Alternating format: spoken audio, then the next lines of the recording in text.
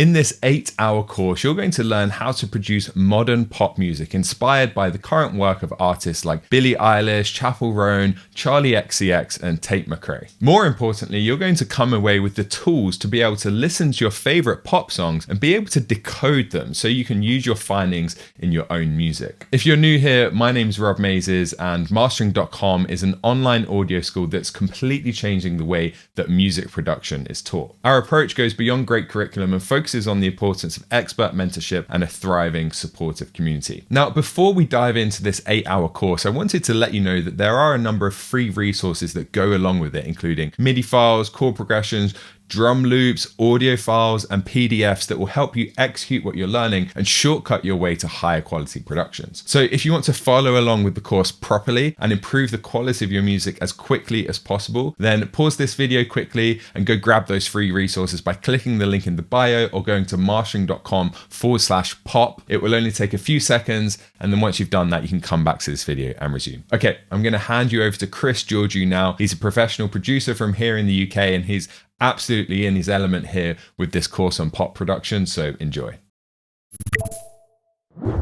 Okay, welcome to Module 1. I'm super excited to dive into this. It's oftentimes so helpful to be able to zoom out a little bit, to look a little bit at the history of pop music. It's so important to be able to see where we've come from, where we're going, and how that informs the decisions that we can make day to day when we're actually sitting down to produce a song. So what actually defines a modern pop song? I would argue the magic word is accessibility. Now, we really just want to be as accessible to as many people as possible. So that means it doesn't matter how old you are, your gender, how you identify, whatever your tastes are in terms of fashion and books or whatever. Culturally, pop is accessible to the masses, and that is what is at the core of the decisions that we're making.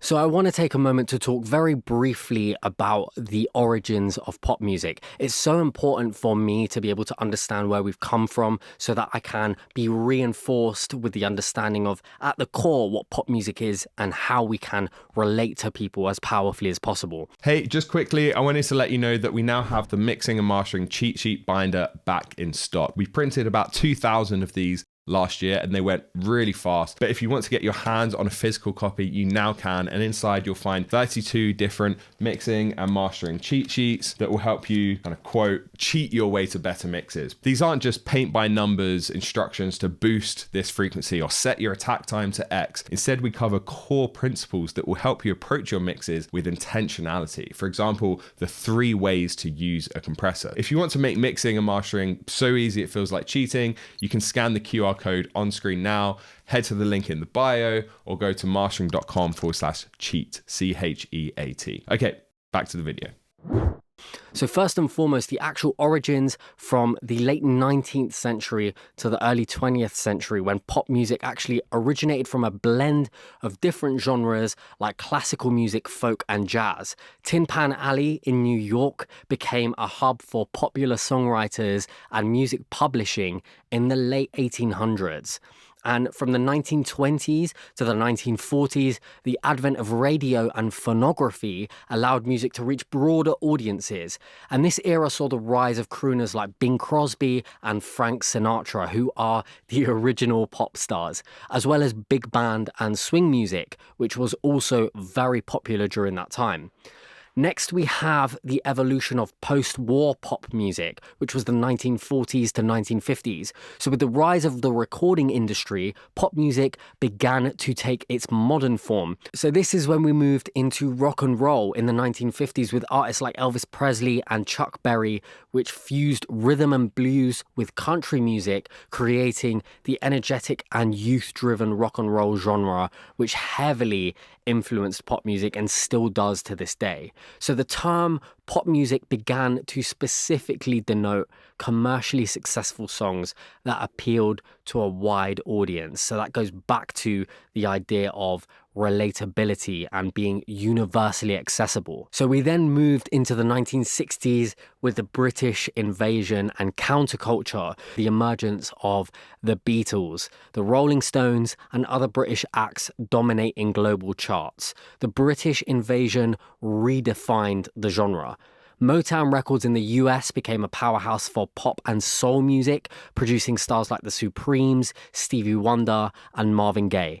And pop music also expanded to reflect counterculture themes, with acts like Bob Dylan and the Beach Boys pushing creative boundaries. So the 1970s brought the disco craze led by acts like the Bee Gees, Donna Summer, and ABBA, which dominated dance floors. And then we had soft rock and singer-songwriters, which gained prominence with artists like Carole King, Elton John, and Fleetwood Mac. And then pop began to integrate elements like funk, R&B, and even early electronic sounds. Now this leads us to the golden era of pop, the 1980s, which was the rise of Michael Jackson, the king of pop, and Madonna, the queen of pop, with their innovative music videos and global appeal which set new standards for what pop music could be. Synth pop and electronic music started to flourish with bands like Duran Duran and Depeche Mode, as well as a-ha gaining popularity. Now in the 80s, MTV revolutionized how pop music was consumed, making music videos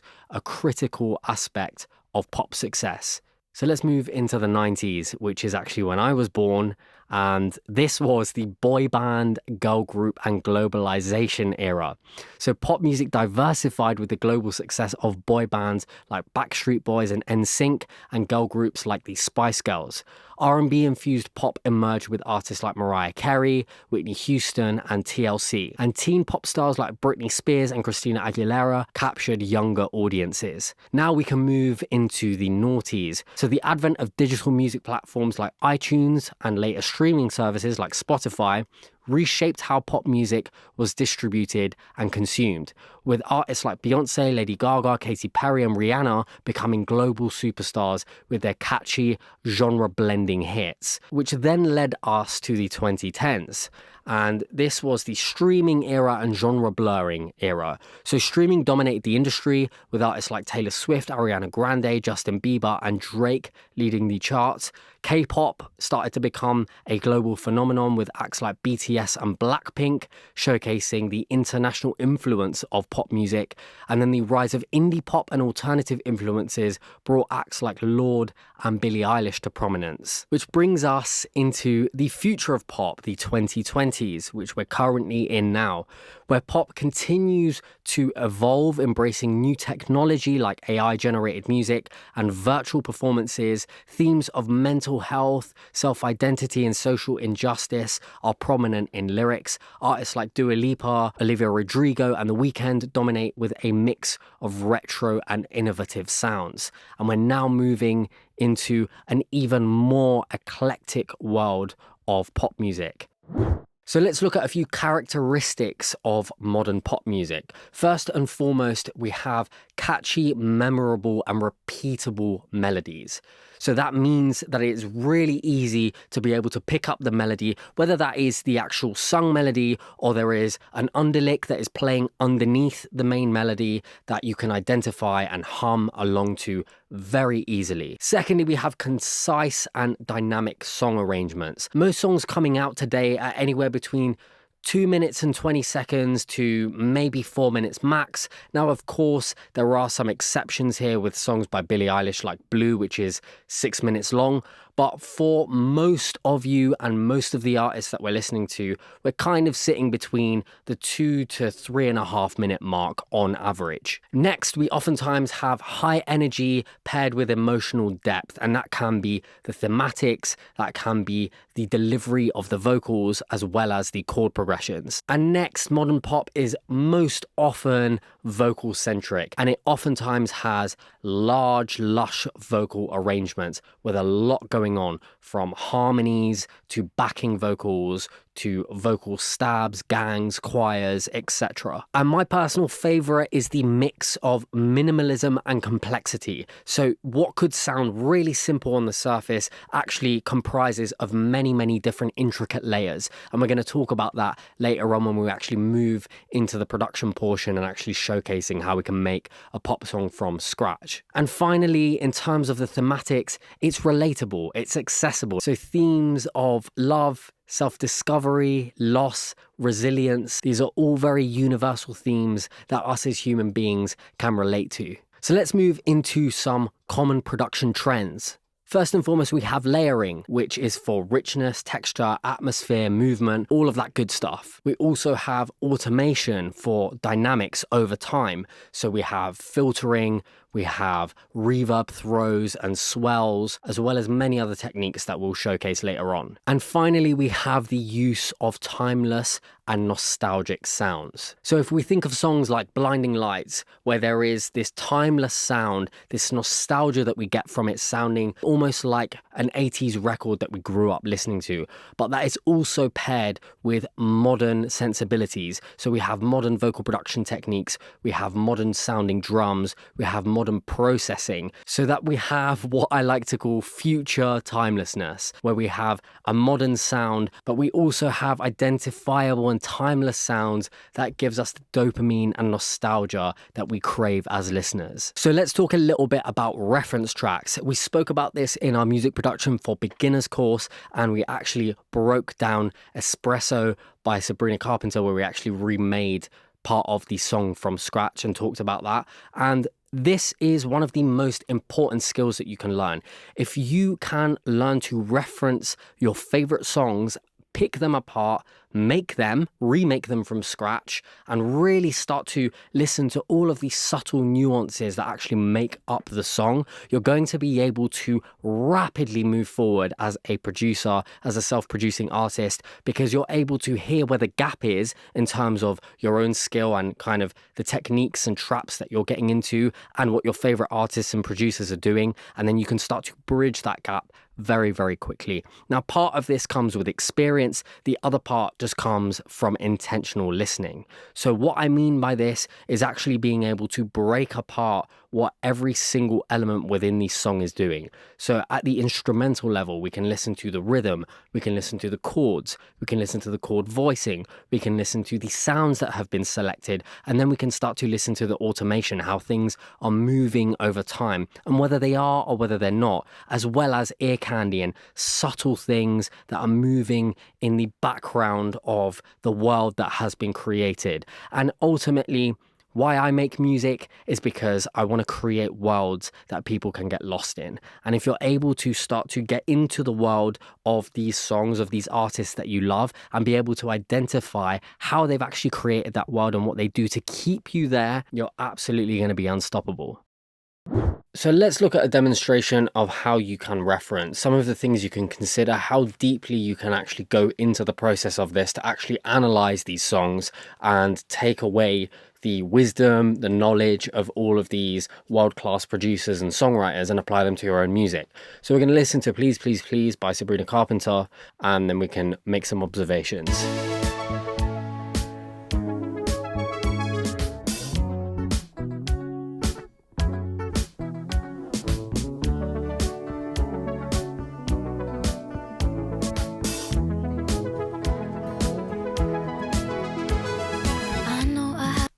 So first and foremost, I just want to talk through a couple of things here.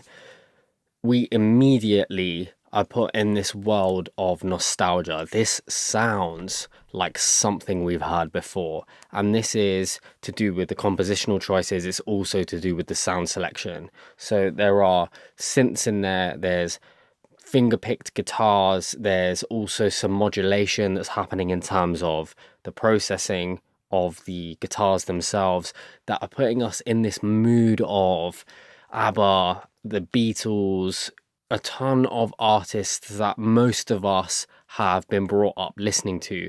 So we're immediately put somewhere that feels familiar. So this is a really interesting idea. We spoke about future timelessness and this bridge between things feeling nostalgic and familiar and also innovative. And this is sitting right in that stage here. So let's move into the first verse. I know I have good judgment. I know I have good taste. It's funny and it's ironic that only I feel that way. I promise them that you're different.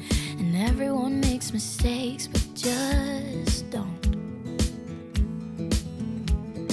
I heard that you're an actor, so act like a stand-up guy. Whatever devil's inside you, don't let him out tonight. I tell them it's just your culture, and everyone rolls their eyes. Yeah, I know. All I'm asking, baby, please, please.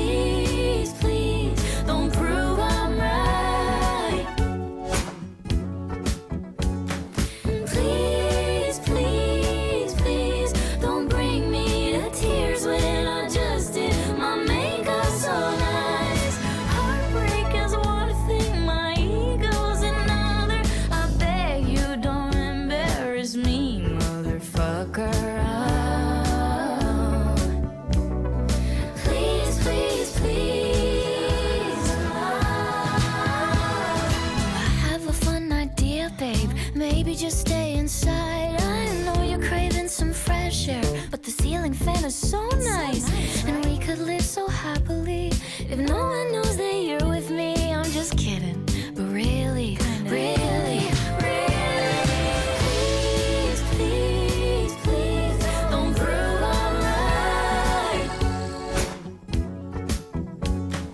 Please, please, please, don't bring me to tears when I just did my makeup so nice. Heartbreak is one thing, my ego's another. I beg you don't embarrass me, motherfucker. Please, please, please. If you wanna go and be stupid, don't do it in front of me. If you don't wanna cry to my music, don't make me hate you prolifically. Please, please, please, please, please, please, please,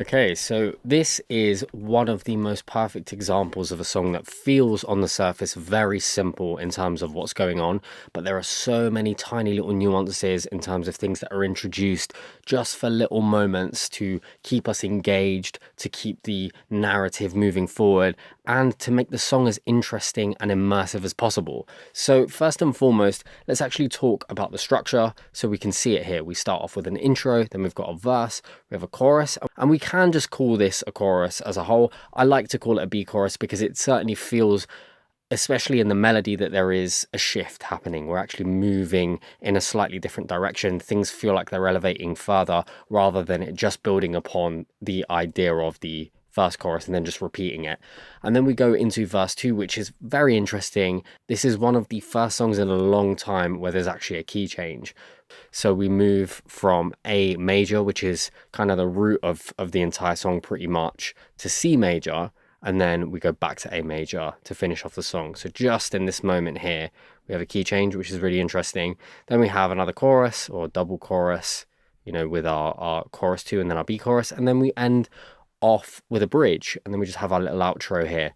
So let's talk a little bit about how we can have a framework to break this down when we're actually referencing, so we can get the most out of analyzing these songs. So to keep things as simple as possible, we can have our song and then we can look at the composition. So the first part is structure, and then the other part is chords and melody. So we have the triple threat of what actually makes a great song, and these are the compositional choices in songwriting, in production, that actually make this work as a song. And of course lyrics are also another part of this, but we're going to save lyrics for another course. We really just want to focus on the songwriting production part of this.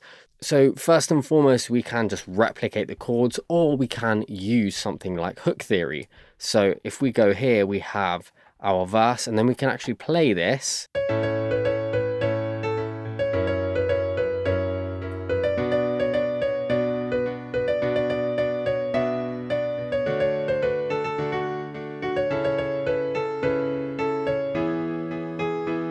So we can look at the chords here. We've even got them in the number system, which we spoke about in our music production for beginners, language of music section of the course.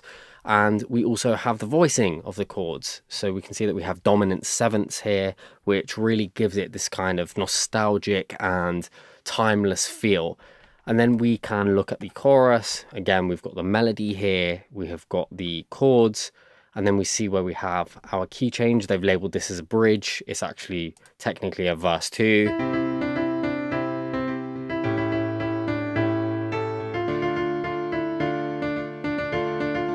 Then we go to the 4, then the 1/6, then to the 5, and then we move into the outro as well after the chorus. So we can start to make decisions around, oh, it's interesting, this chord progression, I can replicate this. The voicings, how do they make me feel? How does it create this nostalgic feel paired with the sounds? So let's move on to the sound selection. So first and foremost, we've got the Linn drum, and this is a very iconic early electronic drum kit, which gives us that nostalgic sound. Next, we have a Juno, which is an analog synth, one of the most popular in existence. And there are a few sounds here that have been using the Juno, the bass, there's this drone, there's this bubbly up, which is kind of the identifiable intro sound.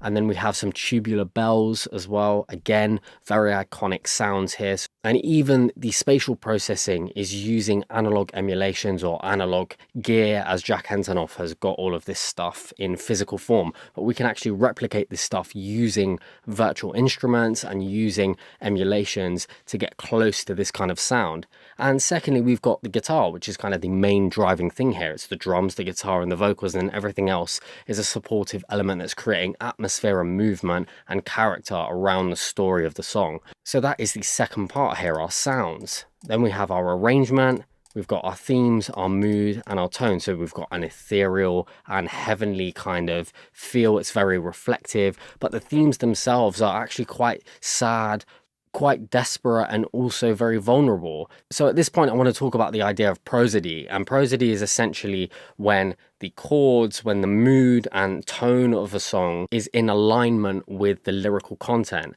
And you can have prosody, which is common, and you also have reverse prosody, which is the opposite. So you can have a really sad song that feels really upbeat and happy in terms of the compositional choices, in terms of the chords, in terms of the sounds, all of that stuff. So we have a little bit of this reverse prosody where we feel like it's quite uplifting, it feels ethereal, it feels reflective. But when you actually look at the lyrics and you look at the story, there's actually a lot more going on that could lead you to make production decisions that make it a darker, more melancholic, sadder song. But this isn't the direction that they've gone in. And in terms of arrangement, we can actually go through here and make some observations. So I'm just going to do it from verse 1 to chorus 1 to give you an example here.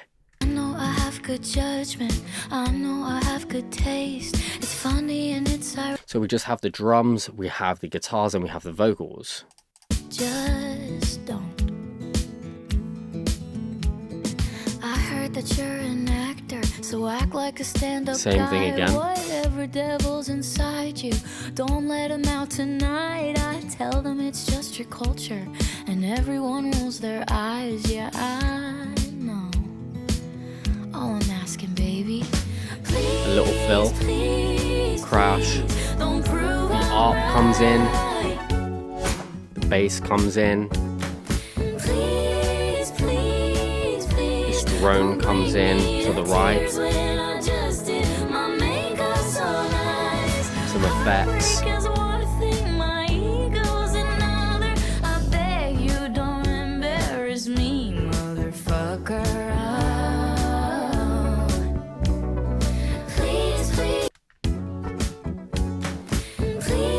So we start to build upon it. We have an impact with the crash coming in. We have the synths that we have brought in the intro that have then been taken out for the verse. So we have somewhere to go. Then we have a bass that's filling out that low end. It's bringing out all of that full frequency spectrum energy so that we feel like we're lifted up and we're moving into a more energetic part of the song. And then we have a much fuller vocal arrangement. We have harmonies coming in. We've got doubles, and then we have stacks that are helping in certain parts here. So we start off with our harmonies, our doubles, our lead vocal.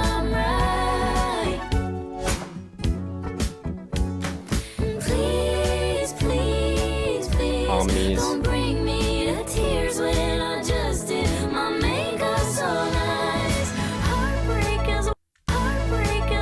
Then it goes into the center with some doubles. So we have the full meat here in terms of vocal production, and then we become a little more subdued, but we still have the width and the thickness and support, and then we go back into verse 1 with just a vocal in the center. And then in this part here, we've got the drone that we've introduced in chorus 1, that's on the right hand side coming into verse 2. Have a fun idea, babe. And you get the gist here. You can get as detailed as possible, and you can actually even go ahead and try and remake this, and that will help you go even further here. But the whole point of this demonstration is to show you how much detail you can go in here and how critical it is for you to have that attention to detail in terms of everything from the compositional choices, the chord voicings, etc., the mood, the tone. Is it prosody? Is it reverse prosody? All of that stuff is going to be really helpful for you. And then the next part of this is all of the sound decisions and really getting specific with how those sounds feel, the character of those sounds, what the sounds actually are, which is also going to help you to find those sounds if you want to create a song that is inspired by this. So I know that moving into our production portion, we may want to look at some Linn drums, we may want to use some Junos, we might want to use some acoustic guitars, finger-picked guitars, we might want to play around with some tubular bells, we might want to listen to some old records by the Beatles or by ABBA or by Fleetwood Mac and use some of the inspiration of those sounds and the feeling of those sounds to create something nostalgic, and then pair that with some modern sound design and modern approaches. So I hope that this gives you an insight into how you can actually go about doing this. With some DAWs, you have stem splitters, so you can even go in more detail where you can just isolate the drums and listen to how the pattern evolves. You can pay attention to automation and filtering and all that good stuff that we're going to talk about later on.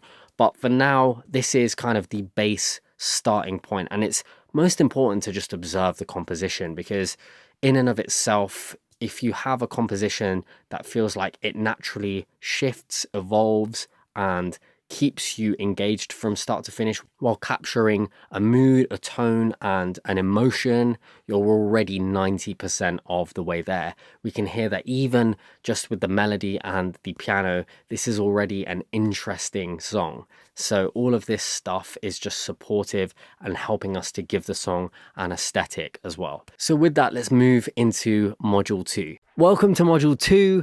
We're now going to talk about some more fun stuff, some more actionable things that you can both take away and apply to your productions, as well as just listen to how some of these different concepts sound. So first and foremost, I just want to break things down from the simplest level possible. And I am by no means the most proficient in theory and advanced harmony, and you don't have to be either. That is the beauty of pop music. We want it to be as relevant and as accessible to people as possible. That oftentimes means just keeping it simple. So what we're going to talk about in this module is rhythm and harmony. So we're not going to dive deep into all of this theoretical stuff. We're going to just give you the tools that you need to move forward and actually start making a pop song. So first and foremost, we need good chords. That's the first thing. And we need chords that are intentional in terms of the emotion that we want to put across. And we may want to write something that is going with that emotion or going against the emotion, as we spoke about earlier with prosody and reverse prosody. Really, we can only take the top line melody as far as the chord progression allows us to. If it's too complicated, you can isolate people. If it's too simple, people are going to get bored. And if it doesn't flow, people are not going to carry on listening to the song. And this is also important in relationship with your top line melody. And now that can be the vocal, or that could also be an instrument. You could have both. And all you really need to know here is how to create chords that work. And there's a spoiler here. The chords that work have been repeated and reused throughout history. So we don't even need to make our own original chord progression. We can just find ones that work and we can rinse and repeat them. In this module, we'll share the most popular ones so you can take them away and apply them to your own music. So I want to talk very briefly about melody. Now, I've covered a lot of this in the music production for beginners course. So this is why we're moving a lot faster, because I want to show you the real nitty-gritty when it comes to the production choices, as well as recording and editing and all of that good stuff. So when it comes to melody, we want it to be simple, repeatable, and singable. And these three are the trifecta for a successful melody. Now, I want to briefly talk about stepwise motion and leaps. Stepwise is basically moving up and down with very minimal jumps between notes. And it's very, very minimal motion. And you're just going up and down in stepwise motion. Whereas leaps are jumping big gaps from note to note. So you could be jumping from C to C or from C to E up the octave, and that's going to create a really dramatic, climactic feel. And the most successful melodies of all time normally have a combination of those two things. So here are a couple examples on screen of song melodies that have both stepwise and leaps in them. And normally the octave range from the beginning note to the highest note within the melody itself is normally no higher than an octave or an octave and a half. And again, this is just to allow things to be simple and singable. Most of us don't have a beautiful range where we can go up multiple octaves. So for the layperson like me, it's great to have a simple melody that I can simply hum along to. And that's what most people are going to want to be able to do when they listen to a pop song. So we've spoken about chords, we've spoken about melody. Thirdly, we need to talk about rhythm, and particularly the drums, but rhythm is also permeating the chord progression, the melody, the bass line. So don't just fall into the trap of thinking that rhythm is exclusively for drums, but I'm going to talk about rhythm in the context of drums right now. If we want to boil things down to the simplest form as possible, there's really only two variations of the same drum beat, and that is what makes up most of pop songs. It has variations, it has ornamentations, it's got fun things going on, it's got loads of subdivision work that makes it sound more complex and interesting. But we have, first and foremost, this drum beat, and then this drum beat.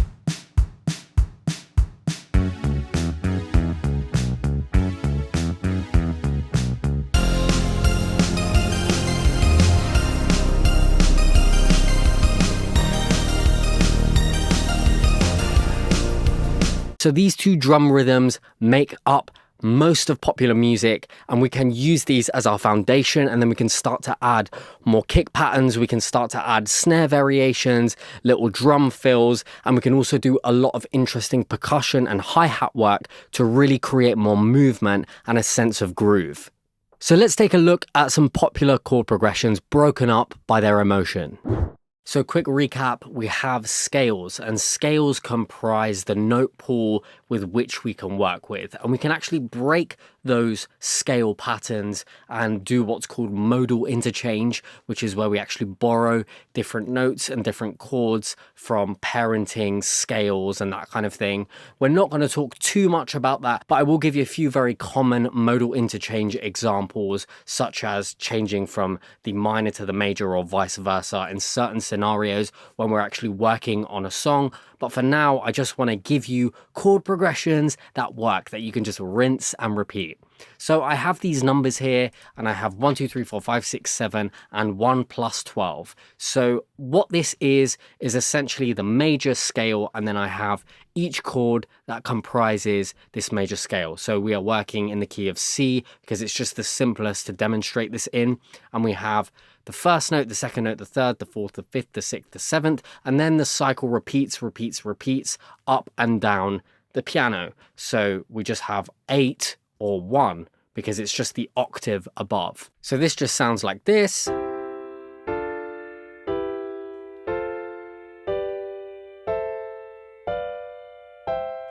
Very, very simple stuff here.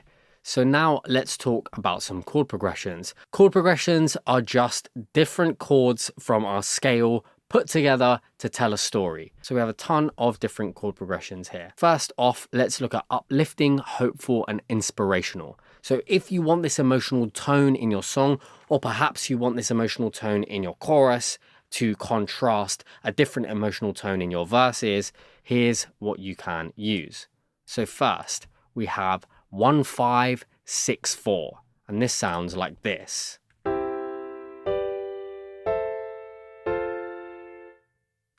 Let It Be, Someone Like You. Many, many, many songs are comprised of this chord progression. Let's move on to the second chord progression here. We've got 1, 4, 6, 5. Mr. Brightside. Then we have 4, 1, 5, 6. Sweet But Psycho by Ava Max is an example here.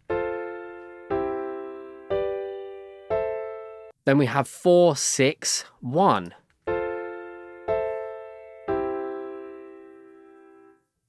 And you don't really get the full effect of this until you repeat it. So let's play this twice.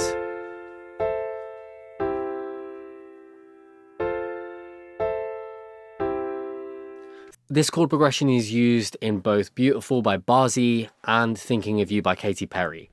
And this is an example of a chord progression that only comprises of 3 chords, whereas the others comprise of 4. And 4 is normally a really nice, even choice here to work in, but there are absolutely no rules. Now, there are some chord progressions that have 7 different chord progressions in them, so don't worry about being limited, but for now, let's just keep things simple so that we can move forward and we can actually start making music without overwhelm and without not knowing what to do.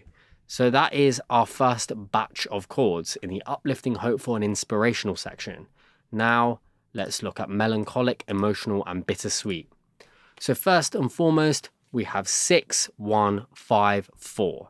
Too Good at Goodbyes by Sam Smith is a really good example of this. Then we have 6, 4, 1, 5. Dusk Till Dawn with Zayn and Sia is an example of this one.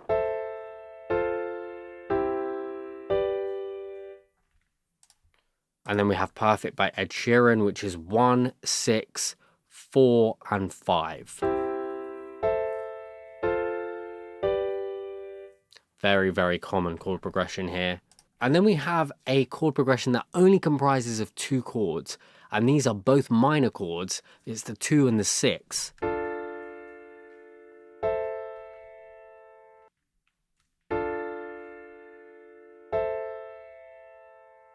Very eerie, very bittersweet, definitely melancholic. And Ray's Secrets is an example of using this chord progression. So we have melancholic, emotional, and bittersweet, and you've got 4 chord progressions to choose from here. Let's now look at dark, dramatic, and intense. So we have 2, 5, 1, 6. Blinding Lights is an example of this one.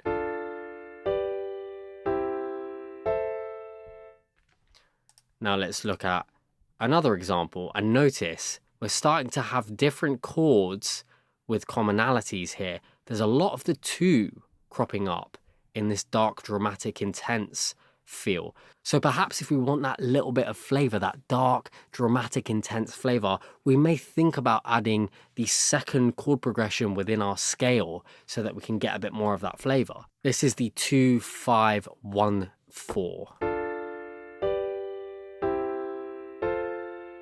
Roxanne is a great example of this chord progression. Now let's look at the 6, 5, 2, 4. Monster by Shawn Mendes and Justin Bieber is a great example of this chord progression. And then we have the 6, 5, 4, 5. Marry the Night by Lady Gaga is a great example too. So we have a 4 chord progression, but we only actually use 3 chords. So you can also repeat certain chords to get the desired effect that you're looking for. So let's look at our final little batch here of chord progressions. We've got dreamy, ethereal, and reflective. So we have the 6, 1, 4, 3 chord progression, which sounds like this.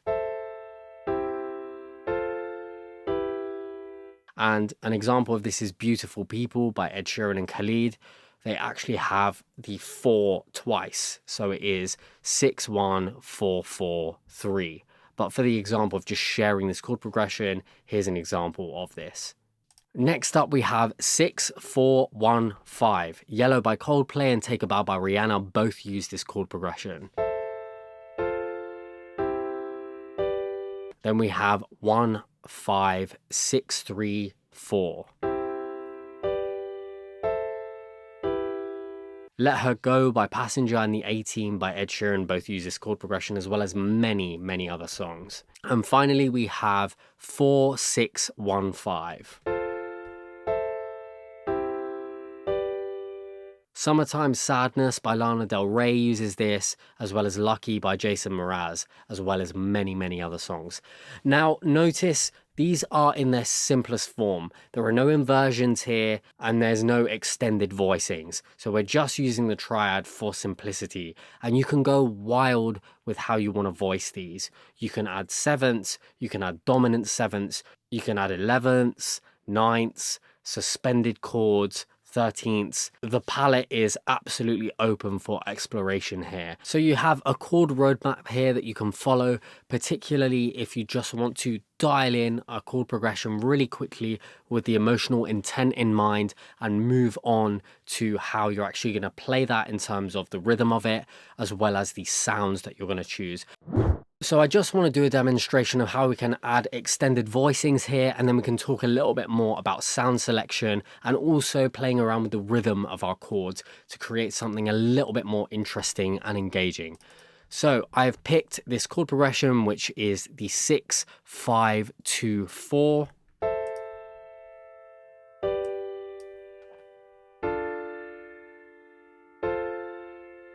So first and foremost, what I'm going to do is I'm going to add the octave below.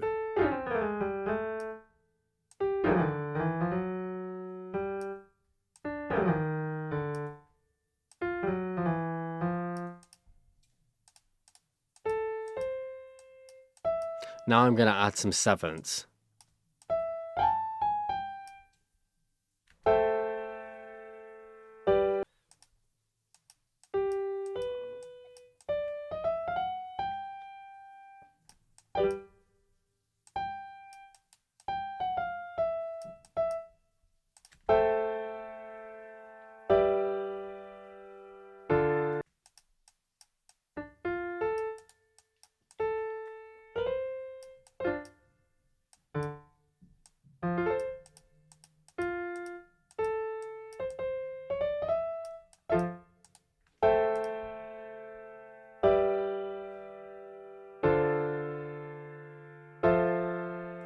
Now I'm going to do the octave below again, so I'm going to double that up again.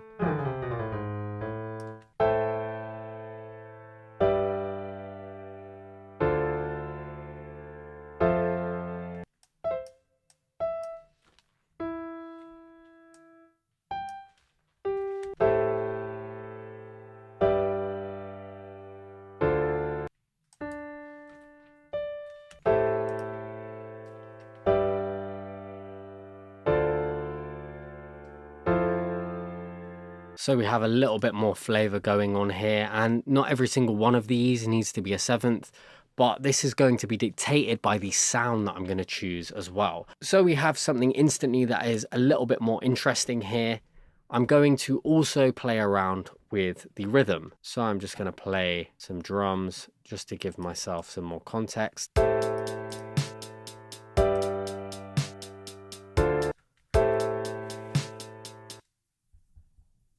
I'm going to change my grid to 8th note.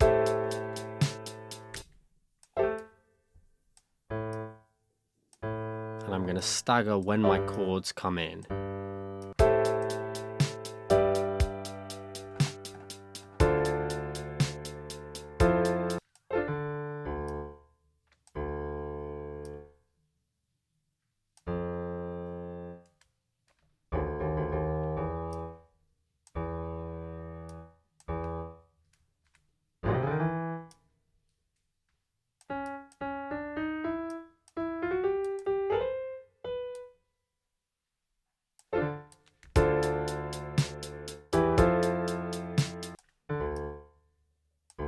And I'm going to add a little passing chord here.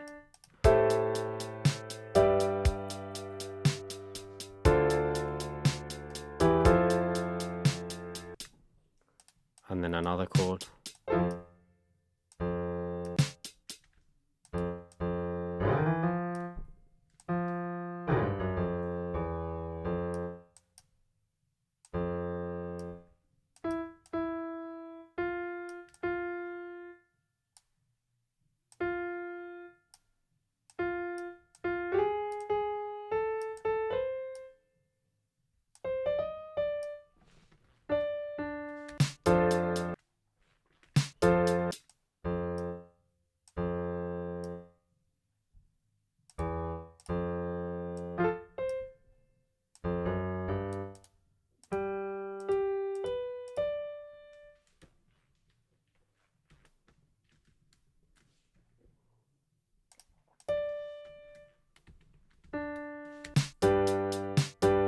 Let's have a listen to how this sounds.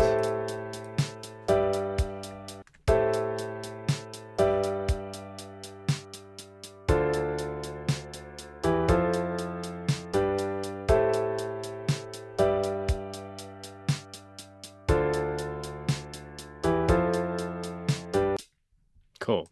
So hopefully you can hear that this sounds a little more interesting than this.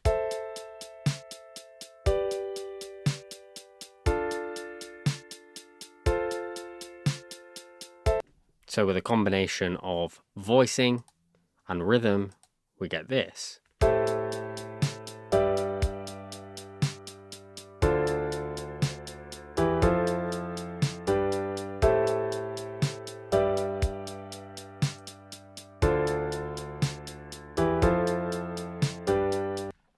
So let's talk a little bit about sound choices here. Now we have a piano by Arturia, our piano V3 here, which is a really gorgeous piano, but I don't want to use that for this particular song. I want to showcase a few different options for synthesizers. Why? Because we've spoken about the timeless sound. Now, of course, a piano is timeless, but I also want to encourage you to play around with the innovation side of modern pop production. We can absolutely use a piano.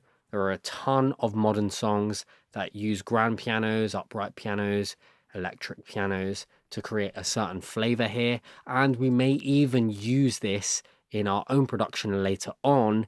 But knowing me, I'm probably going to use it as a layer rather than our main element here.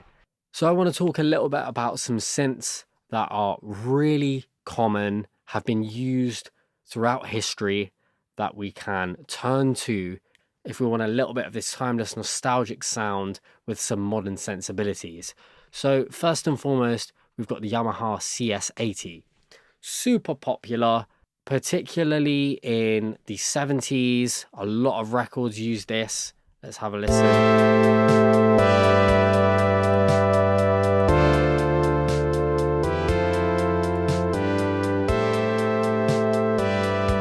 Just on this preset here, we have this instant nostalgic kind of sound. Let's look at a few of these presets here. Let's find a pad.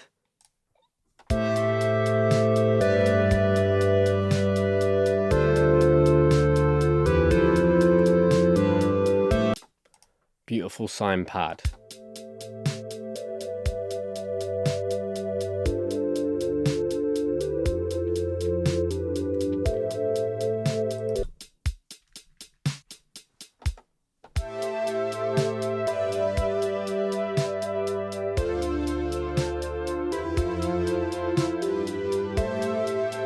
A little bit more of an ABBA feel there. So you can see that we have a ton of sounds that we can play around with. And now you don't have to be able to understand what all of these different knobs are doing.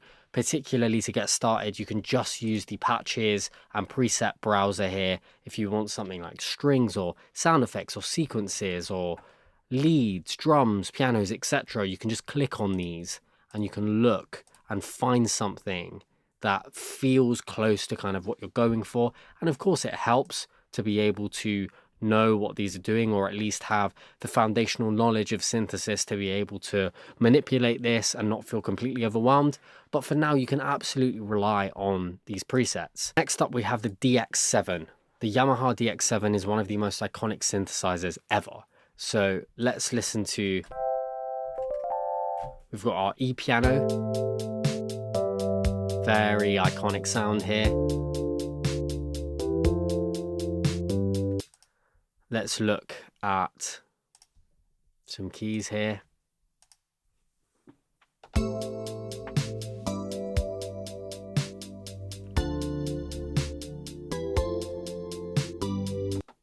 We've got clavichord.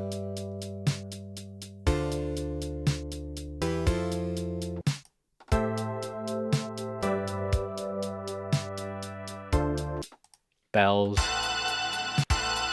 A little bit cheeky there, a little bit dissonant.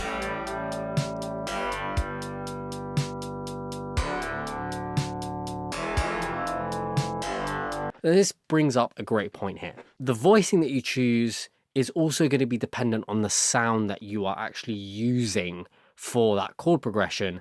And this is an example where some of those voicings just don't work with this particular sound. So if we wanted to use this patch because we really love the sound, we then have to go back to our voicing and have this back and forth cyclically where we're actually going back to our composition and we're tweaking it based on our sound, or we're tweaking our sound based on our composition. And this is a cycle that you'll go through as you are producing a track. All right, next we have the Juno 6, one of my personal favorite synths of all time. Even playing this, that in itself is an iconic sound here. We've got leads.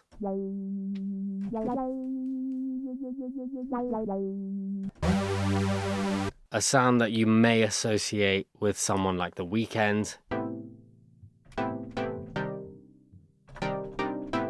So this is a great synth that is very versatile, but we do associate it with a lot of brass sounds, with a lot of 80s infused tracks. So this is the Jupiter. This is also another synth that you can explore. It has similarities to the Juno. I find the Juno to be a little warmer compared to this one. I love both, and both are totally valid and share an equal amount of weight in terms of how iconic they are as synths. And finally, we have the Moog, and this is a really iconic synth as well, particularly for bass sounds.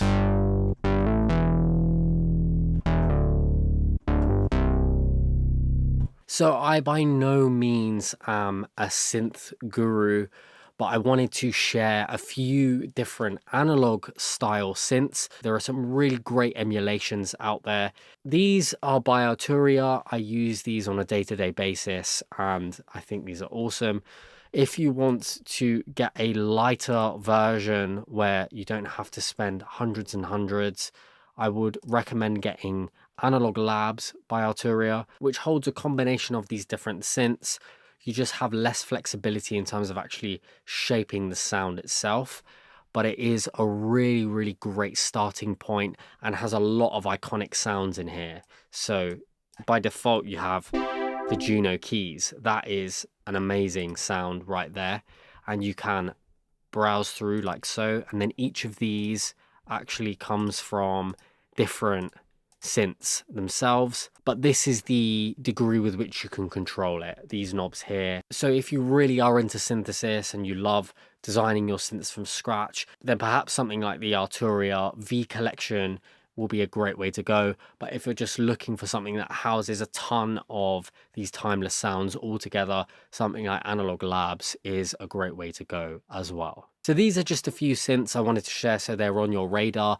We will be using a ton of different virtual instruments as we are going through the process of producing, but these are some of the most iconic ones. Now there are certainly more, but these were almost my desert island synths. Okay, let's talk about programming drums. Now we have alluded to this already, but particularly with pop music or pop leaning genres, which is what we're focusing on here as a high level concept, we want to be able to understand the fundamental grooves / beats that will drive a song forward. And more often than not, what you want is something that is strong, is moving forward, and for the most part is quite simple and holding that foundation for you to drive the song forward and also write a great melody on top of. So what we're going to do is look at some really common rhythms, and some of these lean towards different genres, and we can borrow from these and have these in our own pop songs. So the first rhythm here is the boom chick. Very simple here, nothing crazy.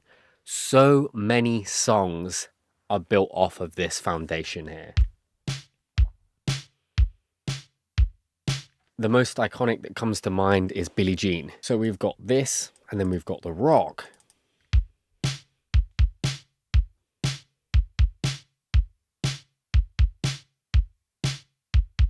And this is just a variation of the boom chick, where we have a second kick that comes in. to create more of a sense of bounce. Then we've got the club, or 4 to the floor.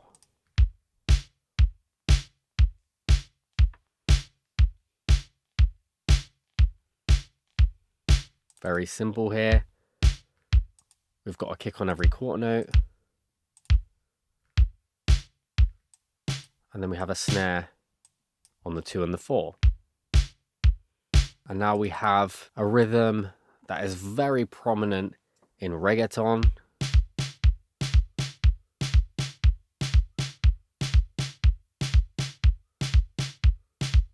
So this has a very different feel to what we've heard so far. And there was an era in pop music where this was very, very popular, particularly from around 2016 to 2018. So if you think of songs like Shape of You by Ed Sheeran, this has this rhythm, as well as many others, but that's the one that comes to mind here. And then we have dancehall.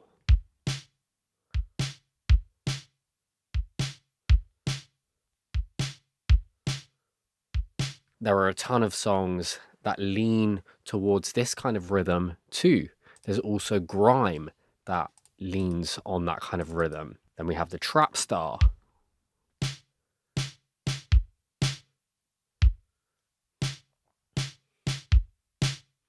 Now notice while we're going through these, it's not about me showing you this is where you should click and this is how you can create this rhythm. It's more about you being able to identify the difference in these rhythms and how they feel. You don't necessarily need to understand the theory that goes behind them. We're going to have the MIDI here available for you to download, and you can play around with it and experiment with it and also make it your own.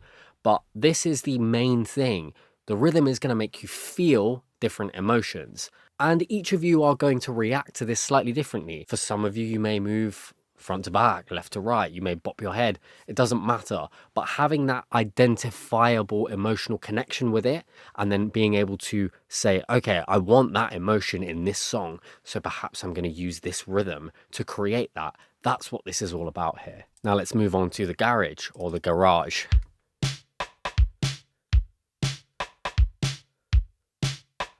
And the sound is irrelevant here. We can just use the snare. I personally just used it so that we could hear the variation there. Particularly in UK and European pop-leaning dance music, this is a very common groove that you can play around with. And then we have the drum and bass. And what's interesting is garage, if we just mute the rim hits, it's the exact same groove. And it is just these extra hits placed in a certain way that creates that feeling of it being leaning towards one genre or the other. And notice that I haven't added any hi-hats. We're not filling out the subdivisions yet. We're going to get to that later on. This is just us going to the core principles, the core foundational rhythmic parts here, and being able to pick them out so that we can look at them, we can identify how they feel, and then we can apply them to our own songs. So let's move on to the Afrobeat.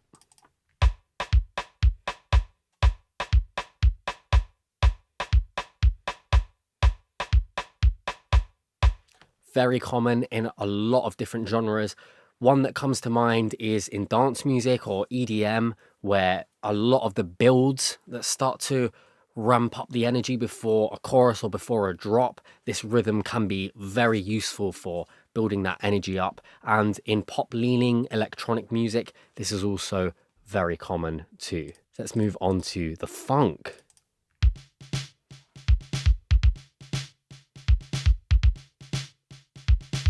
So if we get rid of these ghost notes,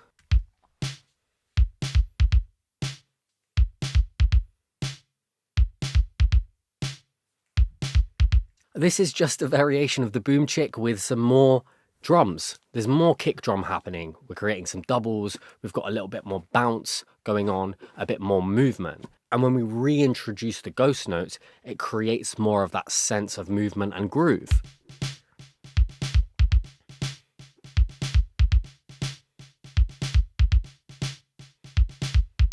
So while we're moving through this, you can think in the back of your mind, oh, interesting, there are some variations here. When I add more notes, it creates more of a sense of movement, of bounce, of groove, while the foundation can be very, very similar to one of the most simple beats on the planet.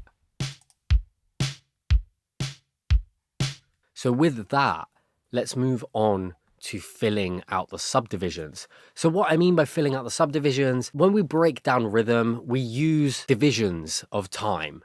So we have a whole note, a half note, a quarter note, an eighth note, a 16th note, a 32nd note, and so on and so forth. So the most common notes you're going to use while you're composing music are whole notes, half notes, quarter notes, eighth notes, 16th notes, and very rarely 32nd notes. And there's even more. There's 48th and 64th, and then we've got triplets, and we've got all of that good stuff. But when we're talking about pop, we're talking about accessibility, we're talking about a strong, simple backbone here, you're more often than not going to use these variations. So what we're going to do is we're just going to use the boom chick, and then I'm going to start to jump between different divisions of time that are being filled out by our hi-hats. So first off, let's start with a quarter. Very simple, creating a bit more movement here. Let's now move on to the eighth note, which is double the amount of time. So we're filling more notes, we're doubling how many notes are within that bar. Then 16ths. And then 32nd. Crazy shot. We've got a bit of machine gun there. And then we've got our 64th. So fast that it almost just sounds sustained. But you will notice this in more hip-hop leaning or trap leaning tracks. There tend to be these hi-hat stutters or rolls that are very, very fast and create more of a sense of intrigue and ear candy and movement. And 32nd and 64th notes are very common in those genres, and particularly in a lot more urban pop. You will lean on these during your drum production journey. So now let's talk about a few more variations here. We have the offbeat hi-hat. Very simple and very common. And when we jump to the 4 to the floor here,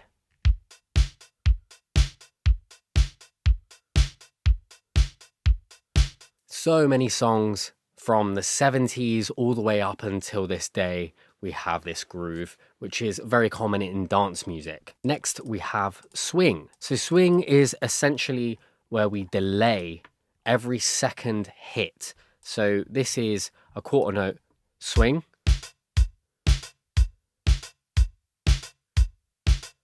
So we're essentially just delaying it here. So rather than it being here, which would just make it straight, we've got this swing. And that has a very distinctive feel. And then we have eighth note swing.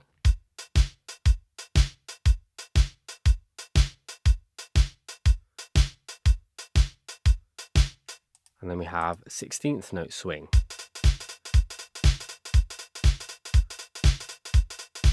So the way to do this is we just go to 16th note, or whatever the division is that you want to work in. So it could be eighth note, quarter note, doesn't matter.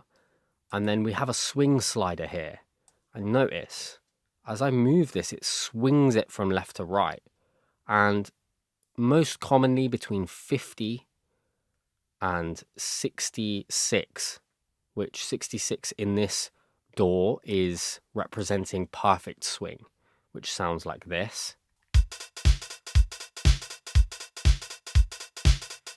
And if we play around with that placement, we're going to get varying degrees of swing. So I may want to back off on that.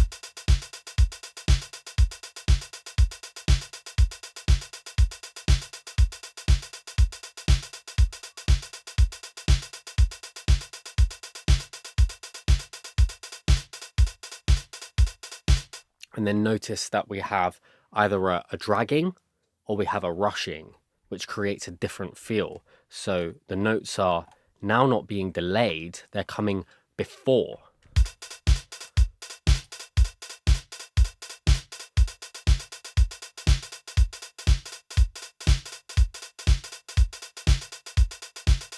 And you could absolutely do that, or what you can do as well, if you prefer, which is a little more tedious, is just grab every second note.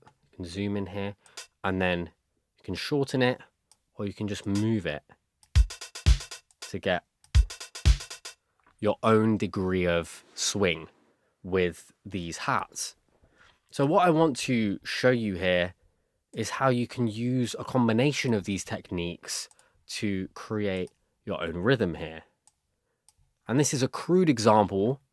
I may not actually use this in a song, but if we vary our hats using different subdivisions here, faster, shorter, having some swing, we can create something like this.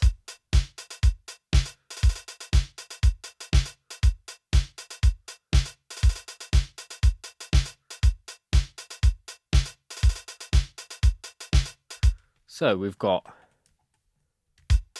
some 8th notes, some 16th notes, then we've got some 32nd notes, and then we've got some swing to create this varying rhythm that is filling out the subdivisions while our main meat, our strong foundation of our kick and our snare, is doing the heavy lifting of moving us forward. So what I would say as a kind of broad generalization when you're starting out is keep it simple. Start from a strong foundation like the boom chick, play around with a combination of 8th notes and 16th notes, and you will have a really solid foundation for your songs. What I notice with a lot of students that are learning music production starting out, they can tend to overcomplicate, particularly if they don't have a reference that's anchoring them. So with these rhythms, you can create so many different songs.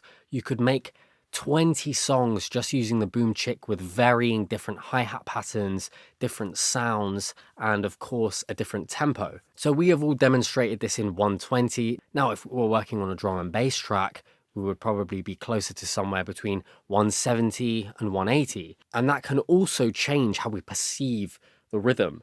But from a very simple and strong foundation, this is genuinely all you need. So I would encourage you to just study these, bring them into the door, listen to your reference tracks, and try to pick apart how they are creating their own drum beats. And if you can, replicate them. Listen to the different sounds that they're using and how each corresponding hit hits on the grid. So with that knowledge, let's explore creating a drum beat from scratch. So I'm going to create an 8-bar loop here.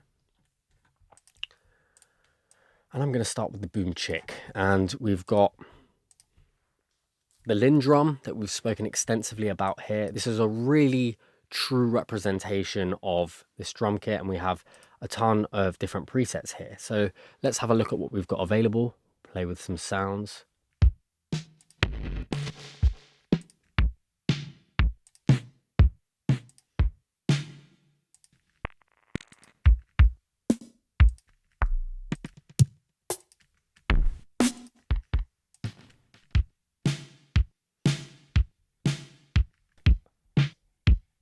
So we've got this kind of vintage tone. Can start to vary out some of these hits.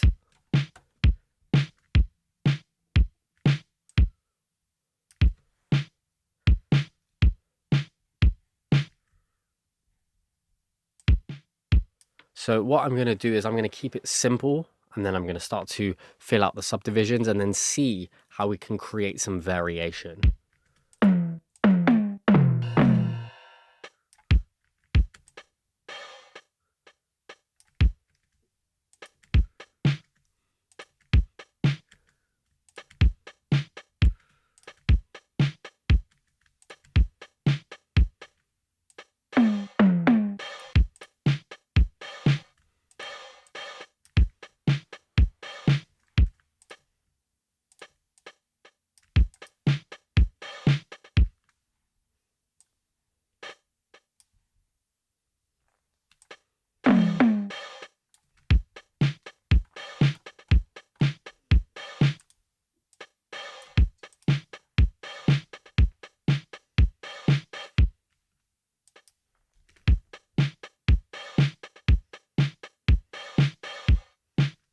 Okay, so we'll start off with that first, and then we can create a variation.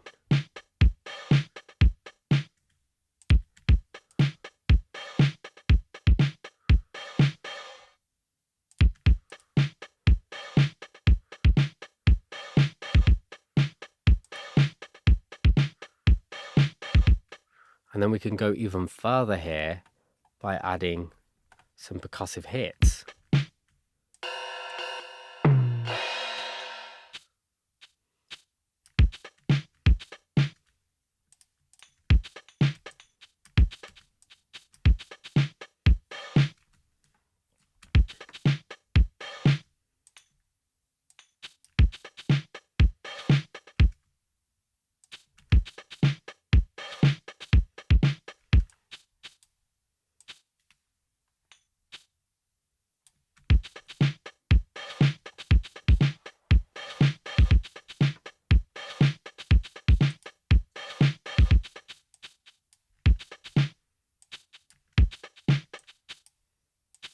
So we have a slightly lower velocity and higher velocity here,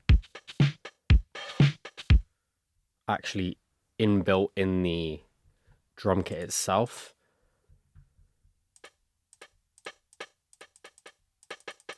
Rather than me actually lowering and raising the velocity within here, which we'll talk about in a second. I'm just doing this using the kit itself.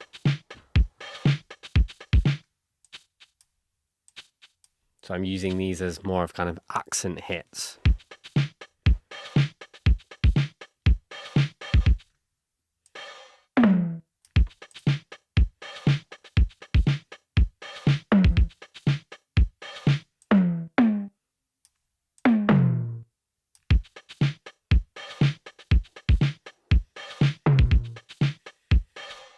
And we can also lower the velocity here.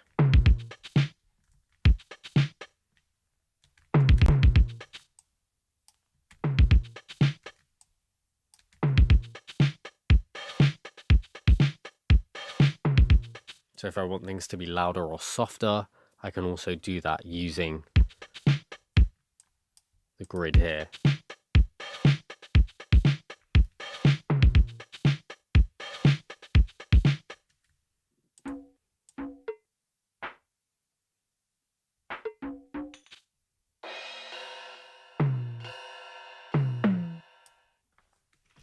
So now what we can do is copy this over, and I want to create some variation here.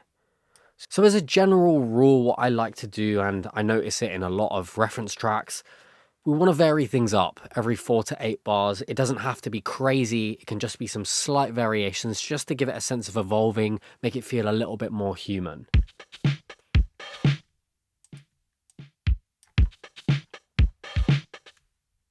So a different kick here coming in.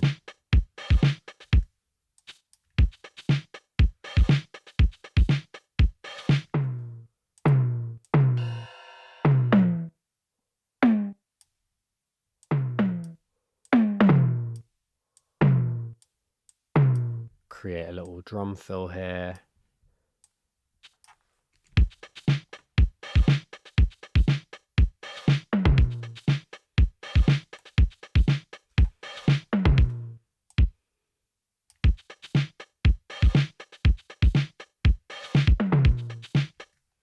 So we have this kind of basic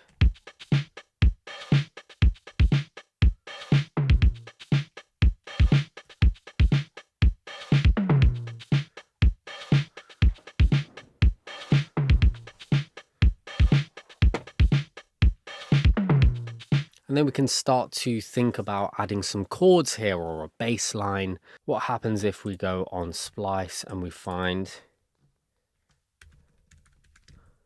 a bass line that we can pull in here? Let's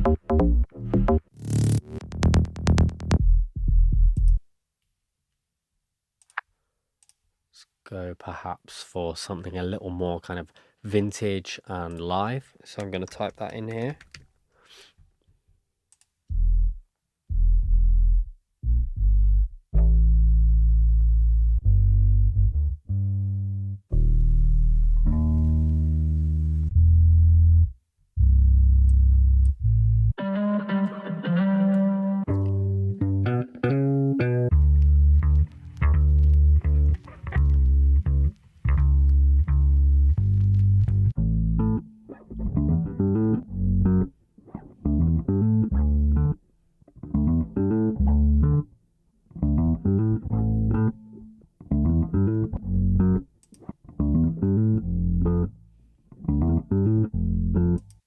This could be really cool.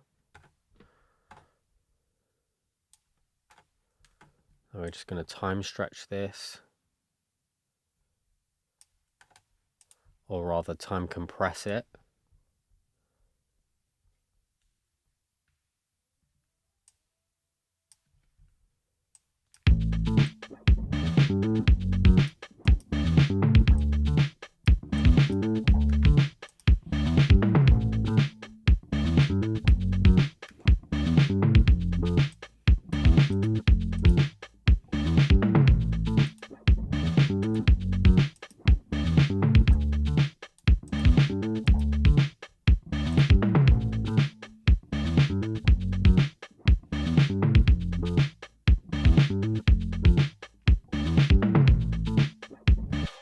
And as simple as that, with this really nice groove here, this foundation that we've created with the drums, we can start to think about creating a song idea.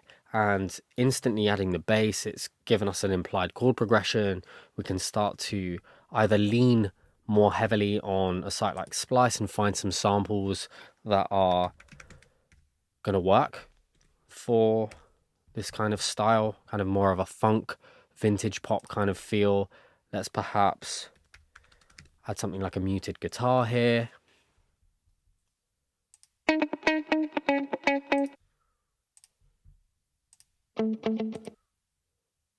Just pull these two in and see what happens.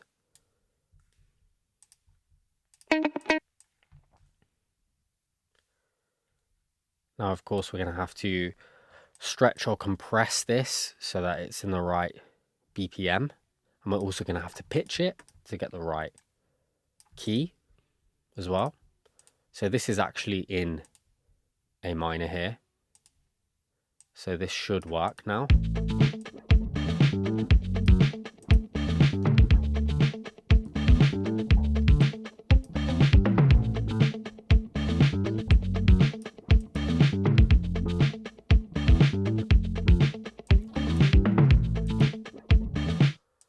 And we've got this D sharp minor.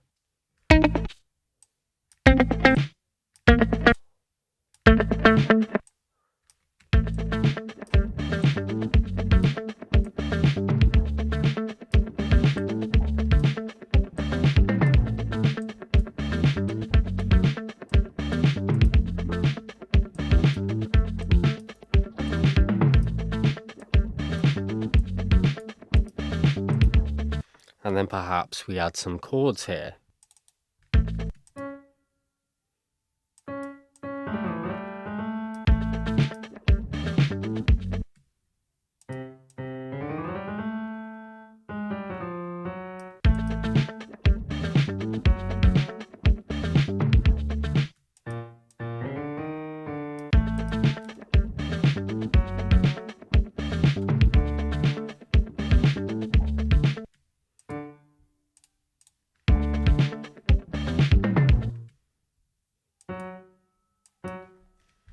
Copy this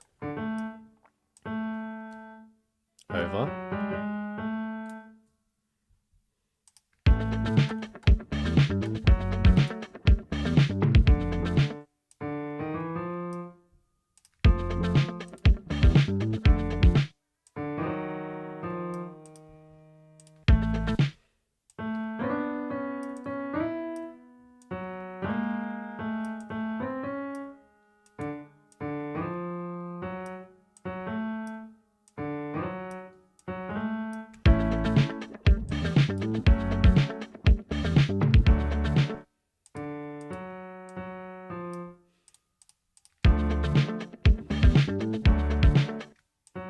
So we can play around with the minor or the major here. I'm going to keep it major for now.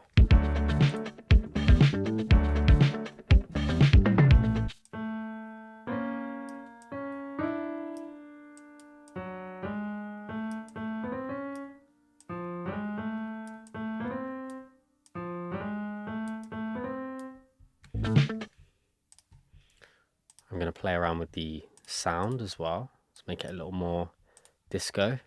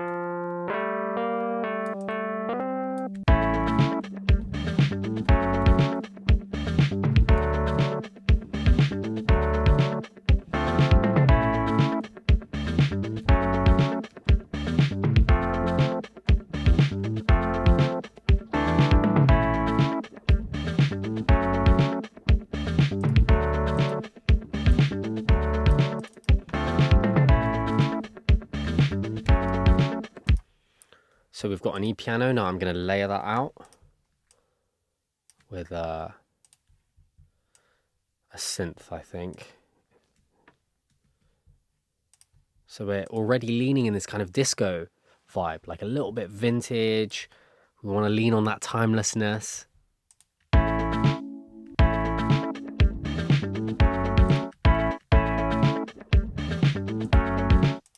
going to bring this up the octave.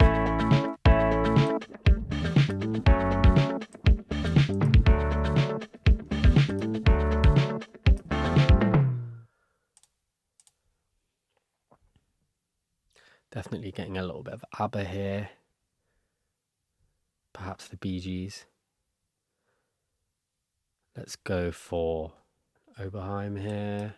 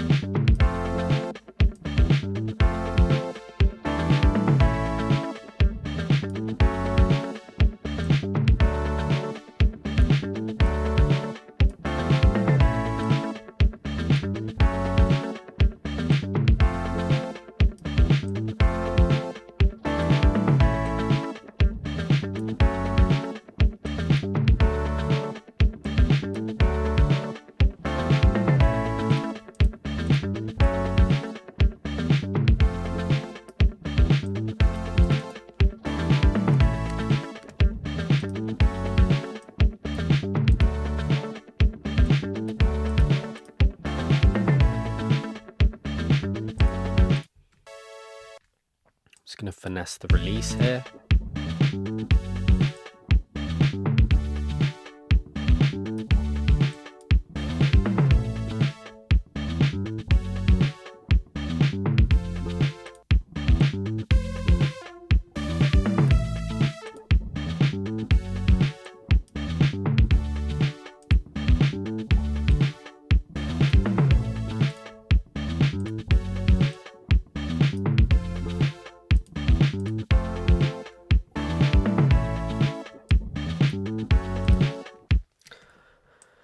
Perhaps one more layer here.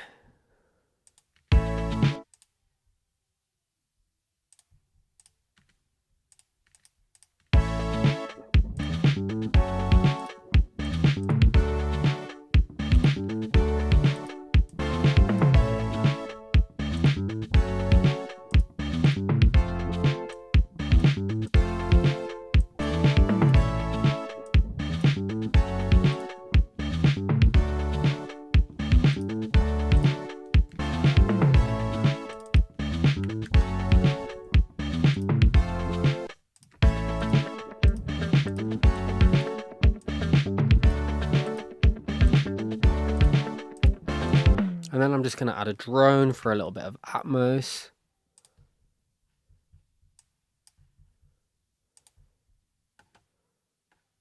It's analog strings here.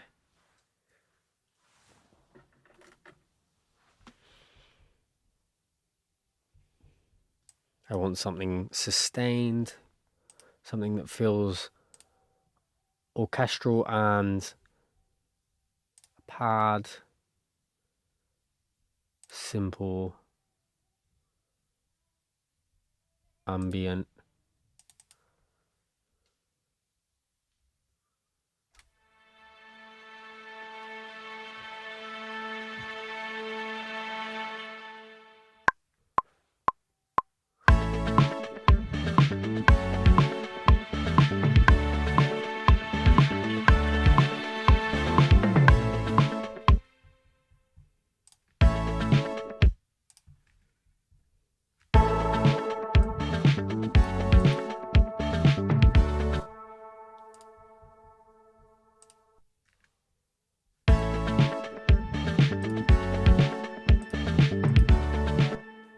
work.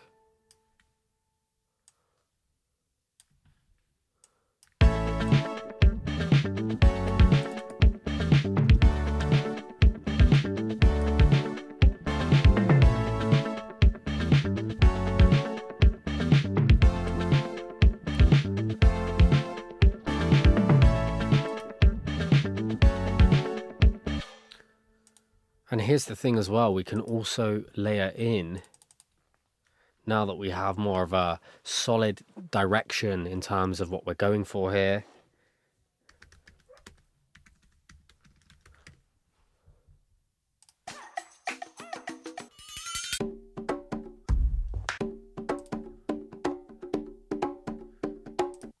Can perhaps try adding a percussion layer here. Adding a bit more texture, a little bit more movement, and layer that in subtly with what we've got going on here. We've just compressed it. It's at 124, but we're at 120.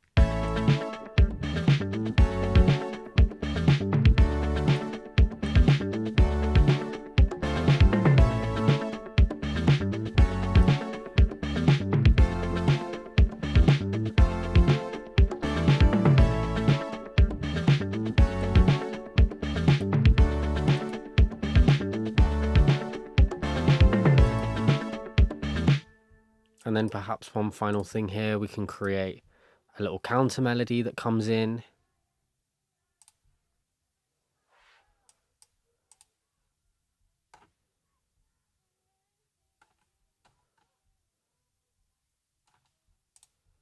Disco expansion.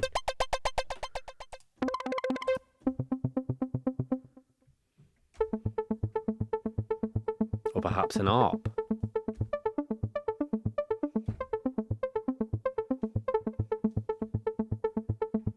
Let's try something like this.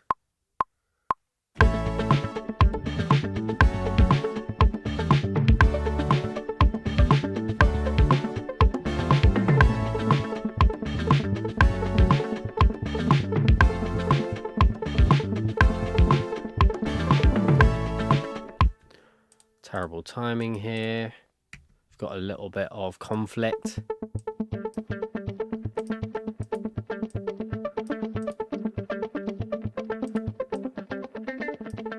So we can think a little about where we're placing these. Let's pan these out.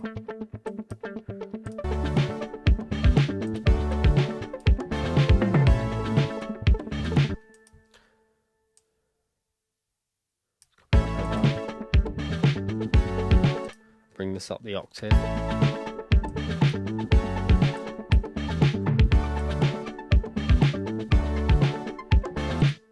Gonna emphasize that chord change here. Let's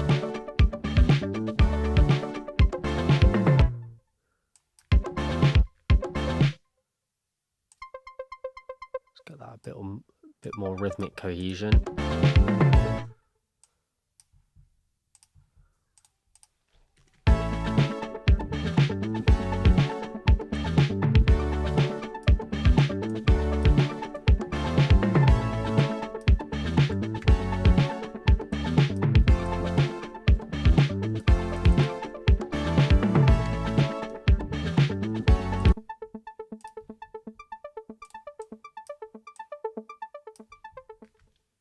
I want to add a little bit of reverb here.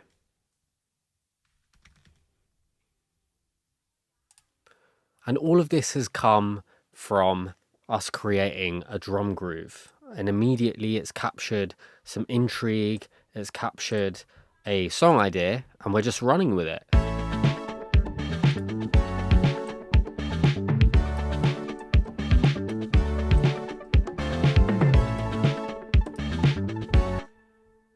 Something funky happening here.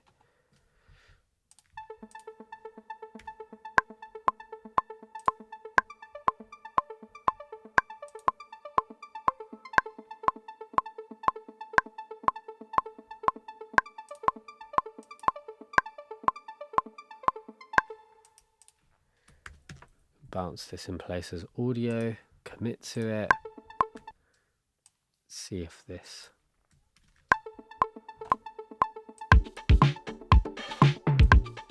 This could be our intro.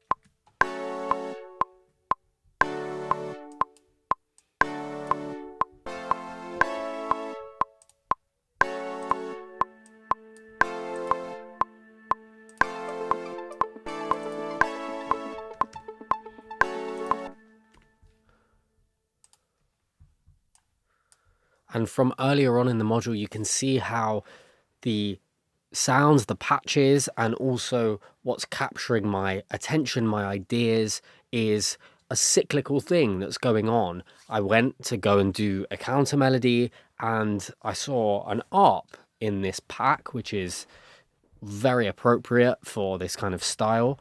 And that captured my intrigue and made me experiment with it. So you can see how quickly we start to jump between the sounds and the compositional choices as we're starting to produce. So let's leave it there for now. But what started out as this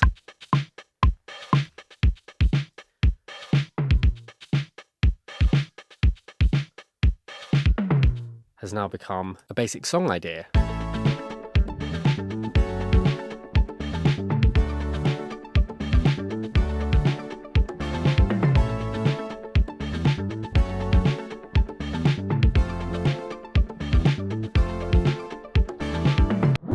Let's talk a little bit about bass. So in the previous lesson where we programmed our drums, we used a loop from Splice for the bass, and that gave us a ton of ideas and we started to flesh out a song idea. So what I want to do now is just talk a little bit about how to create bass lines of your own and how you can think about a few little concepts moving forward. Now, I am by no means a bassist, but I can tell you what has worked for me in my career as a producer. So first and foremost, let's just start off with the groove that we created in our drum lesson.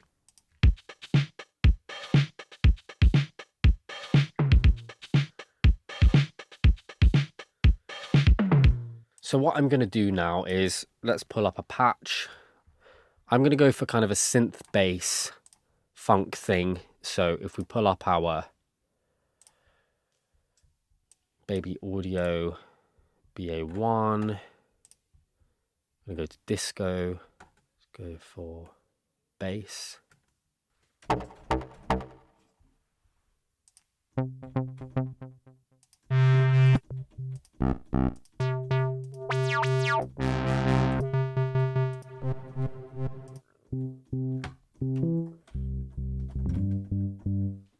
That could work. Don't want something crazy here. Now what I'm going to do first and foremost is I'm going to copy over our kick track.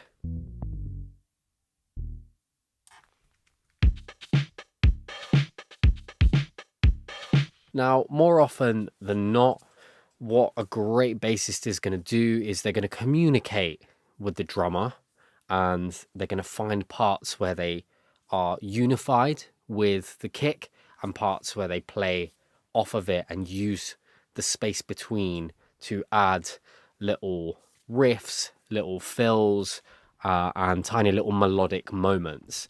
So that's kind of what we're going to try and do here. So we're going to stay on this octave right now.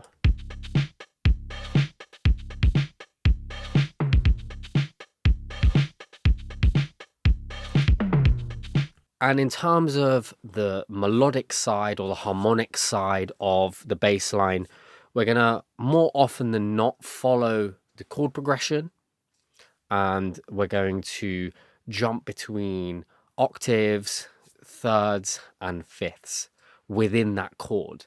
So what we can actually do is, let's just bring over the chord progression that we created. And we can start to mess around with this. So I'm just going to bring it up a few octaves just so I can hear the notes, and then we can bring the octave down later on.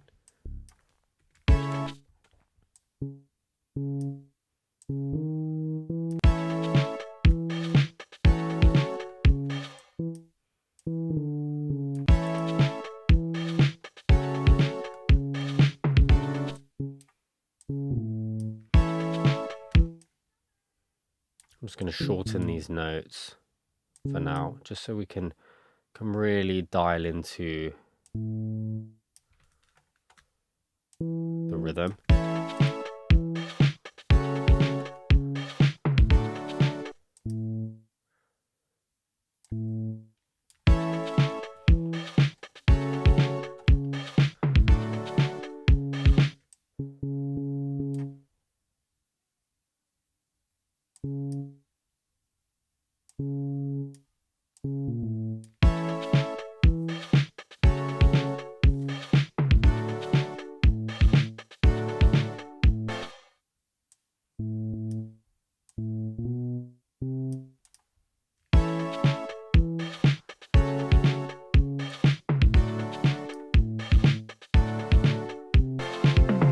Now, based on what's happening with our kick and what's happening with our chords, we have got some decisions to make in terms of how we're going to place these notes rhythmically.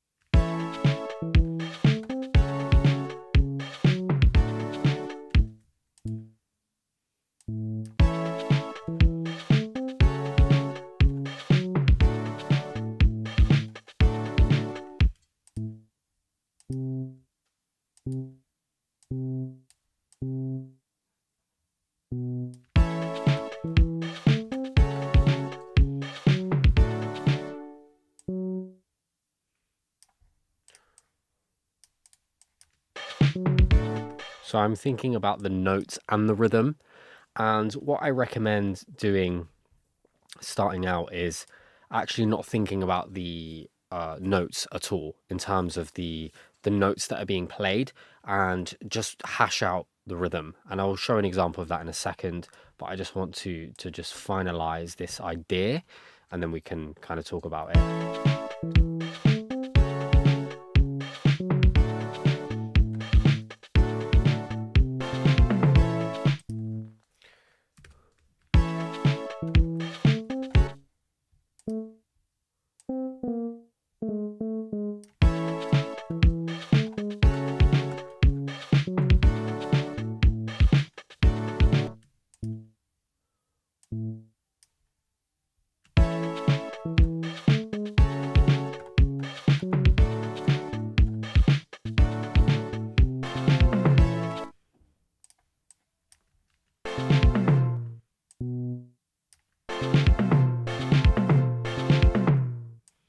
Bring this down a few octaves here just to hear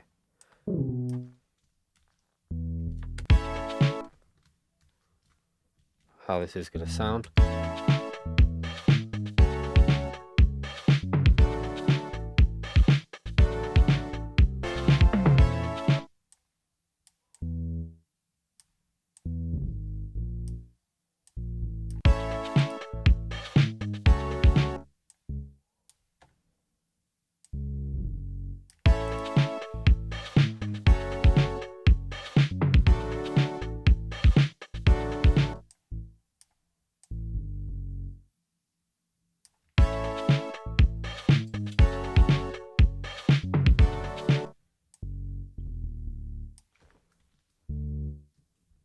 So I have not been hitting the root notes here.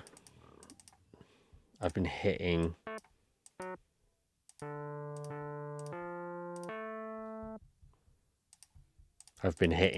other notes within the chord itself. My ear's been picking up on those. So we're just moving things back to the root note of the chord so we can accentuate that, particularly when those changes happen. We want to make sure we're in unison with that. We're supporting that. Oftentimes, if you're going to change notes as the chords are changing, it can create dissonance, or it can just sound messy.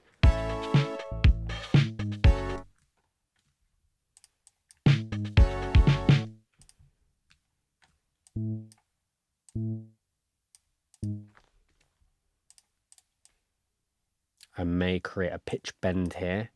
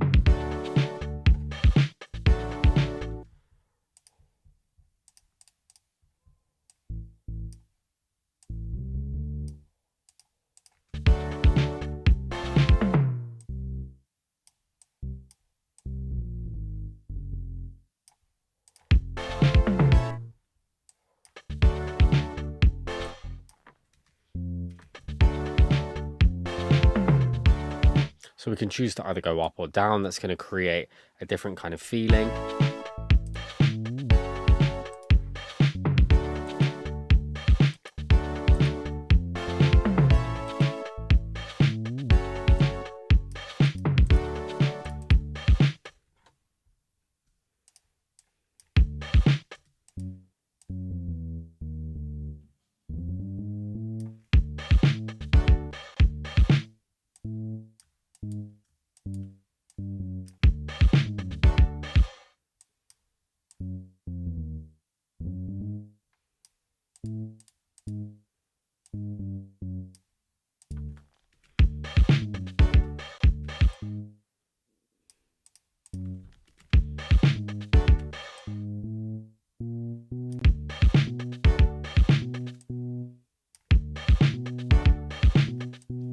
Also, playing around with the duration of each note is going to create a different sense of rhythm too.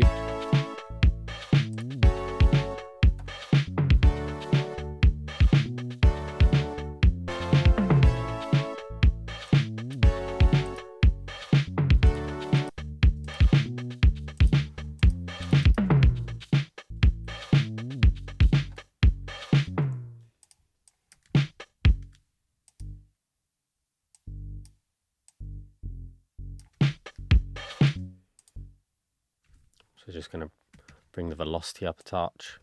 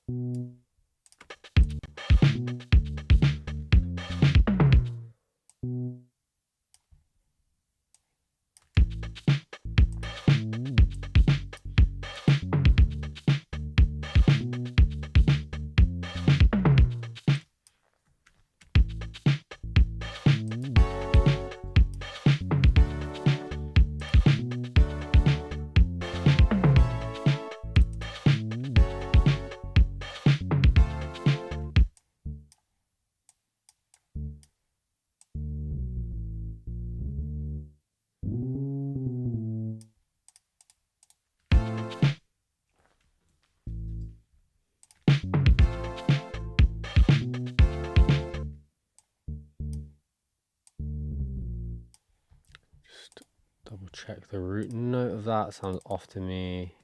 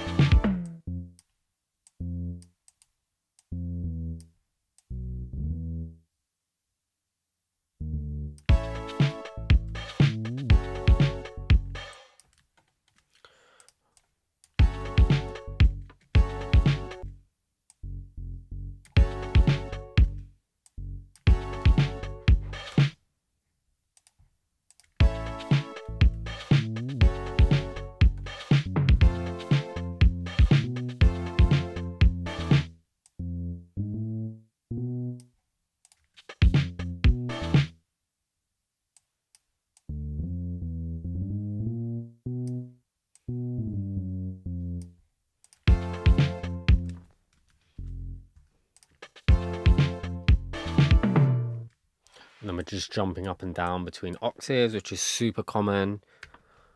So let's have a listen to the bass line without the chords. Not quite grooving with this. Just sounds a little too robotic.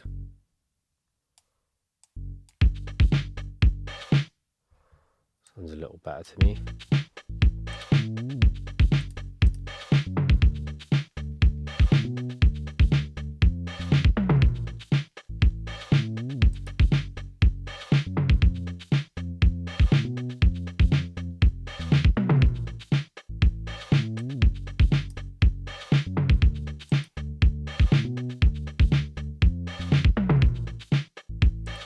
Can also go in here and humanize it a little.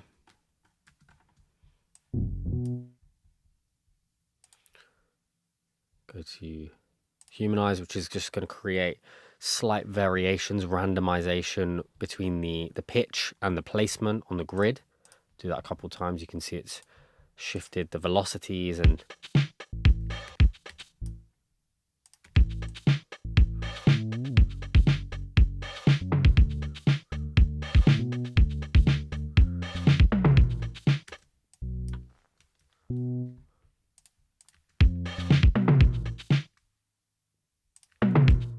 perhaps we can do a little swoop down here.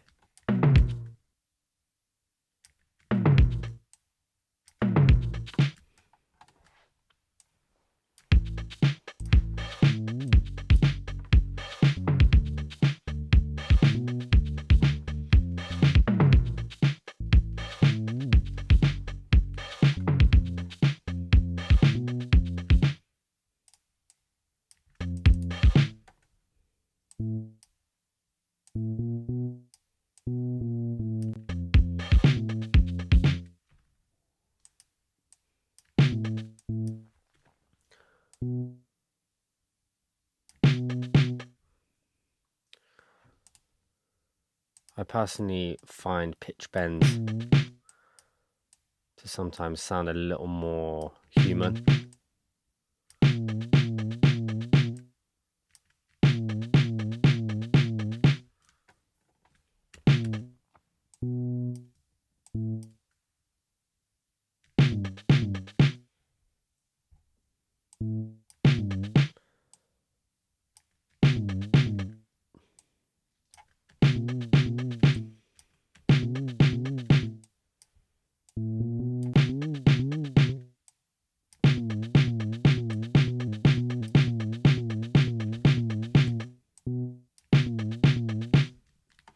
Just creates a bit more imperfection and can sound less MIDI-ish.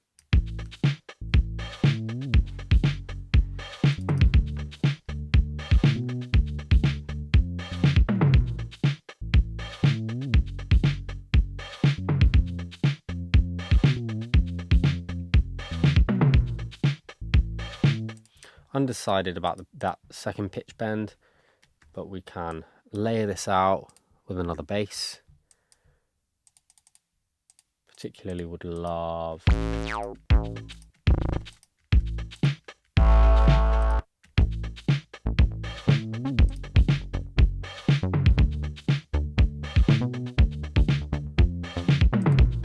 little bit more attack.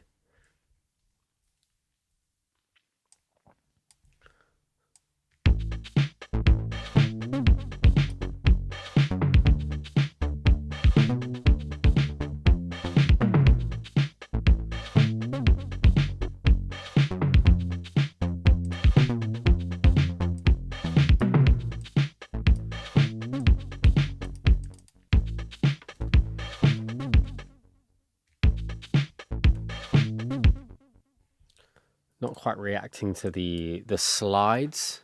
It's reacting to the slides differently to this patch.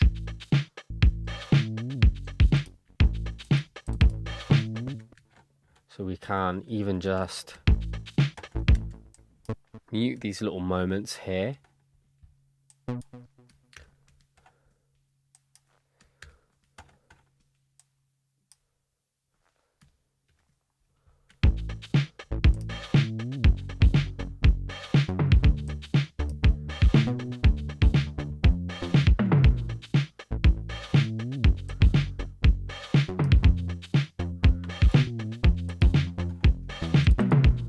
And then we can always let that be a handoff between this bass here.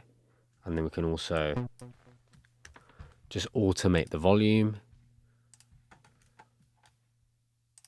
So we can just put a gain plug in. And then just ever so slightly boost this up. Not too much here. Zoom in.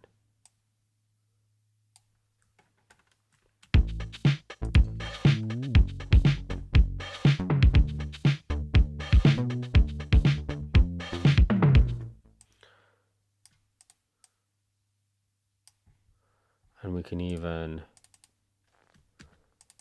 mute out. And then just have the kind of attack layer to accent the main notes in the bass line.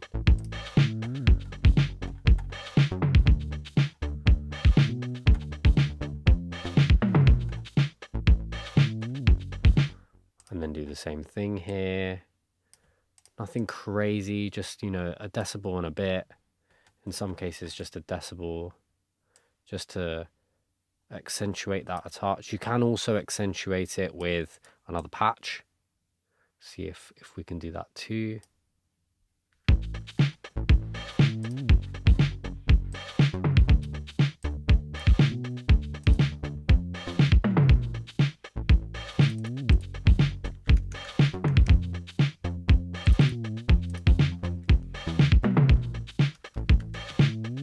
And I don't necessarily want the low end.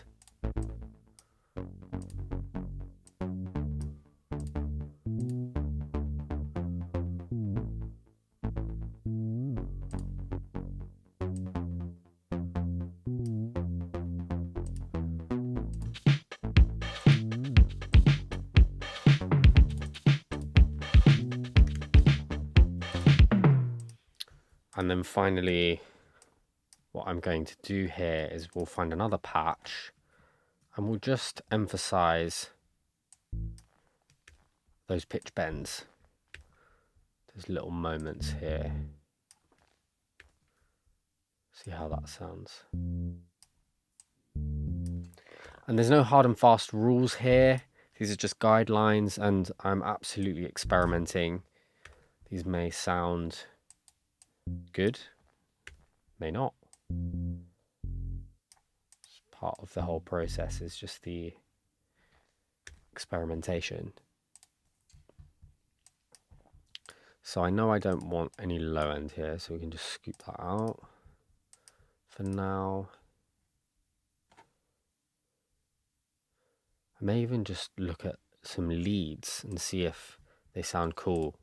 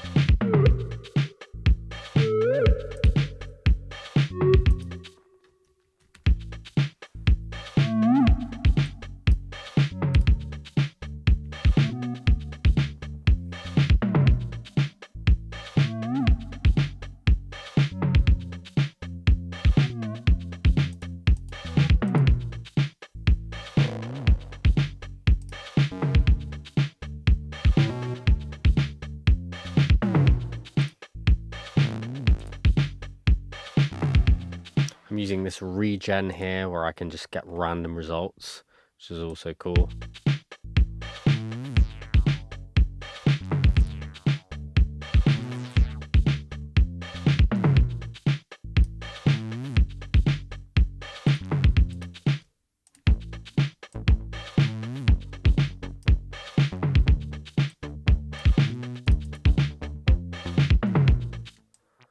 So we can kind of play around with that.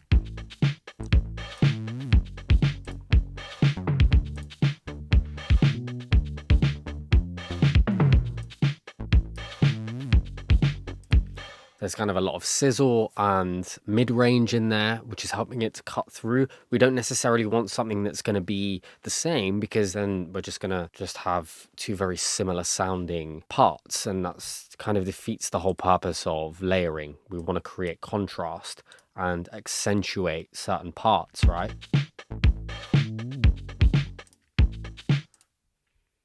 Perhaps we can just look at some basses overall here.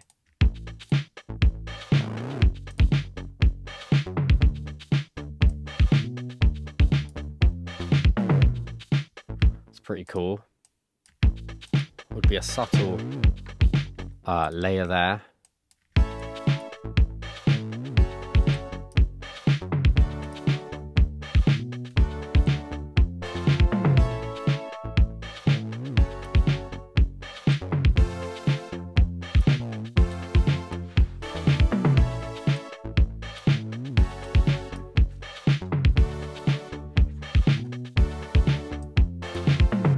Rebalancing those chords, and then I would just kind of group this bass together, and then we can process it as our master bass, right? This is our bass.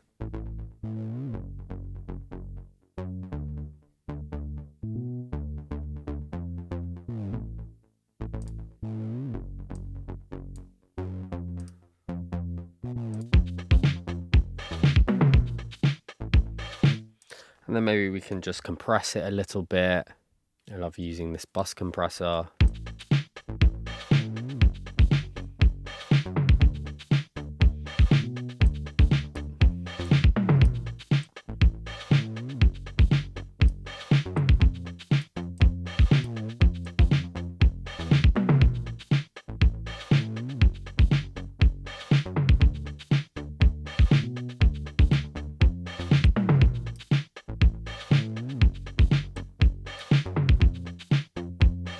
Catching some of those peaks a little bit. We've got a medium attack here, so I don't want to really flatten it out, and I also don't want to punch it. I don't want to allow too much transient information.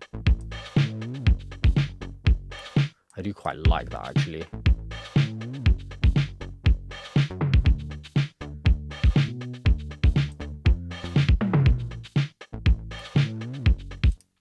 So what I would do here is perhaps just limit the peaks before I do my attack accentuating compression here.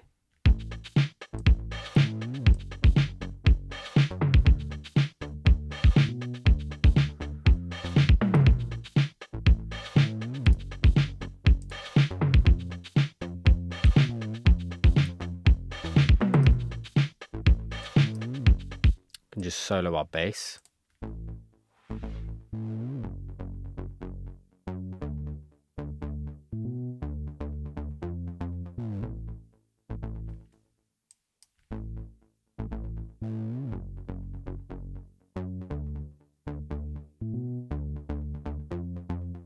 Much more consistent with a little bit of limiting, catching those peaks, and then just a little bit of glue compression, accentuating kind of the punch of it and the attack.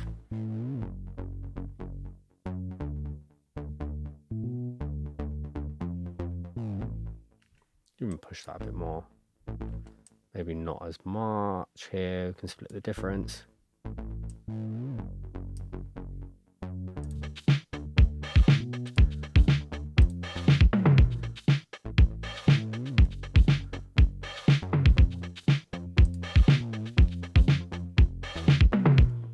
And then we can just label this accordingly. We've got our bass attack, we've got our bass main, and then we've got our bass accents. So you can see that you have a lot more license here to play around with accentuating certain notes, both using some different expressions here. So, you know, I was using pitch bends, jumping up and down the octaves, that kind of thing. And you can also accentuate certain parts of your bass line with different sounds that layer in just to accentuate those moments. And remember, it's all about contrast. Really, we want to add something textural, something specific to it that adds something rather than just layering something that sounds the same, which is just going to essentially make it louder. And we used a little bit of automation to just bring those parts out here. We're starting to think about where things are sitting in terms of volume and how they're going to capture the listener, even when we're producing. And you may think of this as quote unquote mixing, but volume is such an important part of the production process as well as the mixing process. So just bear that in mind moving through your own production process. Now we've got some of those compositional ideas down, we know these concepts that we can actually think about creating stuff. Let's talk about sound selection. This is so important and something that a lot of people get tripped up on, particularly when starting out a song.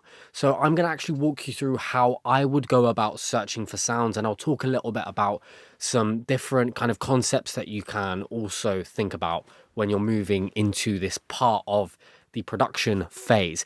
Now, while this is fluid, I typically think about this in the preparation phase. So before I actually start producing, I will just gather some sounds, or at the very least, I'll go to a library or a folder on my hard drive that has some sounds that I think are appropriate for the kind of style that we're going for. So I'm just going to walk you through an example here. So we're going to focus on creating a 8-bar dark pop loop. So what I'm going to be thinking about is drums, bass, chords, and Atmos and effects. So those are the 4 things. You know, we're not going to be thinking about vocals, but if we were to actually think about the 5 elements that we can break down a song into, that's what it is. It's as simple as drums, bass, chords, Atmos effects, and vocals. So we can pick sounds within each of those categories.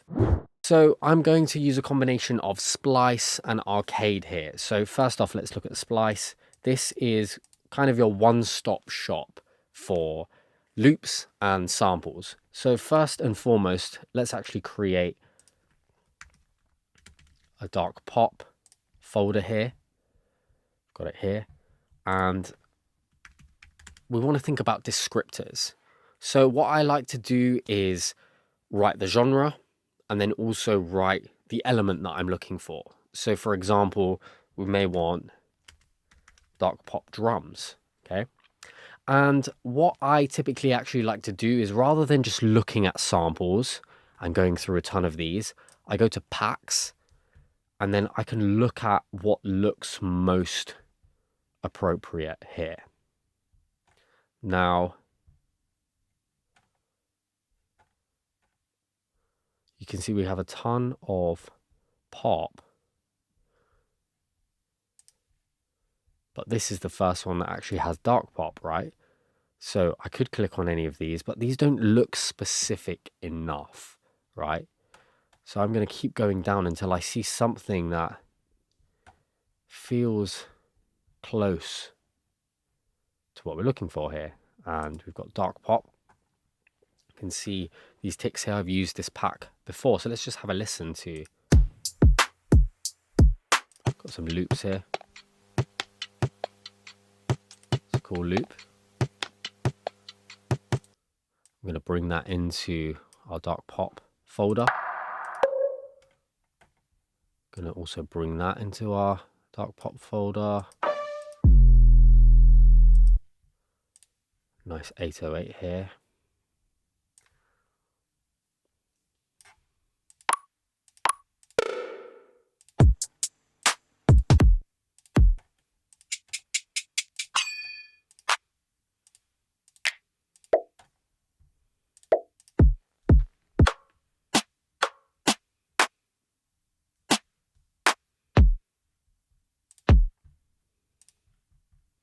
Bring that kick in here.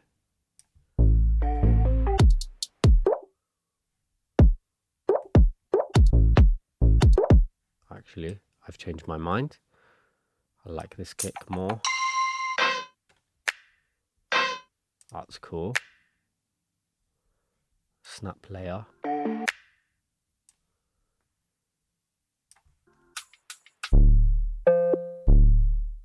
That's really cool bass.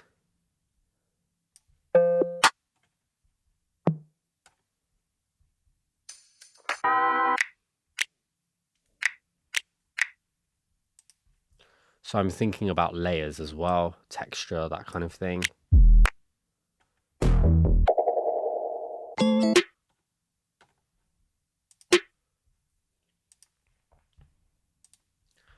Also got song starters.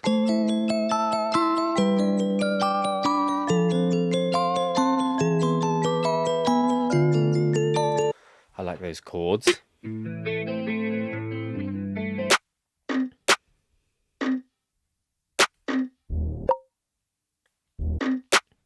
Okay, we'll bring that clap in. There were some hats up here that I liked.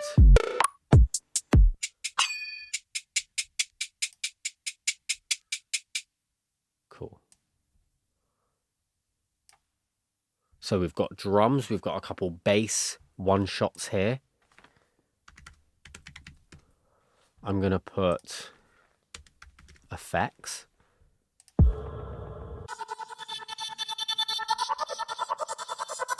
That's cool.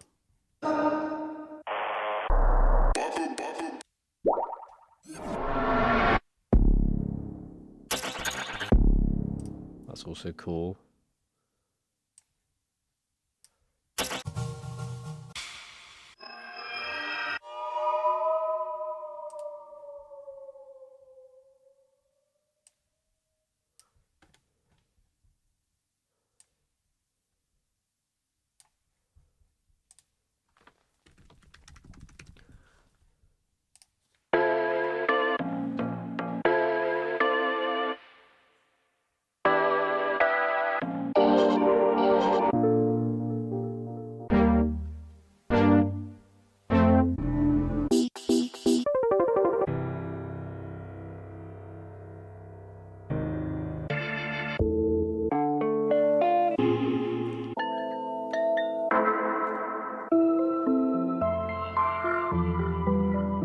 Okay, cool.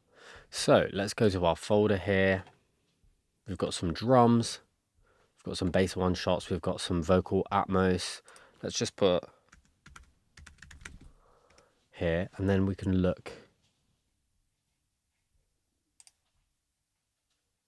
around here and see what could be helpful. Phrases. Take me away. So these are pretty cool, but I think we can find some better stuff using some other virtual instruments that I'll showcase. But for now, we've got kind of a solid little palette that we can build from, and we can start to create some compositional ideas by doing this. So what I'm going to do now is I'm just going to drag these in here. So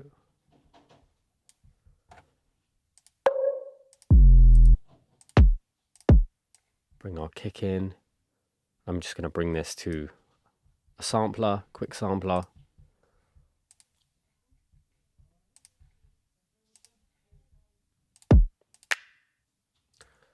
Got our snap.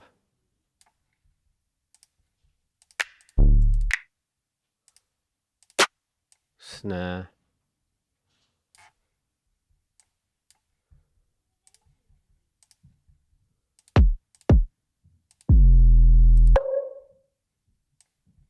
Got this kind of high tom thing going on. And then we've got our bass. So to kind of start thinking about an idea, this is where I'm going to go to Arcade.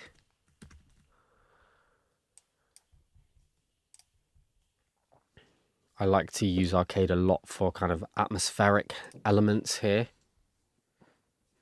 So again, we're going to look for genre-specific stuff.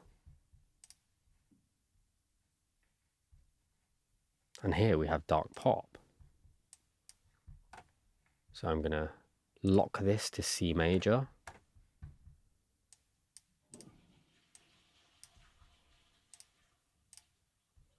And what Arcade does is it actually has playable loops. So I'm just going to play a few notes on this keyboard.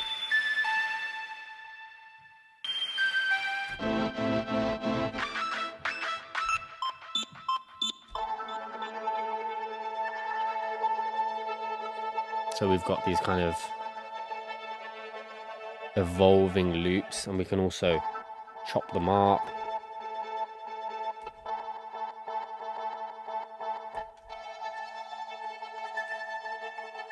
It's pretty cool. So I'm going to record this in.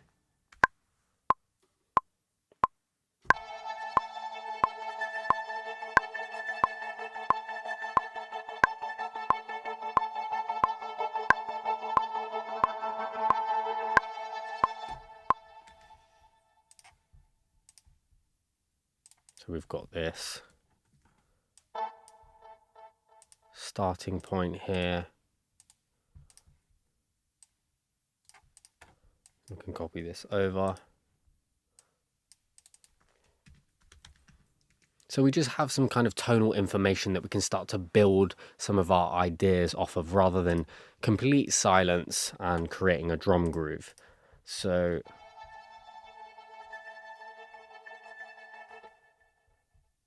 sounds pretty good. I'm going to bring in this.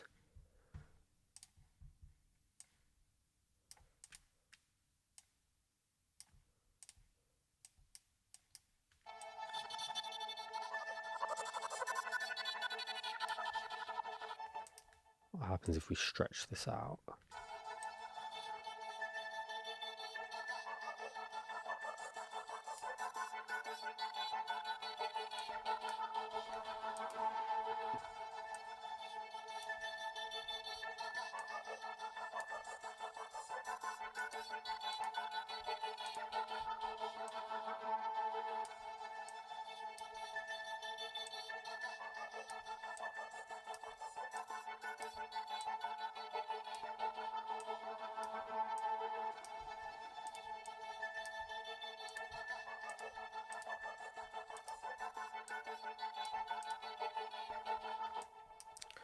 So I'm going to bounce this in place, the arcade loop here. That's going to allow me to free this up. So if I want to add anything else here, I'm going to change .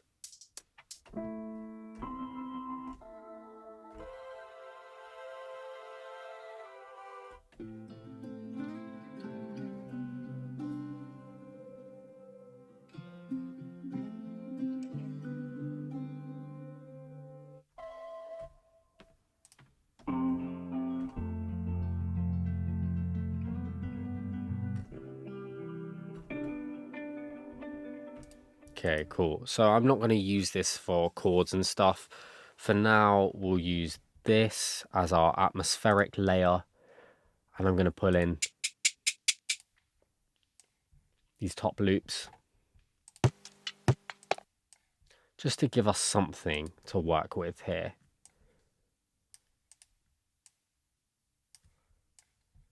And then we can start to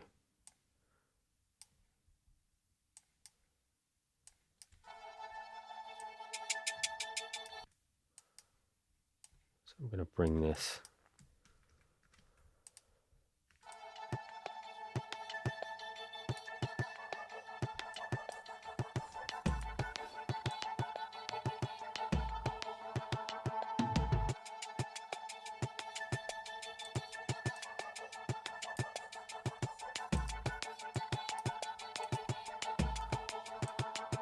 bass.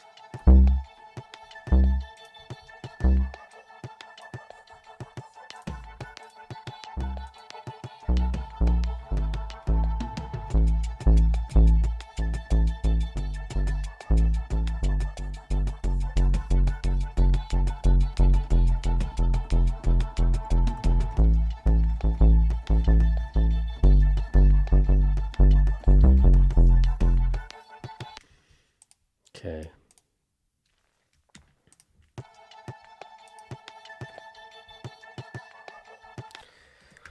And I want something kind of a little bit eerie, like a kind of music box.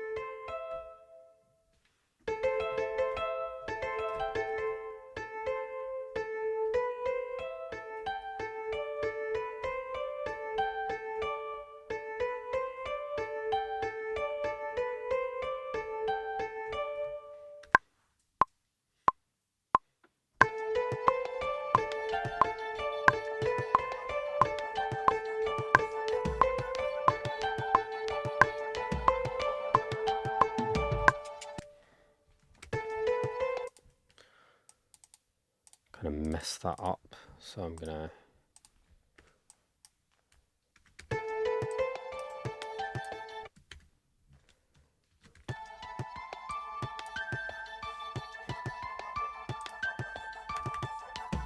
I want it a bit eerier, so I'm gonna add some wobble.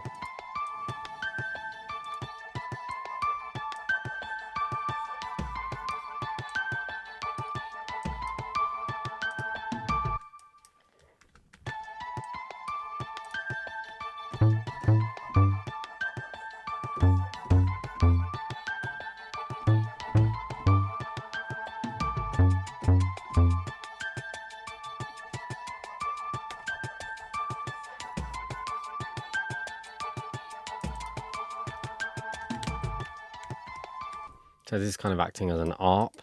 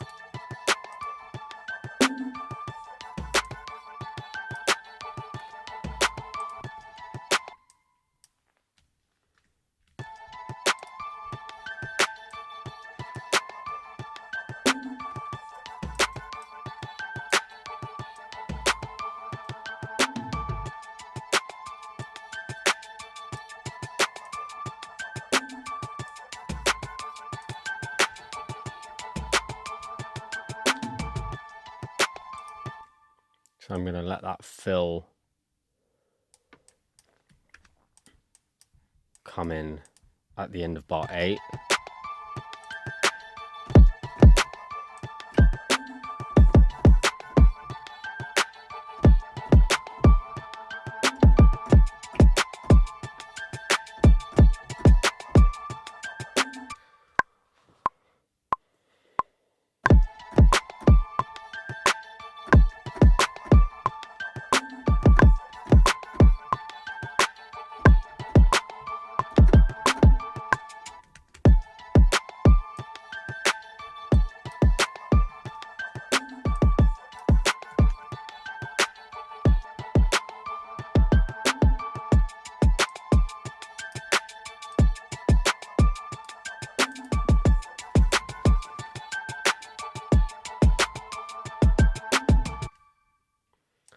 I'm gonna,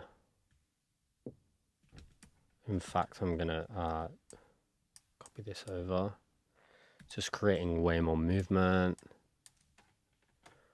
I'm going to drop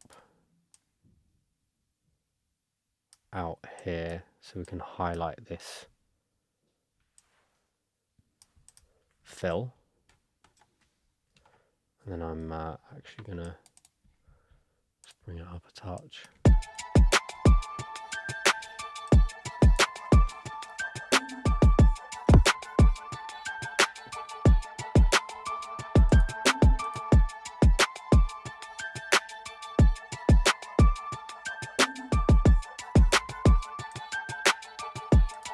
In fact, I'm going to make this music box more of a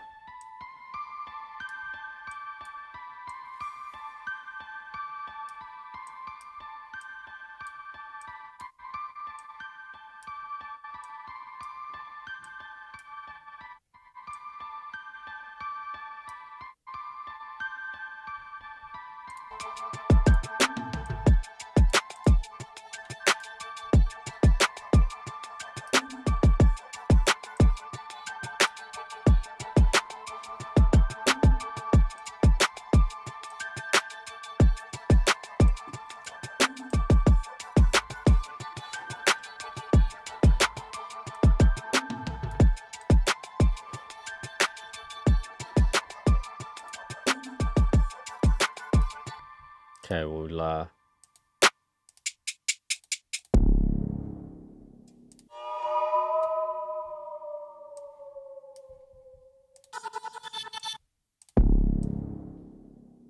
okay.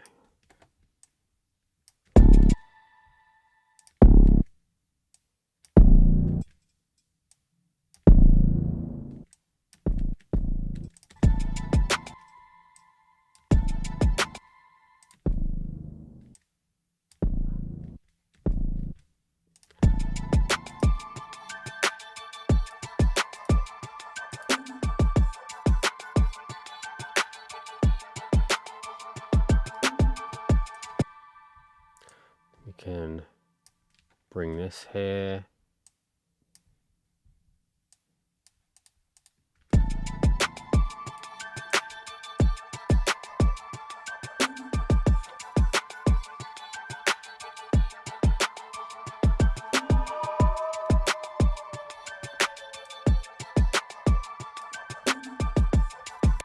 I'm going to push that back with some reverb.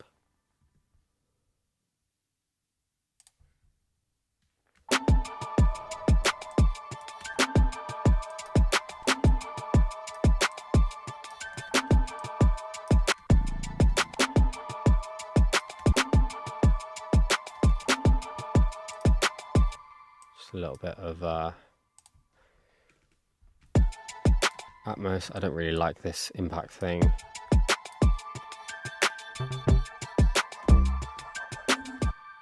So I'm going to either experiment with an 808 or I'm going to experiment with a kind of ARP bass thing.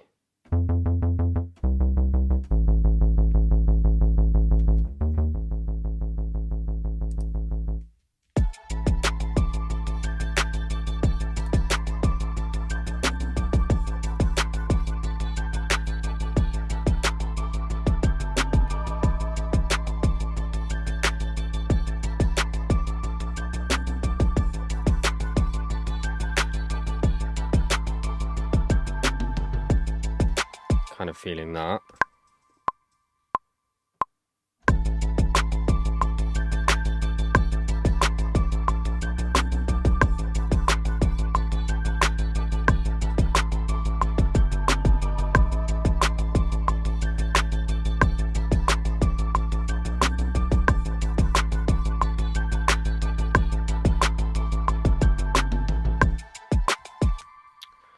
Okay, the only thing I want to do here is, let me go back to the pitch bend here.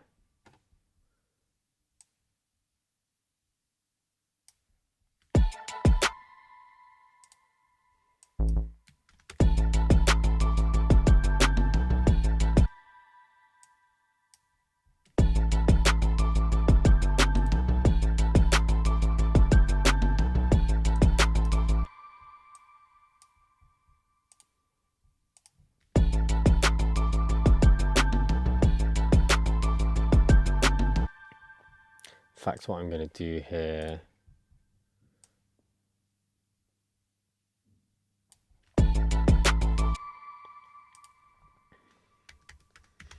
is just pitch this up manually an octave, just so there's some variation.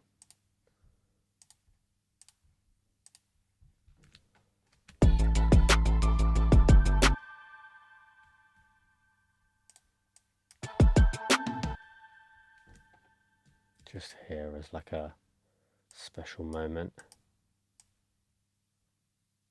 Let's have a listen to how that sounds.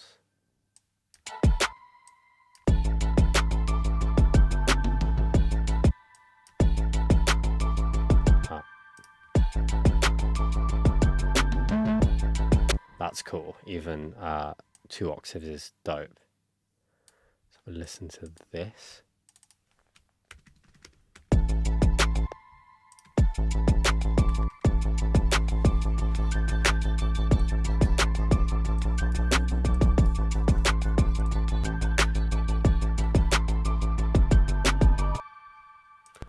I'm going to group my drums.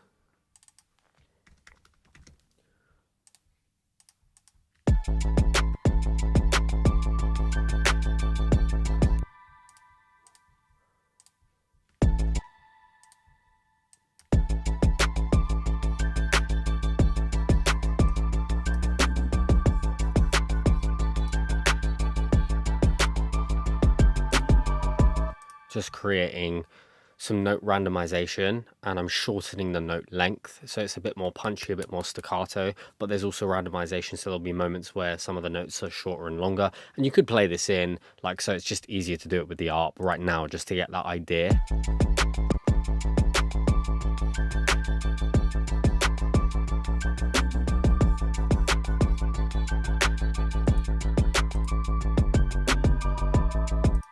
I'm going to bounce this in place right now.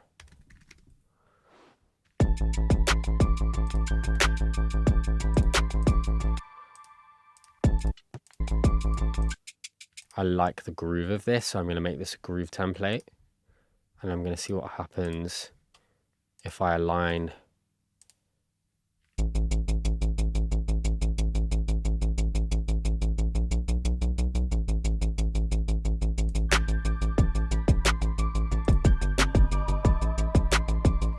I'm going to bring the strength down just a touch, so it's not 100%.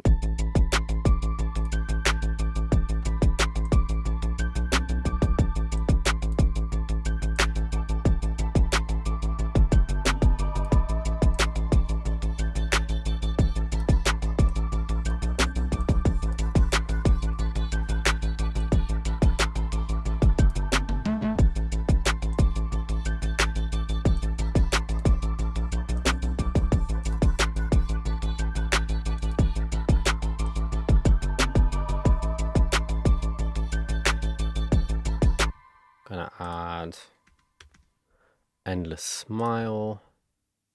Just create a little swell up here. Tiny bit of ear candy. On the music box.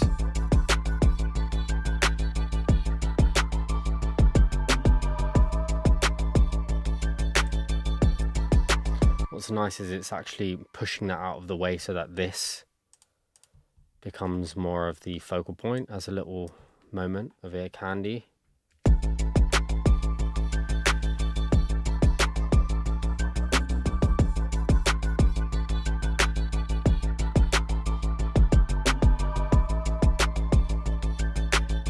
And one final thing here, I'm just going to add a touch more kind of candy / effects, and I'm going to use Exhale by the same company, in fact, that created Arcade. And these are some really cool vocal one-shots, loops, playable instruments that are really cool here. I'm really loving the notes. I used to use the slices and loops before. These are just really dope.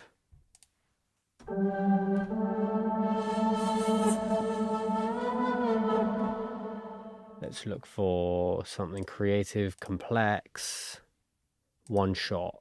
See how this sounds.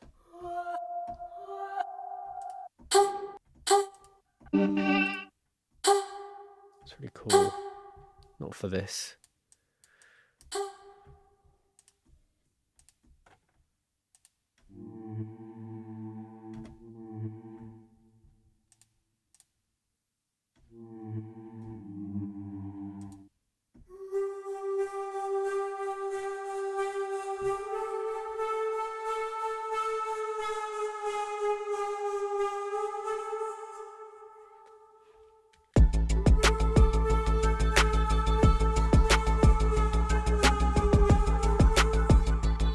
Be pretty cool.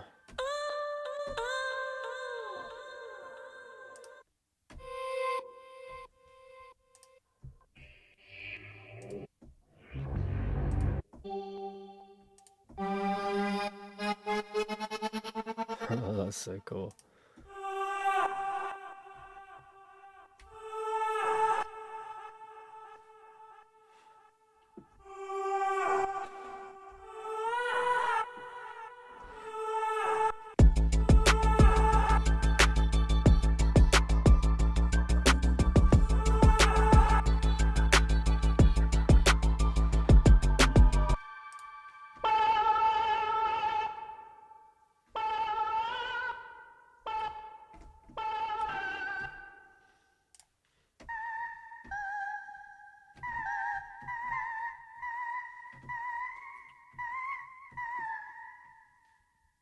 Pretty cool.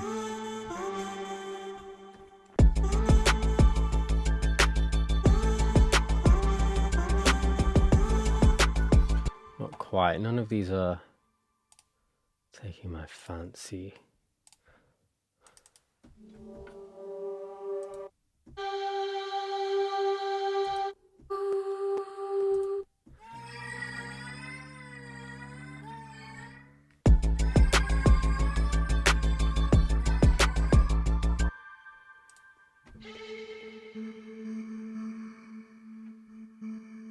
This is cool because it's creating some randomization and variation, which I think is gonna add a bit more flavor here.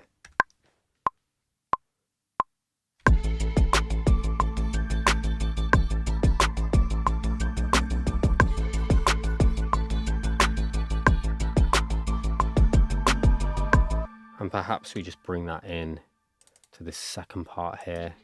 So just a touch of a sense of evolving contrast and variation. Now, bear in mind a lot of these decisions here, because I know that eventually there's going to be a vocal on top, right? If if we decide to flesh this out, and I don't want to busy it too much. If there's too much going on, too many counter melodies, too much harmonic stuff, it can be very hard for a vocalist or a songwriter or both to start to come up with melodic ideas because it's just too busy, it's too much going on. So I kind of just want to focus on, the main kind of meat of the idea, which is this rhythm, this bass. Like that's enough to write something to, right? And then the rest is just Atmos.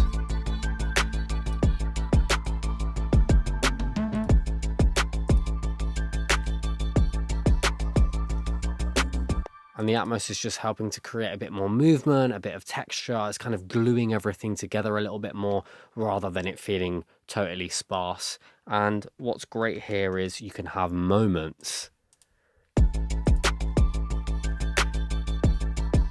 where in the song structurally, it can just be very minimalistic. And the moments where things build up.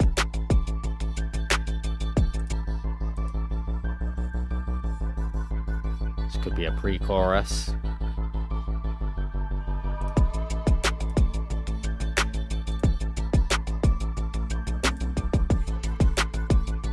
And we haven't even brought in chords yet. Essentially what we're doing here is we're just arping, we're arpeggiating on the tonic, right? On the root note. And this could perhaps be what happens in our verses. Then our verses are just holding on to that one chord. And then in our pre-chorus or our chorus or both, we shift into more of a chord progression rather than just a droning of the note. But this is how I would go about fleshing out an initial idea. And what I'd probably go ahead and do is come up with a variation here where we can perhaps play around with something that is more of a chorus or more of a pre-chorus idea, and then look at stitching the two sections together so that they kind of flow well. And then this would be the basis to either send this off to an artist to write to, or to start to flesh out a structure and then write to the track itself. So remember, this isn't about how to create a dark pop song or a dark pop vibe. This is about sound selection. And notice how quickly I was able to move through this and get something that works in this kind of vibe, and that is a relatively good idea to start to write to. And this is because I did the preparation beforehand of creating my palette, of getting appropriate sounds, and then also just pulling in a few of these virtual instruments that I know will lend themselves to the genre. We used arcade, which you can lean on, as well as these little ear candy loops and effects that we can embed into the track to create more of a kind of sophisticated and moving, evolving, atmospheric environment for the listener. So I hope this helps you to see how important it is to do that preparation, and also to know what to search for when you're actually creating a song, as well as just sitting back and being intentional and knowing, what genre am I doing? What genre am I working on today? And what are the key words, the descriptors, the genres or subgenres that I can type in to get me closer to my goal? And remembering that sometimes it can be helpful to give yourself a tight guideline by just searching through an entire pack rather than the whole of Splice, which can oftentimes be overwhelming and may give you varying results in terms of how close it is to the sound and style that you're going for. All right, so now we have covered the majority of everything that you need to know. I just want to point you in the right direction for what has personally helped me in terms of sounds and virtual instruments that are really useful for any kind of form of modern pop. So the first two we've already spoken about, but I just want to talk about them again. The first one is Splice. This is just the easiest way to get close to a genre. And if there is one thing that you can spend your money on, assuming that you have a DAW, you have a microphone and headphones or monitors or whatever, the next thing that I really recommend spending some time learning and some money on is just some form of sample-based software. So this is really just great for anything, but particularly pop. I mean, the Oliver pack and the Kashmir pack are littered among so many hit songs, but we also have stuff like song starters. So if you're not necessarily very confident in terms of being able to come up with your own chords and that kind of thing, you have all of this kind of stuff.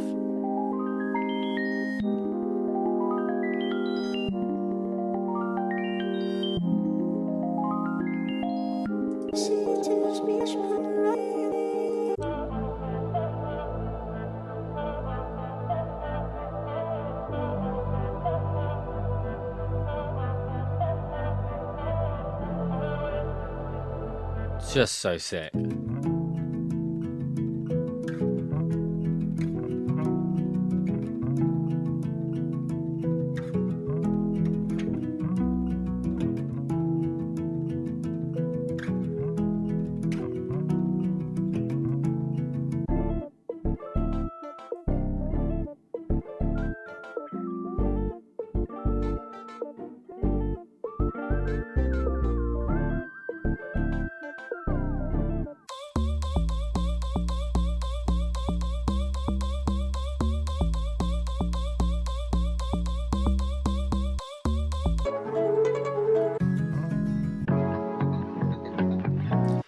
You get the gist. I could sit here and just vibe over all of these all day. But this is a great way to start ideas. And what I love to do is kind of find these and either resample them and chop them up and make something of my own out of them, or I just steal the chord progressions and then I can transpose that into any key, you know? So for example, this first chord progression is really nice. If I want to go for a more kind of R&B flavored kind of pop song, that's really nice. There's a lot here that I can borrow and just make from scratch using my own virtual instruments, using my own instruments, and just kind of go from there. And then the next stuff is just what we've spoken about with our one shots. So, you know, Oliver, UK garage kind of thing, disco, some fills, and then we've got our, you know, that in itself will make a killer backbone of a song. So what I want to encourage is really thinking about getting the right sounds from the very get-go and high quality sounds, rather than feeling like you have to make everything from scratch and then spend a day making a kick drum. You have all of this stuff available if you're able to invest in it. So Splice is great. You can get one shots, you can get samples, you can also get presets here as well. So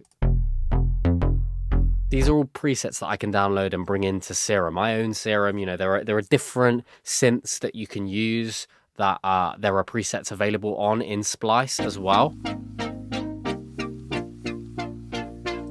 Dope. I'll have that.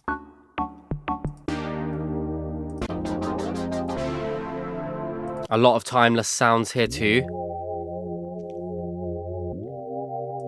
That is really nice. Next, I want to talk about arcade, which we've also spoken about before. A ton of playable loops here. This has a song starter, like essentially each of these packs is a song starter.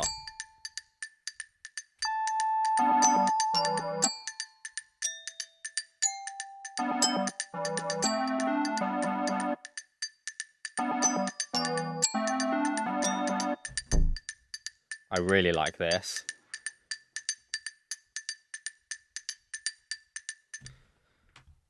Really cool. So we have the Pop Underground pack, which I use a lot whenever I'm leaning on any kind of pop leaning stuff, particularly alternative pop, indie pop.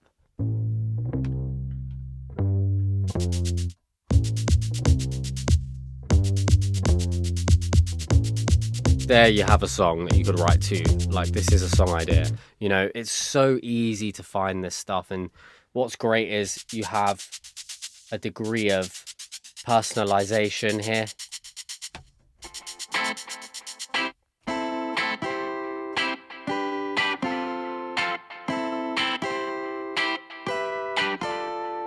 Another song idea, right? Living within each of these packs, you could write maybe 4, 5, 6, 7 songs based off of a combination of some of these different playable loops.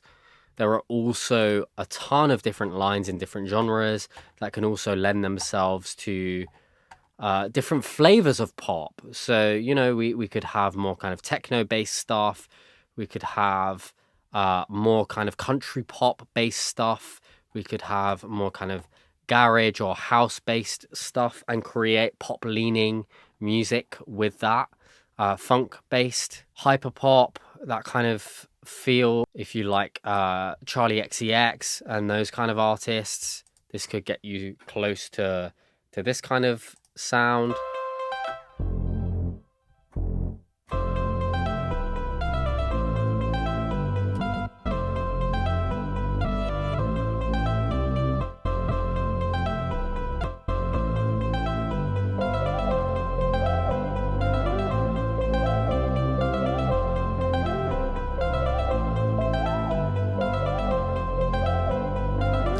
Four to the floor with a hi-hat on the offbeat, and you have a really sick kind of Charlie XCX feeling song. Perhaps we can even use this to demonstrate. So there's another kind of example here, and we've also got instruments as well. So, you know, you could just filter by genre. You could go pop, and then you have a ton of these different instruments.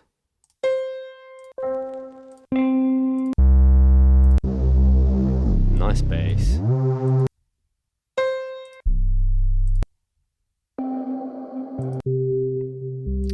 So many different instruments and sounds that are textural and that really have a lot of character to them. And at the click of a button, you can download these and you can just start playing them, you know, if I wanted to.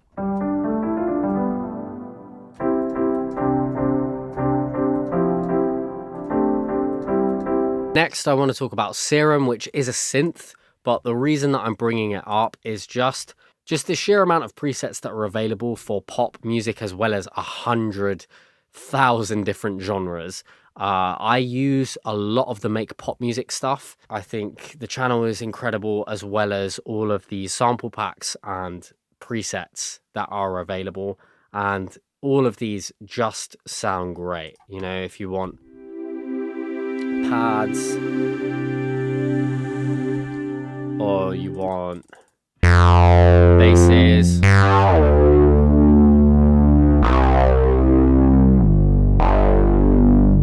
great stuff here. Really aggressive basses as well. You know, they lend themselves to such a range of instruments. Crazy sounds.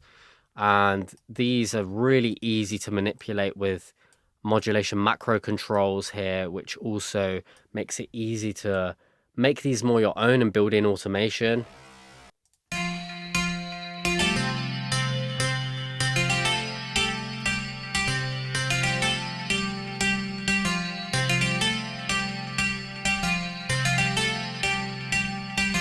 And then you've got an underlick. There's just so many sounds, and they all have such unique characteristics and can help you feel inspired really quickly. So what I would say is just pick one of these, whether it's Arcade, whether it is Splice, or whether you go to somewhere like Make Pop Music and you get a couple of these preset packs, a couple of the sample packs, and use those as kind of your staple when you are producing this kind of genre. You're going to be in a really great position, and you're going to have a great starting point, and you're not just going to be shooting in the dark and using sounds that may not be appropriate for the genre and may not sound as polished and high quality from the very get-go. So with that being said, let's have a little play around here and let's use some of these instruments to demonstrate how you can get a song idea going very quickly. So we did the dark pop kind of thing. Let's go for this kind of like Charlie XCX vibe here.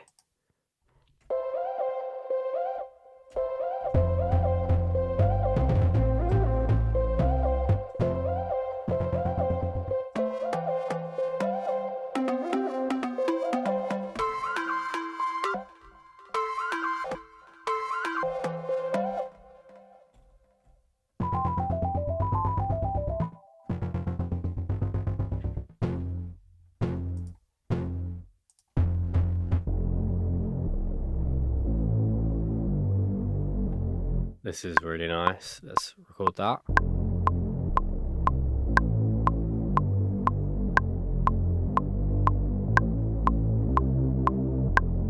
Cool. Let's bring this out. Gonna maybe go up.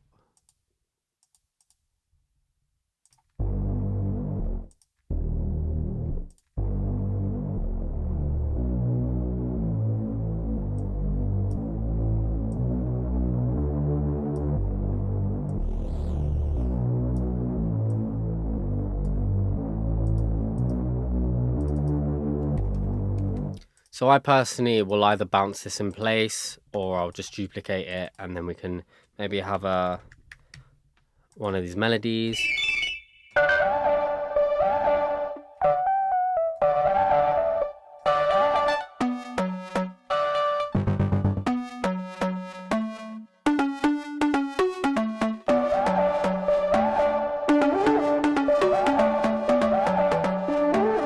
Okay.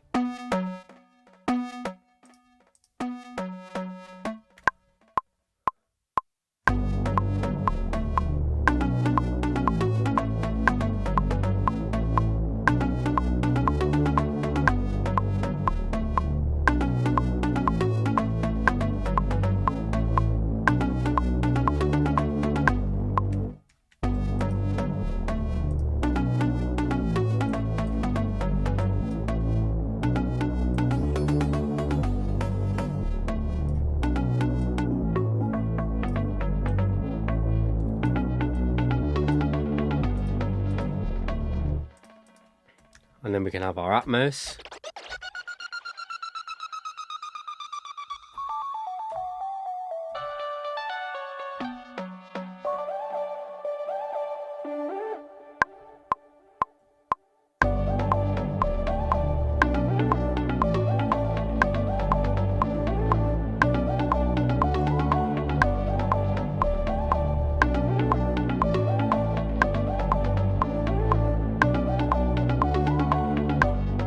What a vibe. Call this Vox Atmos.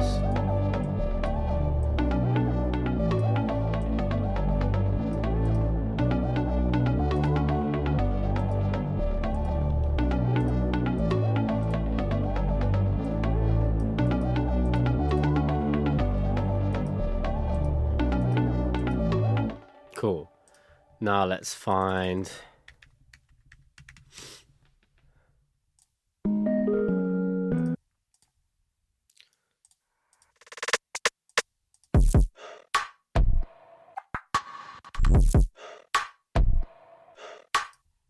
that's so cool.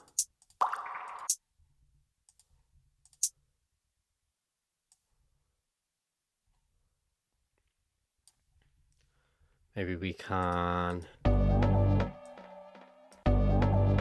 bring up the tempo a bit.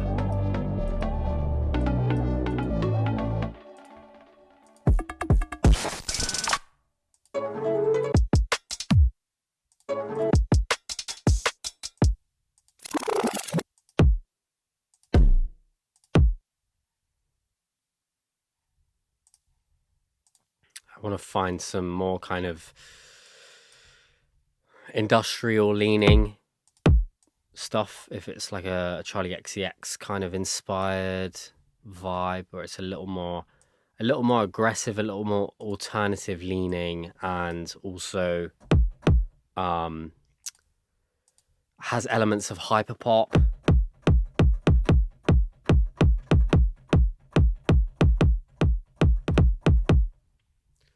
Let's just find a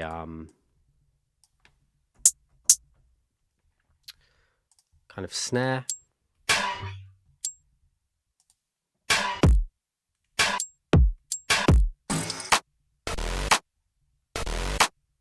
That's cool.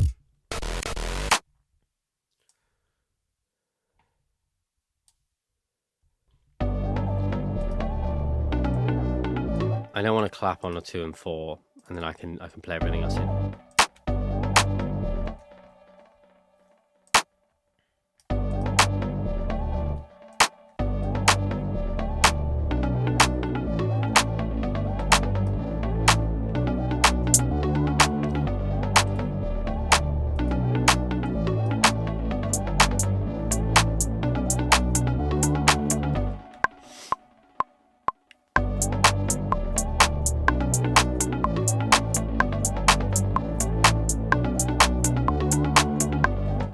Horrendous timing.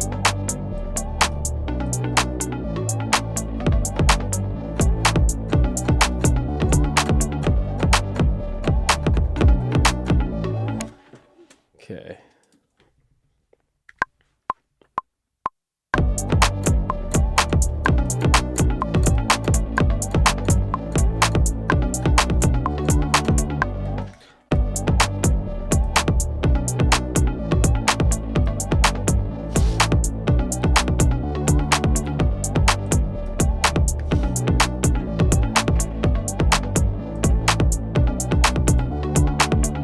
Cool. So that is already, for me, we've got an intro, we've got the start of a verse, and then I would bring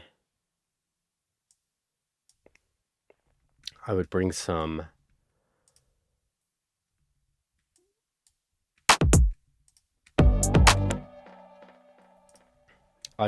percussion in to fill out the subdivisions, give it a bit more movement, add some more texture.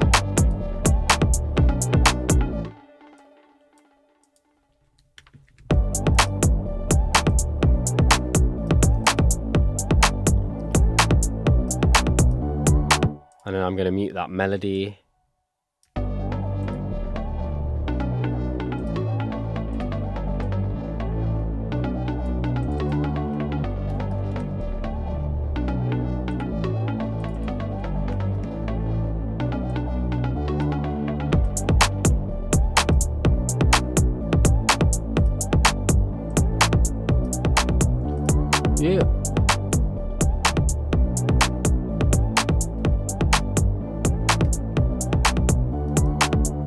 And then let's maybe find some candy here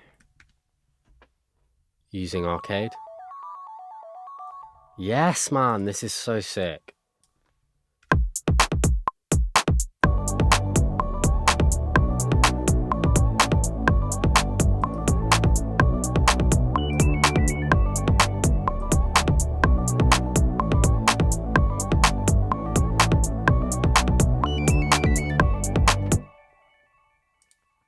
Just very, very cool.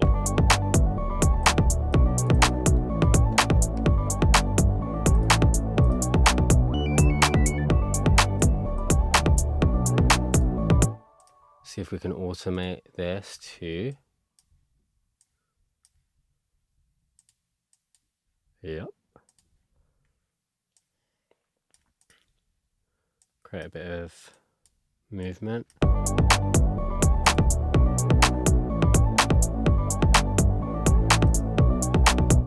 So we've got that's creating a bit of movement. Let's also find some cool percussion.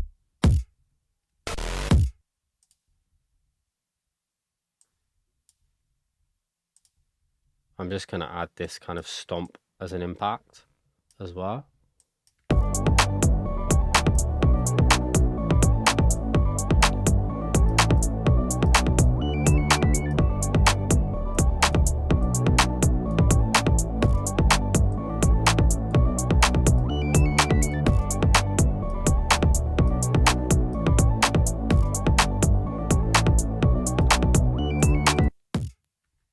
Quite wide already. I wonder if I can make it a bit wider.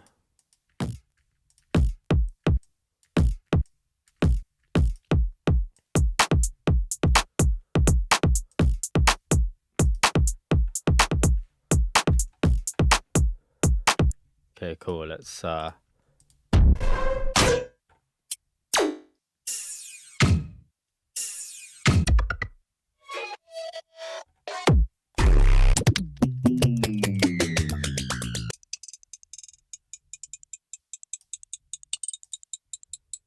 that's really nice.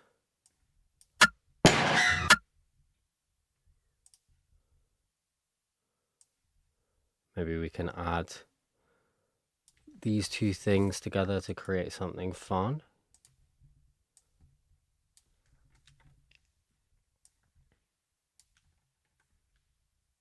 Stretch this out.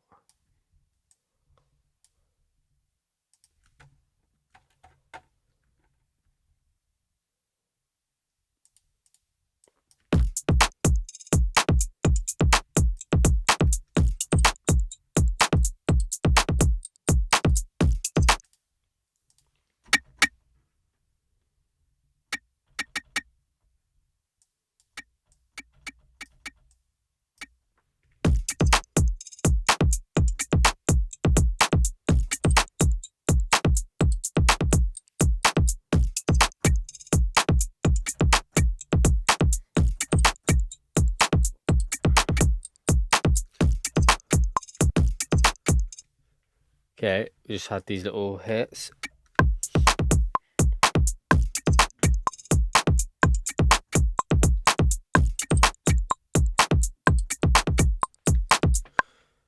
Again, thank God for quantizing.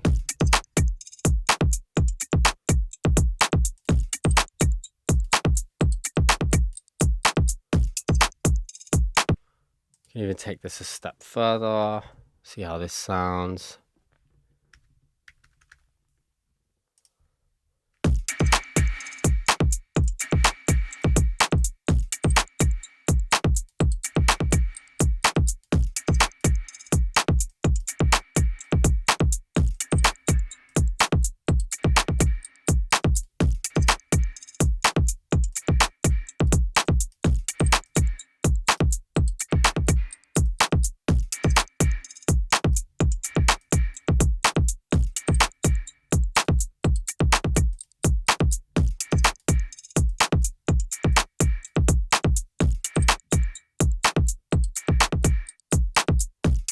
And then, you know, we could go back to here for our pre.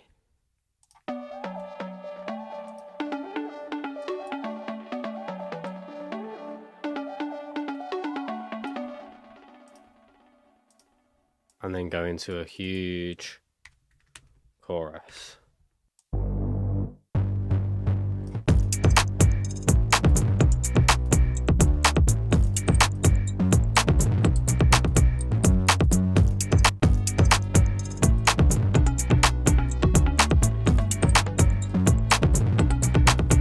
And then we can create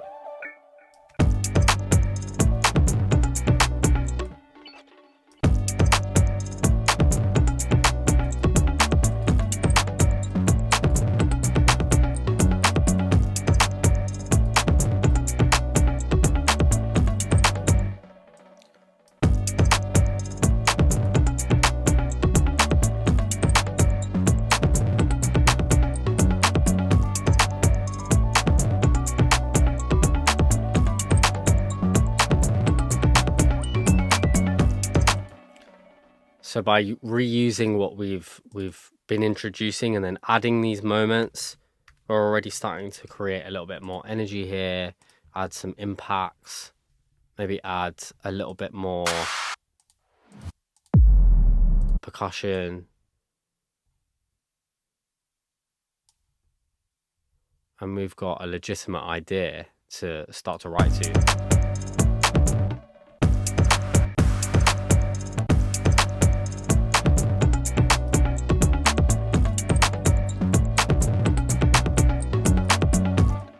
I just want to like fill out the subdivisions a bit more. Let's find something really cool.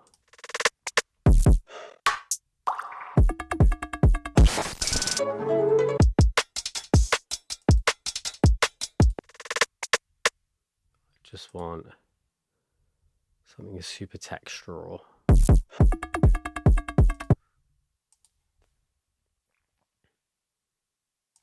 Sample this.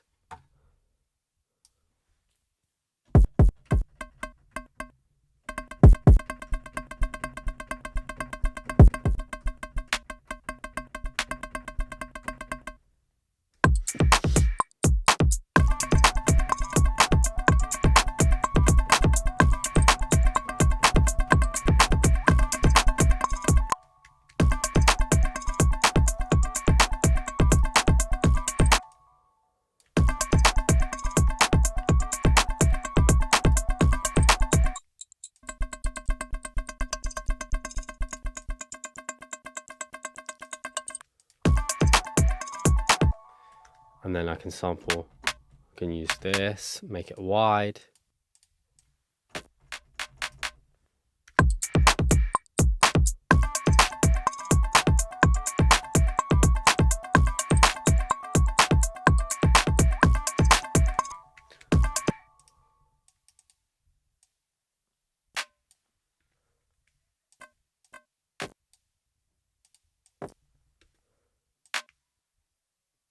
Messed up my my cycle here.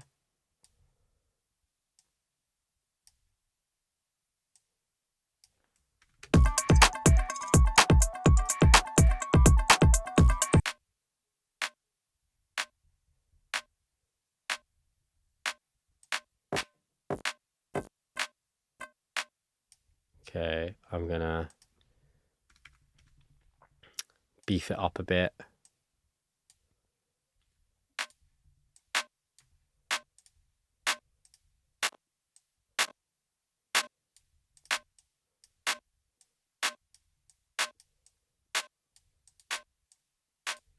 See how that sounds.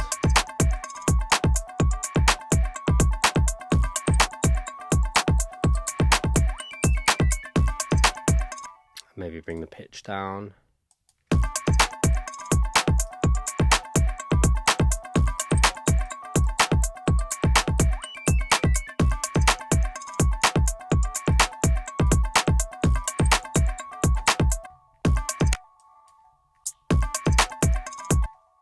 And then we've got pretty much the basic arrangement of a song. I'm gonna shorten the intro.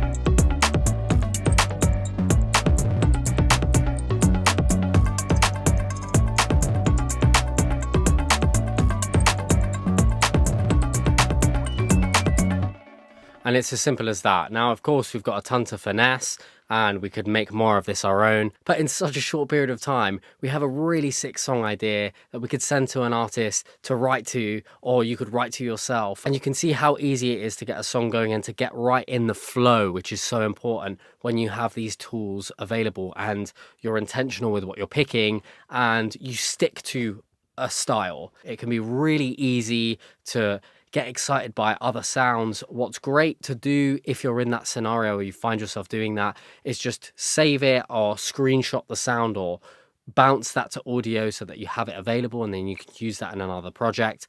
But we want to focus on one thing and cut off all other possibilities so that we can rapidly start to build momentum towards building a song. So there you have it. We have used a combination of Arcade and Splice. I encourage you to check these out. I believe that each does have a free trial, so go check it out, see if it kind of suits you and your workflow, and get making music, because this is what this is all about. So from this point on, we're going to move into creating an entire pop track from scratch. So we're going to take some of the concepts that we've spoken about earlier on, and I'm going to start to prepare. So I just want to walk you through what I've done here. So I've got some references here. I've got our timeless pop refs. So what I want to go for is something that has kind of a little bit of the 80s, a little bit of the 70s, is inspired by some of these artists while still feeling modern, still honoring the artists that we're going to work with, and kind of creating something that feels anthemic, energetic, and kind of everything we associate in general with a big epic pop song. So you can see our references. We've got a bit of ABBA, we've got Kate Bush, we've got some modern references, Billie Eilish, Chapel Roan. This is enough for me to be able to draw from and kind of flip through and get different ideas, especially when it comes to the overall structure, some of the sounds, that kind of thing. So next up, we want to talk about our palette here. And similarly to when we created that dark pop vibe and we spoke a little bit about sound selection, we've got our pop palette here. And I've got some one shots, I've got some loops, a lot of drum stuff, some percussion, some Atmos, more Atmos.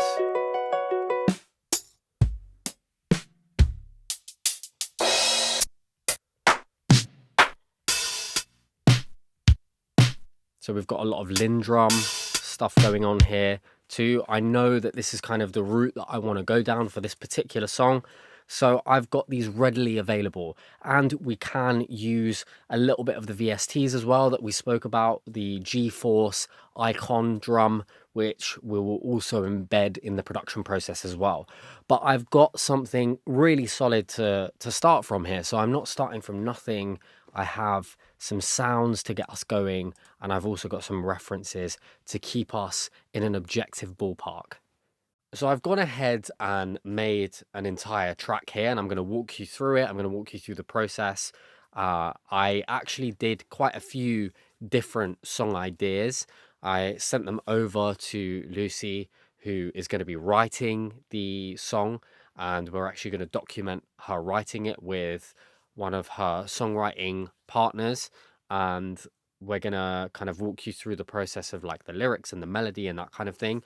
But this is what I have gone ahead and done here to get the process of actually writing the song.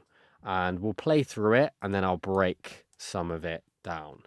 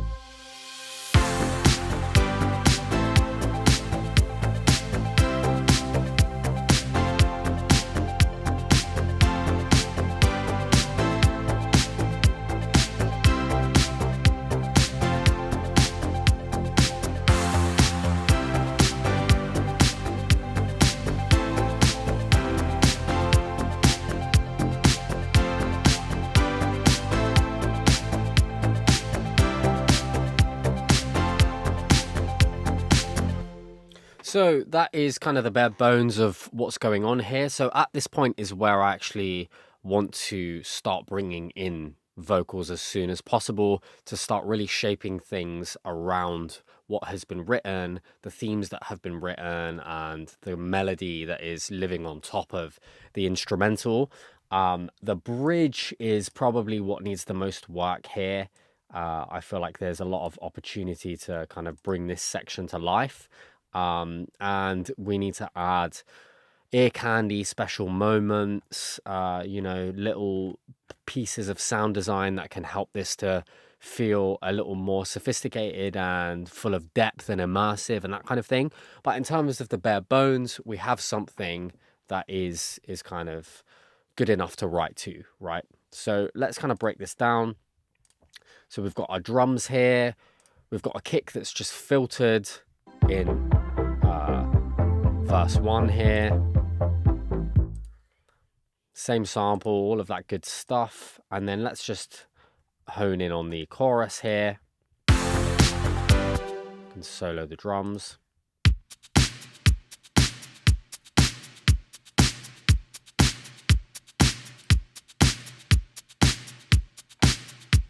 So we've got some Lindrum samples here. We've got a shaker. It's kind of working as a hi-hat here.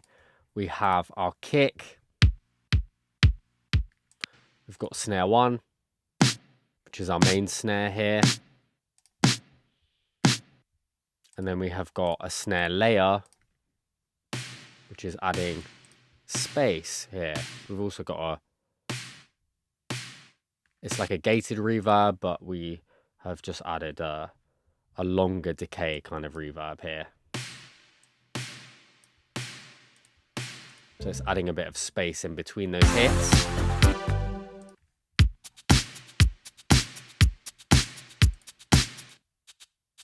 And then we've got a Lindrum. That's just playing this kind of shuffle here.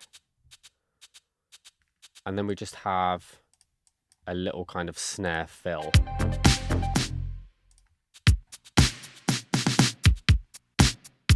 That leads us into the verse, the second verse. So nothing crazy here, nothing to shout home about for sure. And then we have a tambourine that is also using the Icon drum by G-Force, which is a really accurate kind of representation of the Lindrum. This is a kind of more recent addition to the G-Force suite of virtual instruments, which is dope. And that is pretty much it. Now, there are opportunities here for sure to add some more variation, to add some more fills, perhaps add some more percussive elements to evolve into the last few choruses, but I'm not going to make those decisions until we have our vocals in there. Next, we've got our bass. Very simple. Just got this 8th note pattern.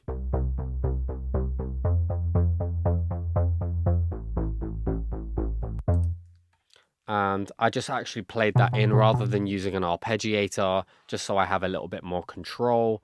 And we're using Serum. We're using this indie pop preset here, which was very close to kind of what I wanted here. And then we're layering that with 2 other layers here.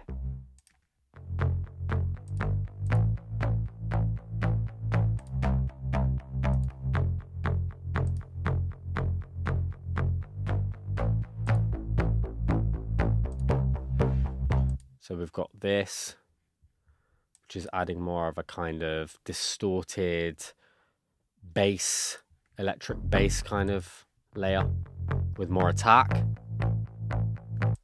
And then we've got this kind of sizzly, wider pluck. It's just adding a little more energy, intrigue, and kind of texture to the bass as a whole so that it feels more impactful when it comes round in the chorus. So let's mute those layers and hear how it sounds.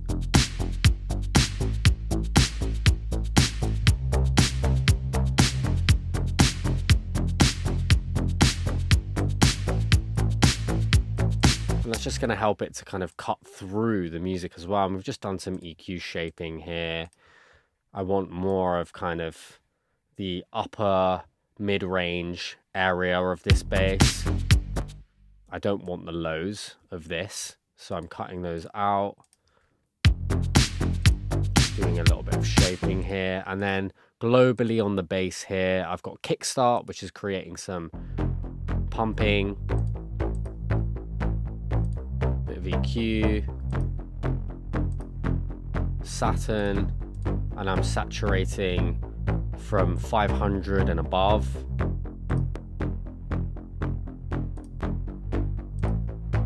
Bit more presence here. And then I just have the ozone imager bringing the lows down in mono and making the low mids less wide. And then the upper mids a little wider.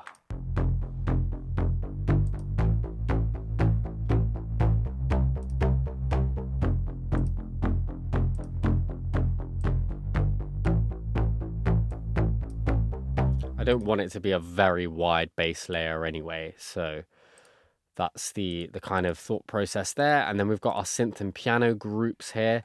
So I actually started the song with this synth vamp.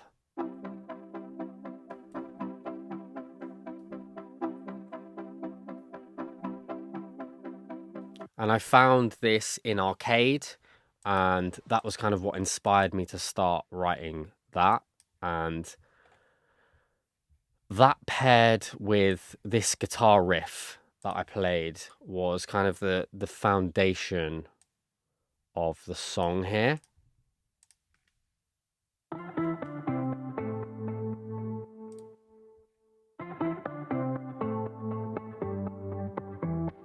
So it's just a DI, this Les Paul that I've got in the corner here. It's the only guitar I've ever owned. DI going into the Apollo Twin, and it sounds like this without any processing.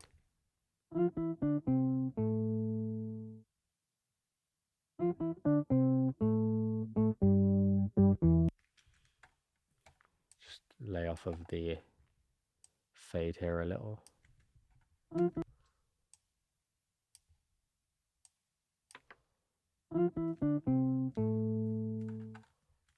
And that is it. That's all that's going on. And what I wanted to capture more of this kind of timeless feel was kind of that chorus of the 80s. So we've got some compression, nothing crazy here, but the magic is happening when we add this 80s, and the mix is 100% here. We've got some delay, and we've got some wash here, some reverb. So we've got the low, and then we've got the high.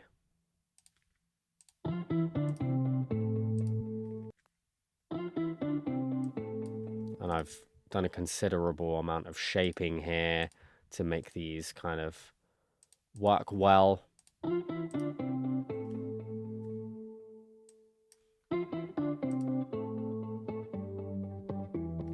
And then I've just got some processing here.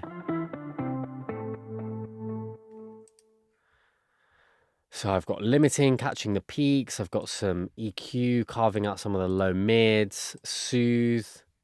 That is just helping with some resonances, some tape saturation,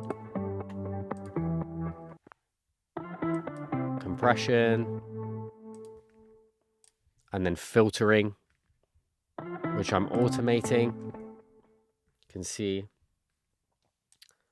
in this section here, it opens up the filter here. And originally this was kind of the underlick of the entire song, and then when I actually listened to it, it felt a little too kind of repetitive as a whole, and I sent the idea to Lucy, and she said it would be great to have moments of it coming in and out, and then mute it so that there's more space to write the melody rather than having this kind of clouding it up. So that's why I've kind of gone ahead and muted it and introduced it in different parts here. And then in verse 2, where it kind of opens up. So the whole idea kind of started as this.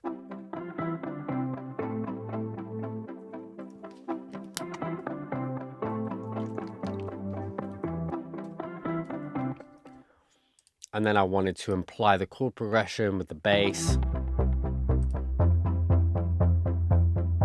And that's how the kind of idea came to life here. So let's go back to our synth and piano. So we've got our synth there, and then the main synths really come to life in our chorus. So I'm going to swing over to the final chorus so we can go through all these layers here. So we've got the sound of the 80s here, analog brass, patch from the BA1 by Baby Audio. I've got a little bit of OTT on there, a bit of delay, and this is just helping to give it more of that modern pop touch, right? It's the timelessness versus modern kind of processing techniques. Then I've got a layer here, which is just the octave above.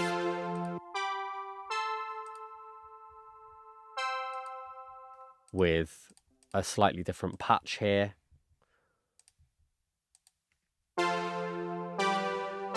Then we've got a CS80,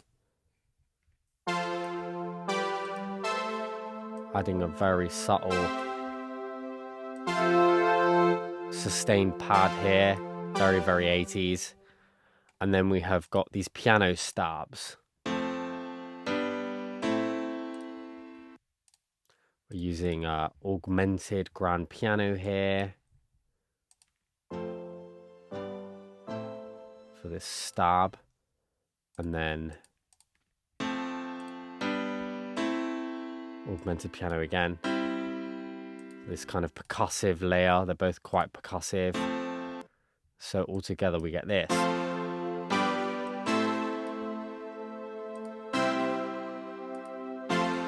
And then I've just done some shaping here. Added a bit more OTT to bring out those highs.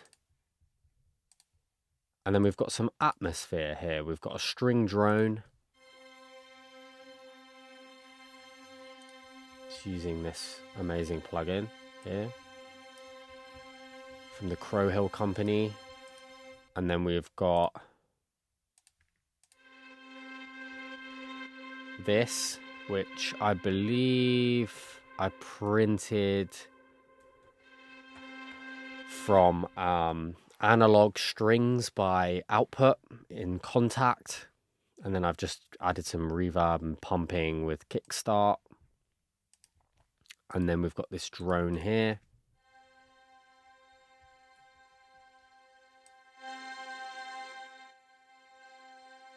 which was just another string drone, and then I printed it with some granular Atmos in there. And then I've got this, which I think I chopped up from Arcade.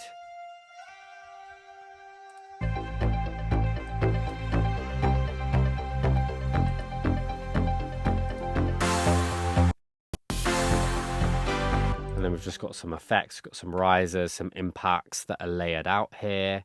And that's it, pretty much. And then in the second verse, we've got this muted guitar,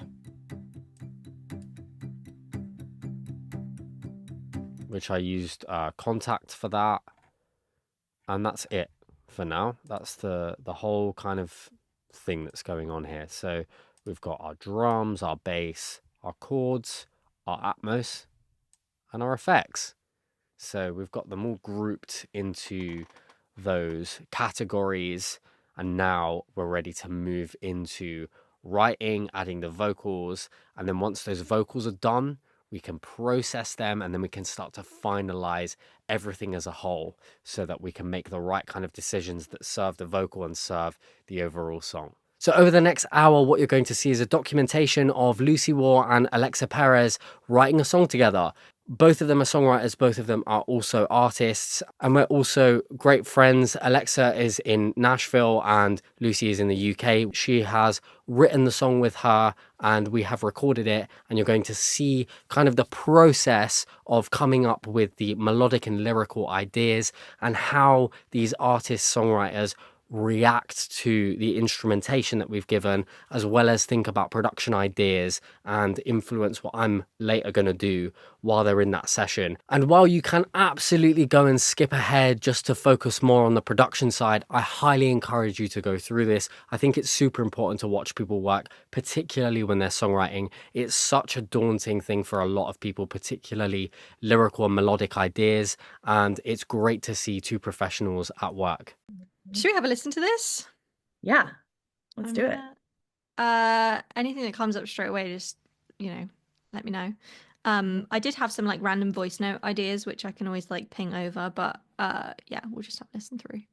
Okay, please, I hope you can fucking hear this now.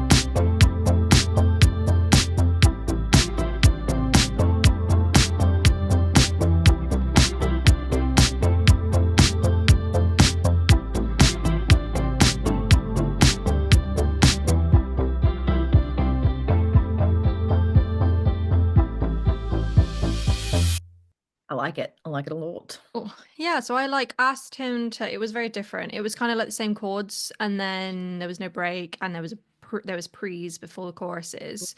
And I just kind of wanted like something different for the choruses, which I think like once we get like vocals in and wherever that's going, he might change, like Yeah. he'll like Yeah. adjust it to go with that.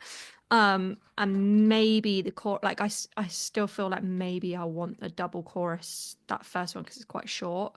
But we can like again figure that out. Do we know what we want to sing about? We don't.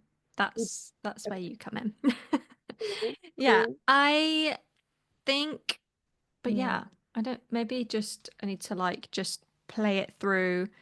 Maybe I'll record on my phone to see like what kind of melody, because I always work like melody then lyrics. Okay. So then we can like see, and if you've got any ideas coming through, like I can always like mute myself and then play it. You should still be able to hear it. Yeah. And then like if you're coming up with ideas at the same time. I'm like, so I was kind of, as I was listening to the track, I was feeling a very like dance or die vibe. And it was more like I've been trying to focus on like, what's the word?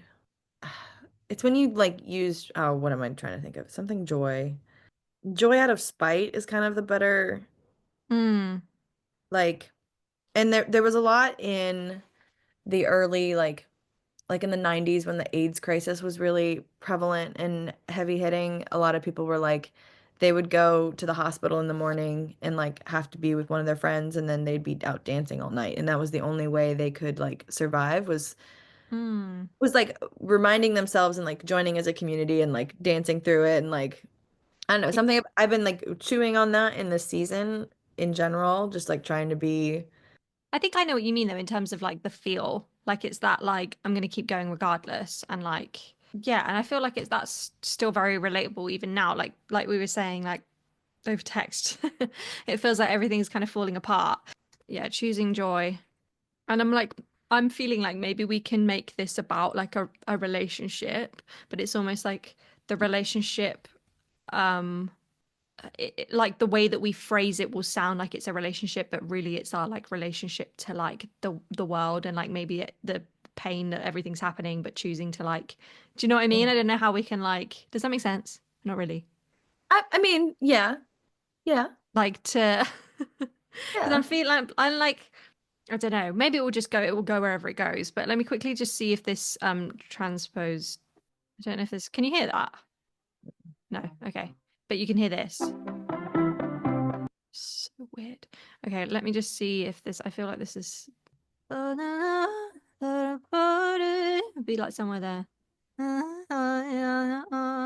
Let me just try the chorus. I feel like let's try it where it is, and then if it becomes an issue, like I can Yeah. do that.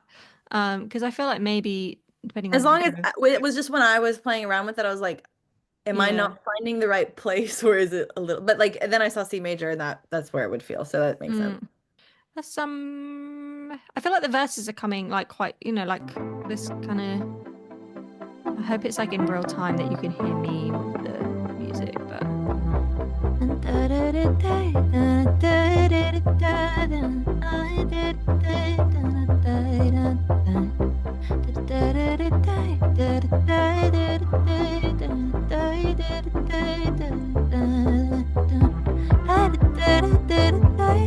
And then we could go up a little bit so that it like Yeah. builds. Yeah, it's not really, it's just like the second part of the first verse, I think. Let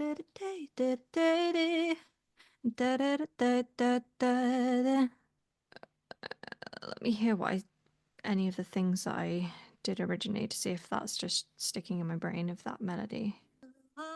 Yeah, it's the same thing. Let's like flesh out. I think we need like more of you can see my screen, can't you, with I mean, I know that you've got it up I'm anyway. in the drive, yeah. Or I'm in the dock. Um, yeah, let's flesh this out, I think, because that will help start joining the dots. And also for me to be able to like resonate with it as well. Yeah, because like where we're at like right now, it's like the joy thing was a massive thing for me at the beginning of the year of like I need to start choosing joy and like stop like putting so much pressure and stuff like that, like and find things that I actually enjoy about what I'm doing because I love making music, but it's like You can get lost in the weeds really easy. very, because it feels very like when you start taking something seriously, like you want to do it well and you like get into the technical stuff and all of that. And that's like obviously it's needed, but it can like shadow all of the good stuff. The glimmer of like joy, like it's like finding those little spots, I think, throughout Mm, like such an interesting period in our like adult lives, right? Like I think getting into this decade feels strange in a way where it's just yeah. like it's not the exciting rush of our 20s. We're probably not going to go out here and be a pop star, like so it's like shifting all of those things to be like, okay, how can I find like peace with my everyday and like little moments Mm, that like make me happy in yeah. moments. 100%. Yeah, and like you said, finding the little glimmers of like it's almost like finding the joy of like what brought you here in the first place and like being okay with like those moments. Like when you hear like when I hear a song back that I've like that we've done and I feel really proud of it, I'm like, that's what I'm doing it for. I like the idea of obviously like verse one in my head would be setting the scene. Mm, So the concept of like the glimmers or the like when you were yeah. first like singing the melody that you had like thought of, I had this like picture of someone like falling through the ice, and that's why I wrote that down. But it was like the cold, like with the way cold water would like jolt you awake in a way where it was like, okay, I'm gonna like lock in versus like just like sit here and like freeze. It was like something about the tone was giving me that imagery. Mm, yeah, I like that. Like I always like it like as well like that you it's in you terms, like you've been, you know, like a third person type thing, but it could be like that thing of like you've been so cold, or like do you know what I mean? Like I don't Yeah. know, you know? Like it can be that way of like, how do we bring you back to life? Like how do we Yeah. like, Resuscitation rather than like, yeah, and like the perspective of, again, like what I was saying at the beginning with the relationship thing, it can be viewed from the listener as like a relationship that's like dying, and you're trying to like find what it was that brought you together in the first place. But it could be about ourselves, and us writing is like about us like losing yourself, or do you know what I mean? Does this make sense? Like where I'm trying to like stitch it together, because I'm yeah. always like thinking of like, how are people gonna hear it, you know? Yeah. With it still being like appropriate for me, and like not appropriate, but I feel like you're overthinking meaningful. Yeah, I am.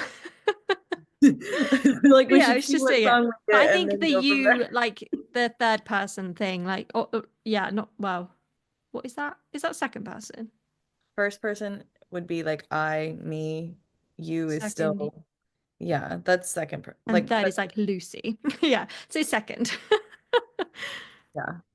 I like the like slip, like the ice, like yes, like slipping through the cracks, or like I don't know, like the I would love like an overarching theme for it to be that kind of like winter to spring kind of motif, right? Where hmm it's like it starts with ice, ends with sunshine kind of vibes. yeah, like it has that journey. Yeah. So that Yeah. was like it gives very first versey, but yeah. The first chorus, and I know a lot of people write choruses first. I Mm. I rarely do. Yeah, I'm a bit of A both lot of sometimes. pressure on the chorus. Yeah, like sometimes it comes naturally, but I also feel like in this case it's always like nice to build up to it. But I do feel like the chorus will be like where that finding joy in spite of the chaos will be versus Yeah. the verses. That's funny. I didn't mean to say that. I feel like I was really striking a chord with the like that second turn Oh yeah, into the chorus. into the chorus. Mm. I was struggling with like the start of the verse. Like it feels like it starts in the middle of, or maybe I just don't have the mark of where like it was supposed to. But I knew you had. I was like, okay, she had a strong start, so I wasn't too worried about that in general. Yeah, there's only it's like do do do do do do do do do do do do do do verse one. Da, da, da, da, da. Yeah, When basically when that bass comes in. yeah, that's where I was assuming, but it was still hard for my ear to like. Yeah, it's because I But asked him to drop stuff out, because I was like, I want it to be more like, but sometimes when you're writing, it can be harder when you've not got. all good. You wrote the bad days. It was so interesting. I was literally typing old days at the same time, and I was like, oh, maybe we I literally only have like three ideas, where it's like, it's kind of that, like what I was saying with a relationship, but it can kind of be about joy. It's like we're like on the edge of the wire, and it's like we're trying to hold on to, like talking about the old days, holding out for what used to be, like this, like, you know, that when you get lost in nostalgia of like, but what it is now, and like that's kind of where I'm at. I think the only way in my head to make the relationship motif work, and this is what I've been trying to chew on, is to make it about like someone who's lost themselves in the relationship and not about the relationship, Mm. if Yeah. that makes sense. Like Yeah. I think trying to make it about like the way we used to be or like the way like Oh any yeah, no, I don't want it to be tacky. Yeah, and 100%. not like Like, not that we would write a tacky song, but like the that kind of like yeah, no, that's where I it's wasn't just done. clicking. And but more of like if the thought was someone trying to find that joy again because they've lost themselves and it wasn't like I don't know, I can see that hmm playing out. It's like you're trying to hold on to something that might be falling apart, or like Hmm. trying to bring it back. I don't know. I don't know where it's going. Yeah. Did you say you had like ideas for that second part? Yeah. Um, if you, well, I can play it over here actually too, because you'll hear it. It was like half melody, half Hmm. words, but all of that's up for like conjecture. Hmm. Cold, cold in my veins keeps me running awake. Shake off my bones in the bad days. think I like that. What can you put the lyrics? It's kind of hard to. I mean, I was just singing it wasn't like I had Yeah. it's like a version of Oh, that here. cold veins keep, but I didn't like this would need to be tweaked. Like the symbols aren't symbols. Symbols. Syllables. I know what you mean. Syllables aren't The right. symbols of the words. Come on. Yeah. Um, and something about like seep into my bones, but shake off the bad days, like that. Mm. Like it's in my veins, but I don't want it to get to my bones if I can shake off the like. It was kind of the idea I was going No, I like that. Let me on. play. So it's this. Oh, in my veins and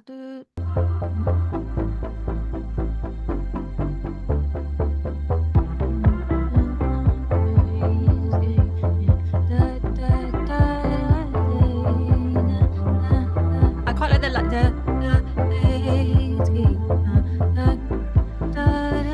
something like that's like the cold in my veins, and then yeah, it would have to be like this would almost be like this, like da da da da da da, and then we'd need. And maybe one of my questions, just hearing you sing it, do we want like going into the chorus, there's an opportunity for it to be, I think, a little more simple, similar to You and I, where it comes in right with the kick and that's where the chorus starts, Yeah, versus like we could leave space in this verse one for just like a little bit of a pre-verse tag at the very end, like almost and like a that setup for yeah, the in that little chorus. drop. Yeah, in that little drop. So I think that Yeah, those are the two things I was thinking about, whether we wanted to use that space for this, I leave that space, or I think either, and it depends on like how. Do you know what I mean? If it feels like it lends itself to having, because yeah, it can be like, where is it?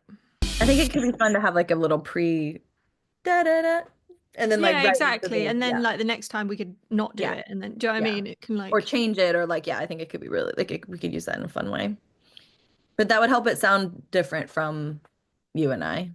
yeah, definitely.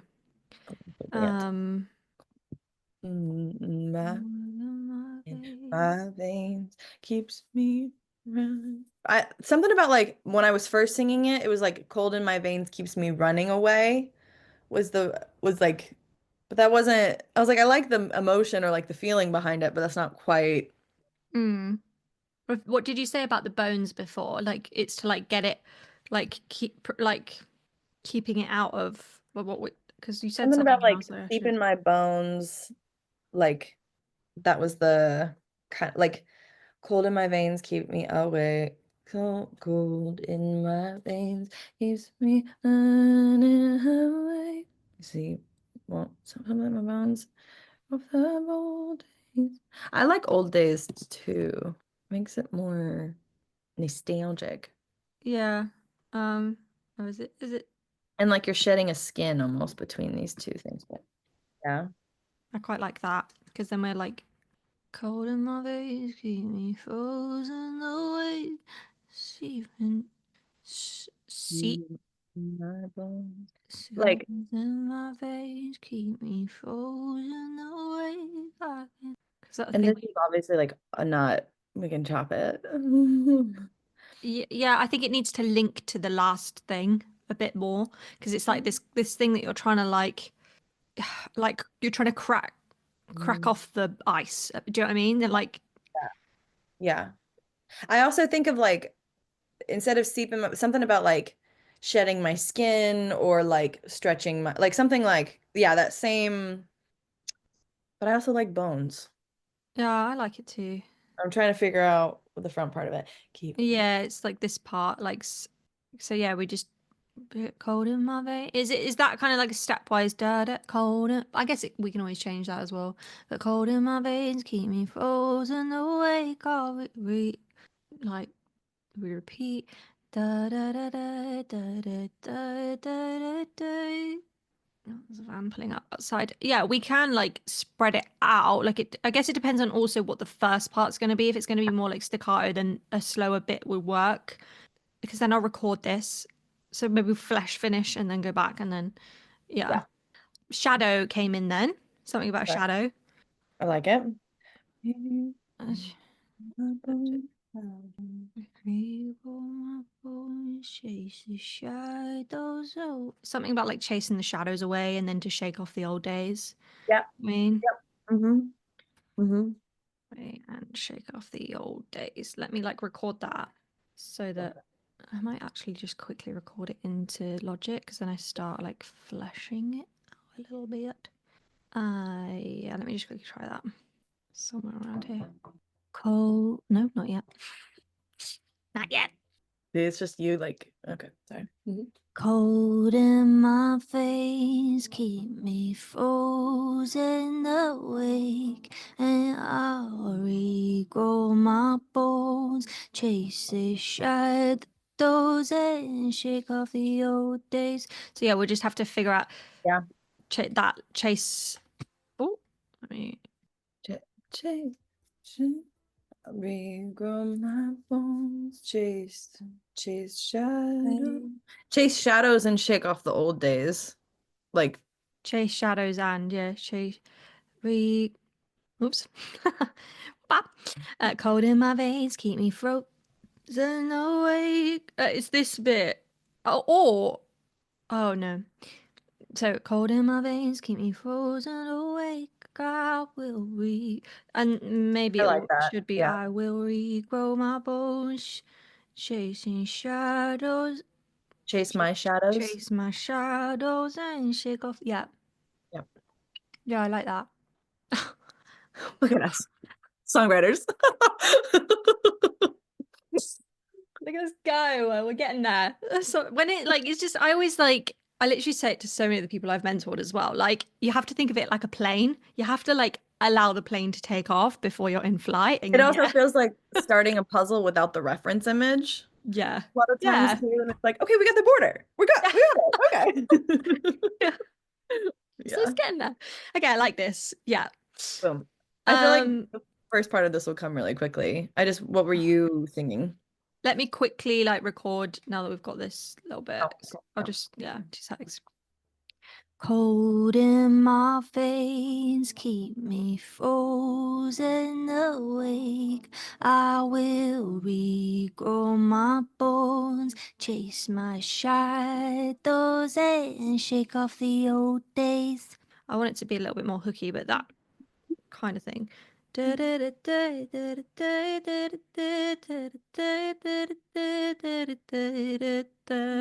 Yeah, maybe like that.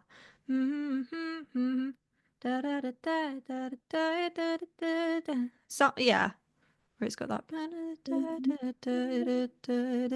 Life on a wire, hung. The cage that I made on my own. Something. Need maybe some. Made on my this cage that I made all on my own. It feels wordy, but that's where my head was. And then Thoughts? I liked where you were going. Please. I Throw it. did. I did. So I've done it again. Got in my head, tried to play the game and I lost it. She's caught in a cage, trying to turn the page, da, da, da, da, but I'm holding her hostage. Cold. Yeah, I like that. Yeah, this bit maybe. Yeah, something about that doesn't. There's like a couple places that don't work, Yeah, but but I like, yeah. Done it. You're this. going, done it again. Caught in my head. Or something like, caught in my. I've done it again. I got caught in my head, tried to play the game and I lost it. Yeah. Uh, I had got caught in my head, but then I yeah, like, and then the chords here, yeah. But yeah, I like this. I think my melody is slightly different, but it doesn't matter. I'm happy to. and I was just trying to, I feel like it would fit with what you were singing. I didn't Yeah, have. yeah, yeah. I can't remember what I did. Let me say. Oh no, that was a different thing. Oh wait, these are all different things where I was trying to. I've done it again. I've done it again. I got caught in my head trying to play in the game and I lost it. It'd be like I something like play that. in the game. That's fun, actually. Yeah. To hear quickly so that it's like get rid of this badness. Got caught. And I'm kind of one of the versions I was singing it, I was kind of putting the I in that first line, like I've done it again. I got caught in my head. Yeah. But I think there was a syllable in there was one more syllable in here when I was doing that. Got stuck in my head, or I got Yeah. yeah. It just needs like me, like stuck caught. Da da da da, done it again. I got lost in my head. Lost. Did I say lost before? Lost is in the next line, which because I did have that Uh, one. That was the first thing I wrote. What the? Oh, right. Well, lost, stuck. I think stuck works for now. Yeah. Okay. I done it again. I got stuck in my head. And done it again. I got stuck in my head. Tried to play the game, but I lost it. I think it might need another thing here, and it could be about like how I made the cage. Like, do you know what I mean? Like, because I quite liked that like link. Mm-hmm. I've done it again. I got stuck in my head, tried to play the game, but I lost it. Caught in the cage, the cage that I made, trying to turn the page, but But I'm I'm holding it she's hostage, because that then would work. caught in a cage that I made, trying to turn the page, but I'm holding something like I Yeah, don't like mind repeating that word. It kind of is fun. it could be like trap the bed that I made. Do you know what I mean? Where it's like, The end that I made. yeah, that works as well. I've done it again. I got stuck in my head trying to play the game, but I lost it. It's just that trying to the Something yeah. about Let me listen because I'm. oh, she's hostage. I've Let me see done what. it again. I, I've done it again. I got stuck in my head trying to Tried to play play the in the game. Try to play in. Yeah, I've done it again. I got stuck in. done it again. Lost in my head. Done it again. I got done it again. There. Okay, let me. I do. This is sticking out to me. The Yeah, it tried, is. tried. Try to play in the game, but I lost it. I think we could like something about playing in the game, but I lost it. Like I feel like we could almost, if we reworked that line, could get rid Yeah. of the Done it front part of again. it. I got stuck in my head. Playing the game, but I lost. Because then it could be like playing Yeah. the game. You know what I mean? Mhm. But This is too clunky. yeah, Yeah. there's too many, so we just need to cut one part or like join Is these. it's one line too many, or I felt like I was Yeah, it's the same as if we're gonna do it the same, it's the same as the above, so it's just not in three. the cage with the end that I made. If you sing that, if you sing the with the kind of I'm caught in the cage with the and then I made trying to turn back the page, but she's hostage. Something this line is the only one to me that feels I prefer this line Mhm. than like I'd rather keep this and like figure these out, you know? Yeah. But I don't Because we think could what we I'm could holding her cut that because hostage we like like I like with the end that I made. or the end. Caught in a cage, it's the end. Okay. Did you say but she's hostage? Yeah, I Yeah, saw that. I think it works. I'll play it again and we can. I still think I've got to like figure out the melody here because I'm like unsure of it. Yeah.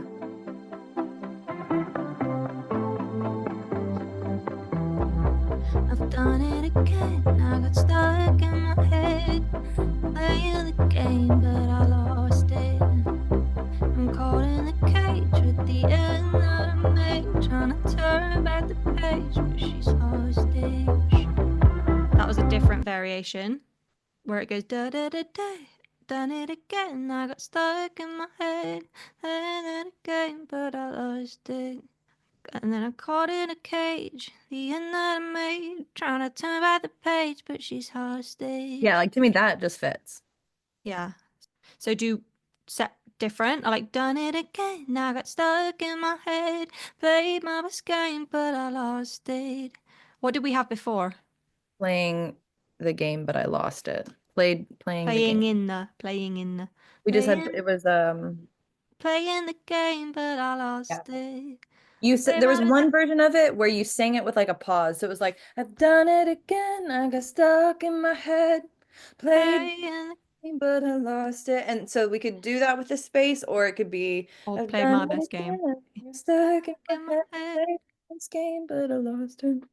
But did I record it before? So I can. Done it again. I got stuck in my head. Playing the game. That was the pause. The end. Turn back the page. She's Playing the game. Or it's the dirt. Playing the game. Played my best game. The same amount of syllables. It's like, so we either like hold it where it goes, I've done it again, got stuck in my head, playing the game, but I lost it, which is quite simple. Or it's like, you hold on a beat and then I go like, I've done it again, I got stuck in my head, playing my game, but I lost it. Do you know what I mean? thought we were doing. Yeah. That one's better. And then we could like repeat, or we do the second part as the simple bit. I caught in a cage with the end that I made. Yeah, I like that. Page, but she's hostage. Yeah. Yeah. So we do like, done it again. I got stuck in my head, playing the game, but I lost it. You can do both with the pause. Done it again. I got stuck in my head, played my best game, but I lost it. The best in the butt kind of feel Yeah. there, but it depends on if we want. I like the pause. It's the my best is like a little bit tricky, I think, because it's like you're doing my best. Yeah. Rather than playing the I've done it again, I got stuck in my head, playing the game, but I lost it. I'm caught in the cage, the end that I made, trying to turn back the page, but she's hostage. Is that right? I've done it again, I got stuck in my head. I've done it again, I got stuck in my head, playing the game, but I lost it. I'm caught in a cage with the end that I made. And then I have to go, trying to turn back the page, but she's hostage. So that bit has to be like more fluid. Yeah. All right, let's try again with this.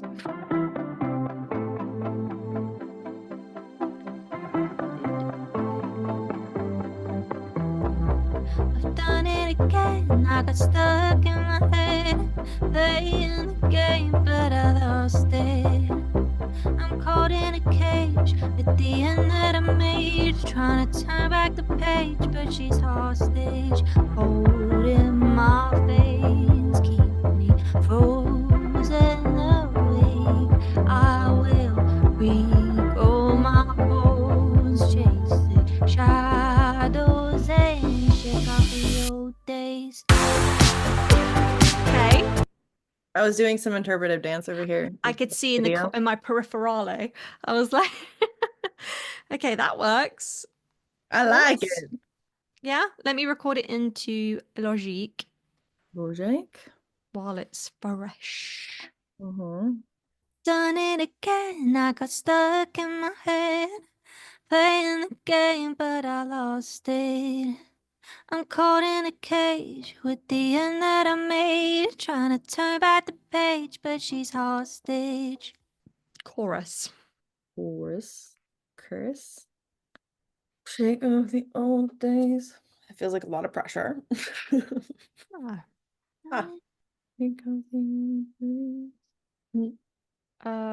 Yes, I guess it's like what this, like what, like where it goes next of like this whole thing of like trying to find the joy in the chaos and like, do you know what I mean?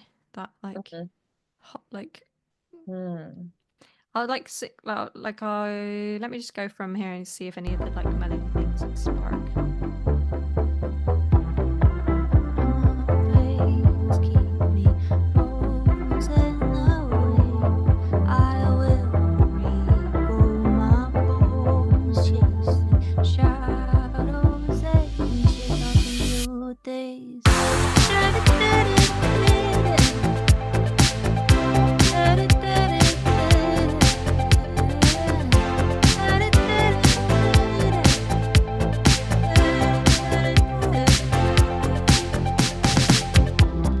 side note, grief is really love that's been misplaced.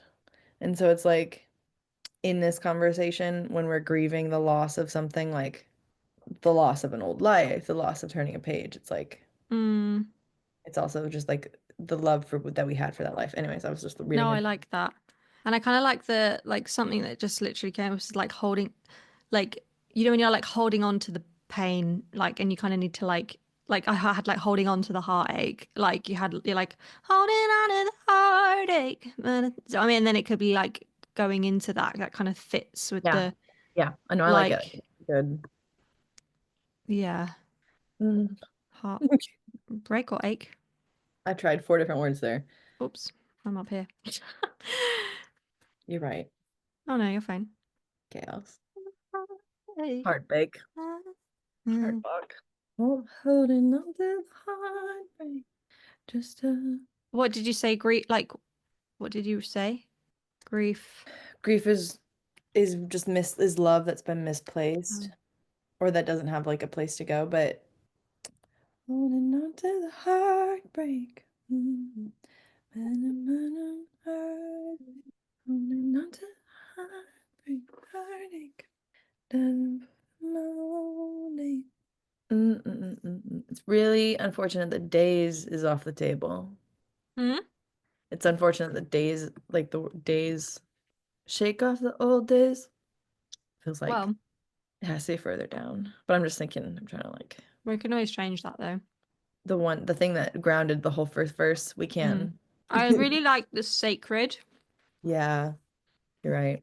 Like, I don't know, maybe like I'll hold on to guarding it because of it being holding onto the sacred. heartbreak like it's sacred. Like holding on to the heartbreak.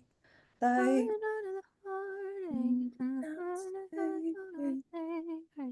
Yeah, something like holding on to the heartache. Sacred. Do you know what I mean? Like something about like because I was just looking at the thing that you did about drowning, because that could work as well. Like like drowning in the like something about like drowning in, I don't know, like even like the holy water because it's sacred, or like do you know what I mean? Like drowning in heartbreak like it's making me sacred. Heartache, drowning in heartache like it's making me sacred. yeah, but then we would need drowning deep in the heartache. Drowning. Do you know what I mean? It needs a something here. Drowning deep in the heart. Drowning I out. feel like Or holding on. We drowning. can use that later too, like the Yeah. drowning something. Drowning under the heartache is interesting. I quite like it. Yeah. I feel like holding on to the heartache is a stronger It's like a stronger like thing to. opening line. Like Yeah. I like drowning under the heartache if it was maybe like We can do this because if it like- repeats though, we can always like yeah. you know, in the second chorus. Mhm. So I think it does do. I think it is a double whammy, and then it goes bridge, and then it's chorus 3. I think. Yeah. Drowning under the heartache. Like it's making me sacred. Holding on to pain.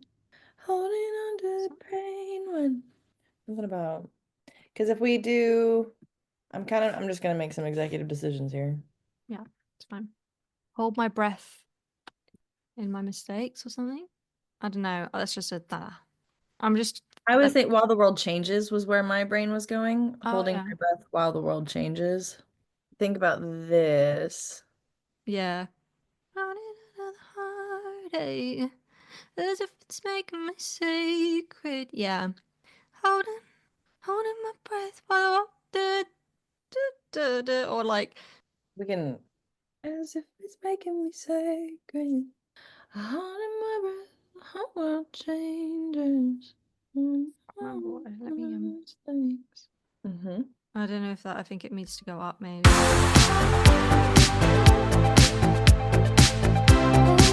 Making me sacred.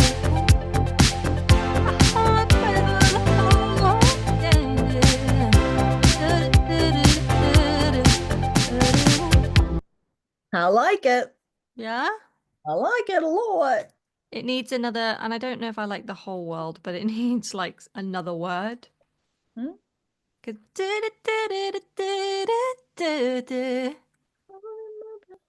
holding my breath, hold my breath. Oh, hold it. I was doing hold my breath while the Mm. holding my breath. Yeah, I don't, well, for that melody anyway, if we want to go with that, it would have to, it would be like hold my breath while the da da do. What hold my breath while the something world changes. Do you know what I mean? You don't like holding my breath? I can do holding my breath while you know what I mean, it's fine. I don't know if it just makes it feel like a little like uh tr hold Yeah. my breath, drowning under the heartache, as if it's making my secret. Holding my breath while do you know what I mean? Because it Yeah, I see what you're saying. Hold my breath while or it like or while the world escapes it or like the world escapes I don't know rather than changes hold and I'm like caught in, like, I don't know about like almost like how like the world is escaping all the heartache Yeah. like I'm the only one feeling it. yeah like the while the world escapes it. Oh, and then or like changes could go here. World escapes it. Hold my breath while the world escapes it. I'm on a dot it and the changes all like in my drowning under the heartache. I As if don't it's like that we're making me doing see. it's and it's. Oh Like yeah. we reference it twice, which I feel While the like whole we world lose while the the world's escaping. something about like the surface. We've painted this image where we're like drowning under something and holding our breath, and I would Mm. love that image to be like resolved in that last line somehow. It does I don't think it's right, but I do think it's a thought. Um okay. Ugh. I got a different melody idea, Okay. but I can't find the end line. Okay. I don't know. I feel like it is more Leon. Mm-hmm. Without being too Leon. But I don't know if it's going high enough in range for it to have impact. But obviously with stacks and stuff, I don't know. Mm-hmm. Let me play it to you. Drowning under the heartache, hoping the grief will be the thing to save me. Holding on like a secret. We Yeah, weren't I mean actually. we've got both options anyway then. I do But like that better. Drowning, that message makes more. I was trying to also pull in like the grief or joy kind of aspect of it. yeah, I Felt like like we it. were getting lost. And I either had hope that hope and the grief will be the love to save me, the love or the thing. Hmm. Grief will be the thing to save me. I I think think thing. thing, yeah, agreed. So drowning out of the heartache, hope, and I also think it's nicer in my range, Yeah. like more poppy rather than trying to push it in it being a little And bit it could like always like down and under the hot, like that could be something you go to in like a last chorus or like yeah, it's still not out of the realm of yeah, exactly. It's kind of same. It's just faster because it's like we go drowning under the heartache, hoping the grief will be the thing to save me. And then there's yeah. a break. Holding on like it's sacred. Da, da, da, da, da, da, da, da, da, da, da. And we could do this. I was thinking this, but instead of hold, we'd need something else. And while the world's escaping. So, do you know what I mean? Hmm. Hmm. Like, drowning under the heartache, hoping the grief will be the thing to save me. Holding on like it's sacred. I almost like holding on like it's sacred, hoping that grief will be the thing to save me. Like What do you mean, sorry? like something about I almost wish those lines were connected, hoping the grief will be the thing that saved me, holding on like it's sacred. Holding on like it's sacred, hoping that grief will be the thing to save me. Drowning So under the heartache. While the world swap those two. almost, yeah. I think that I'm not like sold on it, but that was a thought. I was like something about these two lines feels very connected to me. Oh yeah, in my head they are. But there's such a space in the way we sing them that there's really not. Yeah, but if you put it there, then there's nothing. It does like the like it's is weird for it to come first because there's no context of what it is, you know. Hmm. But then I guess you say the grief right after. Yeah, that was kind of my thought. Was like you're not hanging Yeah, you're not leaving on. anyone hanging. It's more like which one feels better to sing as an opening line. I like her. I did say under the surface again, but We can work on that. I like it. I don't even mind it. I think it still works. it works because we had It works something else more now. coming. Yeah. But then let's retry the other one. But then we don't have anything. Oops, maybe there. Take off the old days. Drowning under the heartache, hoping that grief will be the thing to save me. Holding on like it's sacred under the surface of the world escape. And yeah, obviously that last line would not work. So yeah, I think this works. Yeah, I like that more. Under the surface while the world's is under the yeah, that's perfect. We just maybe need to change under Yeah. into the heartache Oh, drowning. or under the surface. Drowning with all the heartbreak. And I think I like under there. Drowning under the heartbreak. Drowning under the heartache. Well, I mean, this literally came up with beneath. Below the surface while the world's escaping. Drowning below. Oops. Yeah. Below the surface while the world's escaping. Yeah, I like it.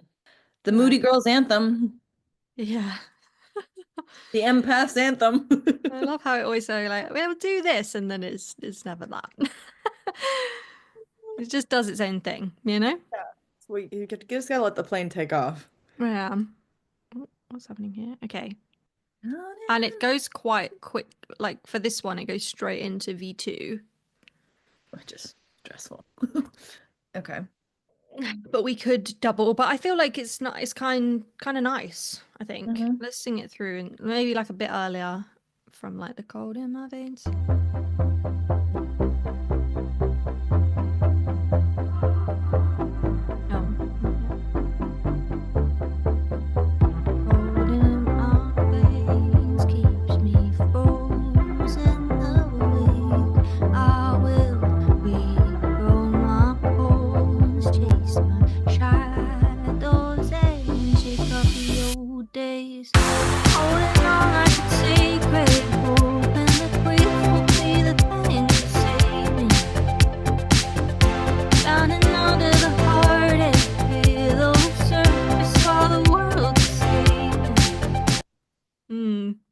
Not sure on this little bad boy. Mm-hmm.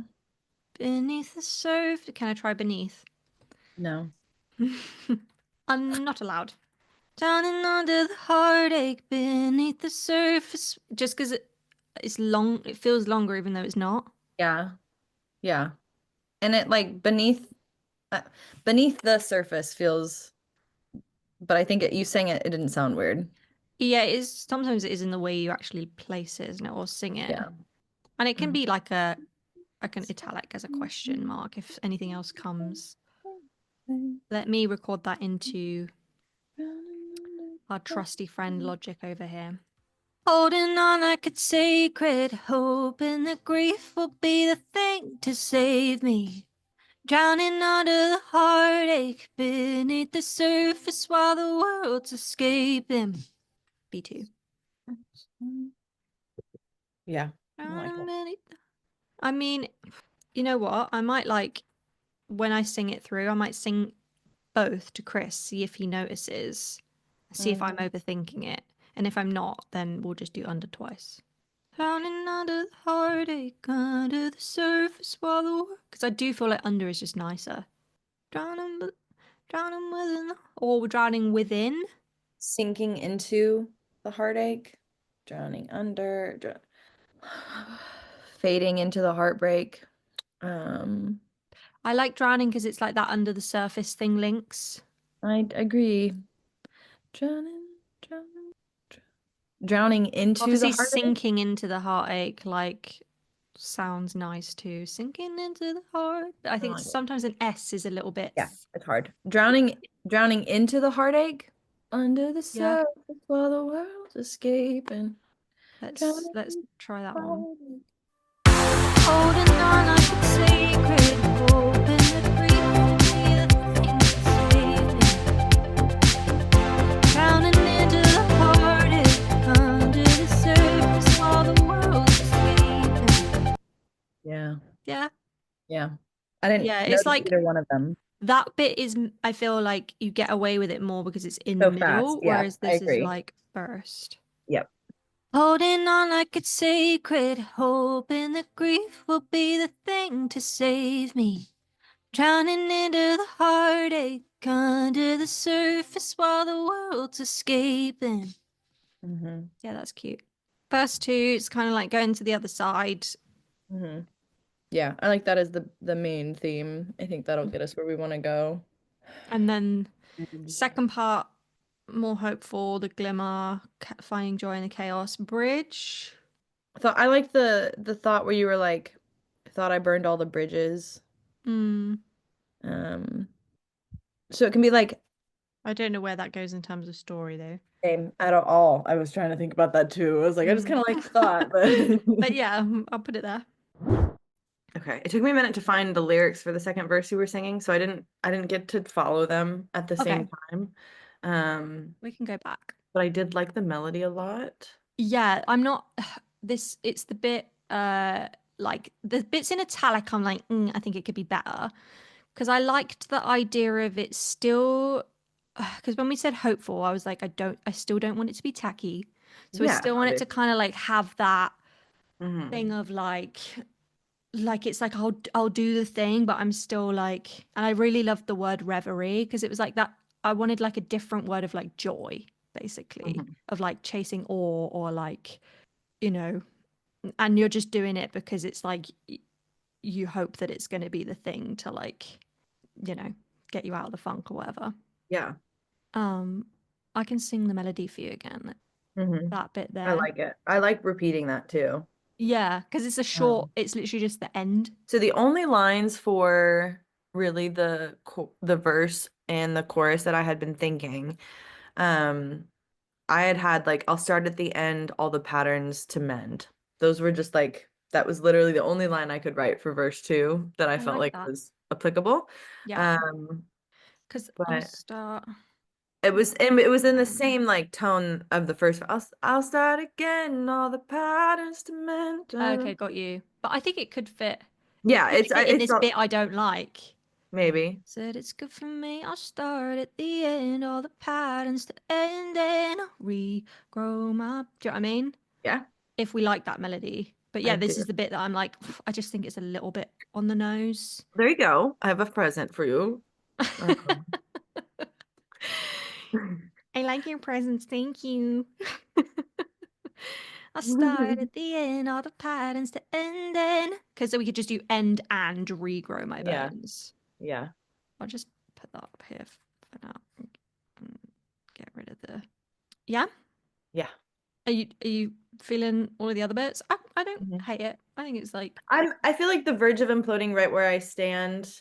mm, I like it. I don't know if it's like the way it was sung. I don't know if it was something like it felt just like a little short for me. Like a yeah, because there is a bit of a break. Let me go but back. I not fell short in timing wise. Like more like just like what I would want for that like just like expectations for that line. Mm-hmm. Not like the timing of it felt okay, but something about like I'll hang up the verge of imploding right where I stand. Like I I'm think it distracts from I'm chasing the reverie, and I really like mm, that line. okay. We'll That italicize makes that sense, then. but it's not like we can come back to it too. No, we'll work on it. Like I said, I'm really not precious. I'm gonna move this. Yeah. I hang up the bird. Can you sing it again for me? I hang up the bird on the verge of imploding right where I stand. I'm chasing the reverie in hopes that it's good for me. And I'll start at the end of the da da da da da. I like the flow of the I like how the melody feels. Yeah. But yeah, I'm like happy to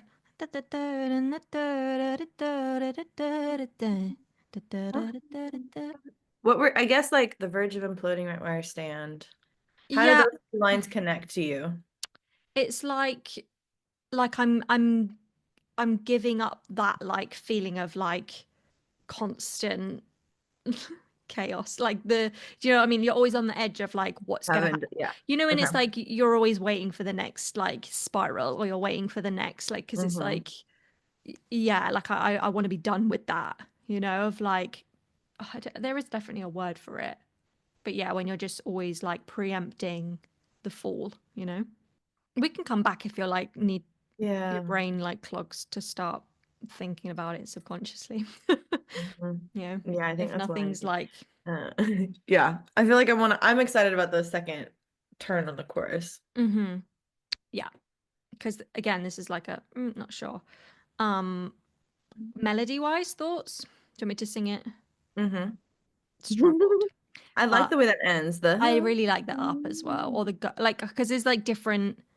Break me all the way open, let in the hurt I've turned cold from. So we could change it and then breathing into the feeling and giving it up.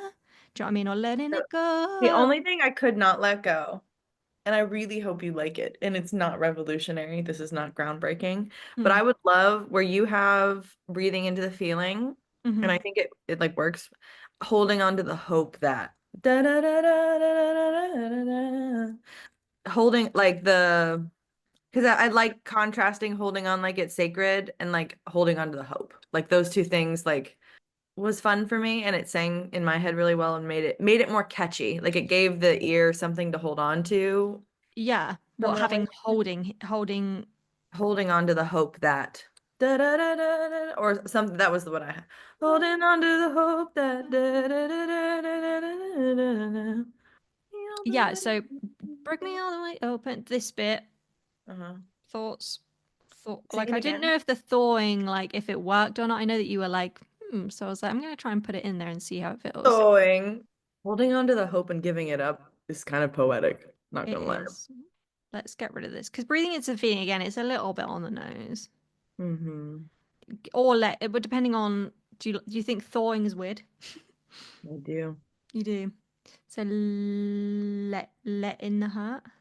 Let in the hurt I turn cold from. Yeah, I like it. And then we go for giving it up. Holding on to the hope and giving it. Is there any word we can put here that's like, I mean, toe tiny? We'd have to have, I mean, it'd have to be a small word, obviously. Yeah. It you have the space of You it. have a syllable. We have a syllable to play with. Two letters, one syllable. That's what you get. Yeah. And it's not I a just deal need to have breaker. for me to pull off Yeah. the run, it needs to be on an go. That's why I was like go or up work for me to like hit that easily with a recording tomorrow. Yeah. You're gonna crush it. You're a professional. If you need any BGs, let me know. I can shoot those over. My girl's got me. That would be quite cute actually. I think having yeah. And I feel like our voices, Mm. particularly my Okay. Once harmonies to yours, would be really pretty. I'll get Chris to send over. Because I still got I got my $250 mic I've not used. Okay, it's really like a $500 mic that I got for $250 that Oh, I've sick. used. Love a steal. Still, eBay, baby. Oh yeah. Okay. Giving it up, giving it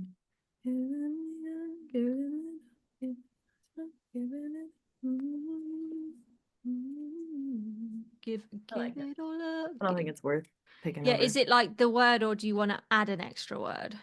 I like want more context for it. I feel like we've thrown it in places, right? Like holding on like it's sacred, and we Yeah. name it in the next line, and then but it's fine. It's a royal it. We can have one royal it, I think, in this song. Yeah. Because also we say here as well, like the hurt. Yeah. Yeah, you're right. Yeah. Yeah. And then we move into Feel the bit better that I about was it. like, I liked the bind, but so Sing this part the again. thought of this was then sing it now or sorry, did you say chorus or this? I meant finish your thought, actually. Okay. Whatever you were saying is what I wanted. The like next part of it being like, because I didn't want it to come across as like me burying the all of it. Get down there. Yeah, like I Get. didn't want it to be like, but more Yeah. like letting it like stay, Release lay it to rest, like let it. And because we've done like the whole water theme, it was kind of like anchoring it, you know, and let time be the healer. And this is like the these were all of the thoughts that were coming through my I like head. it. I was like, you know what, I give up. How do I hear that? But I can sing it through. And I think I like bind because again, it feels like a rope, like bind, you know, like an anchor with a rope rather than tie. I think it's more interesting than tie. Anchor has a purpose versus like a rope implies like bear. Yeah, like anchor's like Yeah, but bind them to the, yeah, anyway, I'll sing it through. say surface into the in the chorus. Uh, I don't mind it in the bridge though too. oh yeah, there. Because I was trying to, the way I was trying to sing it, bottom water. It was a stretch. We were all stretching for it, but I didn't hear a stretch at all. oh, It's not like they felt anchor them down. What do you mean even? the bind all my burdens, anchor them down at the bottom, let time be the certain, heat in the flood with a holy water. Oh, that felt stretch, yeah. Yeah, the end. It's the end line. But I thought you meant bottom felt. I thought you meant that one felt stretched. no, Like, bottom and oh, certain. girl, that felt great. What are you talking about? Yeah, it's the end line that's why all of these are just in italics because I'm like, I have no idea. Like, Bind all my burdens, anchor them down at the bottom. Let time be the Let time have a purpose. oh yeah. But then But then we could have purpose. We could have purpose. Bind all my burdens, anchor them down at the bottom. Da da da da da da. rises. That's what I was thinking. Yeah, we could do something with like. Rise to the surface, I think was what I was trying to get to with that. Yeah, because then we could have something about time being the certain for the Yeah. last line. Yeah. But it just needs to be longer. It needs more syllables. Rise. So bind all my burdens, anchor them down at the bottom. The rise. Or do you want just to pause? Rise to the because there's like an extra syllable. You could say, I think there was a version where I was singing and rise to the surface. And rise, yeah. Yeah, it does need like a little oopsie. We're both on it. And rise to the surface. Yeah, we could cut it. Bind all my burdens, anchor them down at the bottom.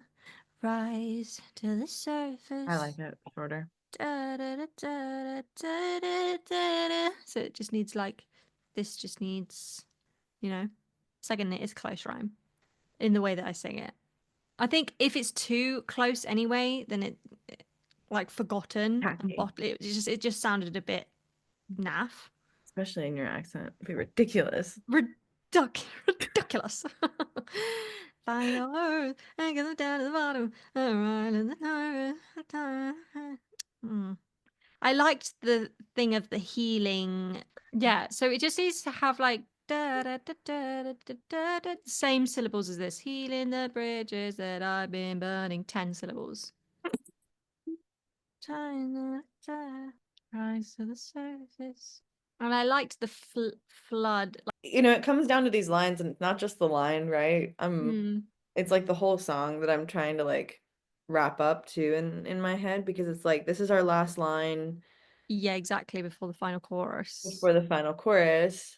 And so I really want to like to seal that rise to the surface imagery and the like the image we started with the bridge in general where it's like okay, I'm tossing the anchor. I'm getting there, you know, like I want to finish that moment without it being Yeah, I understand.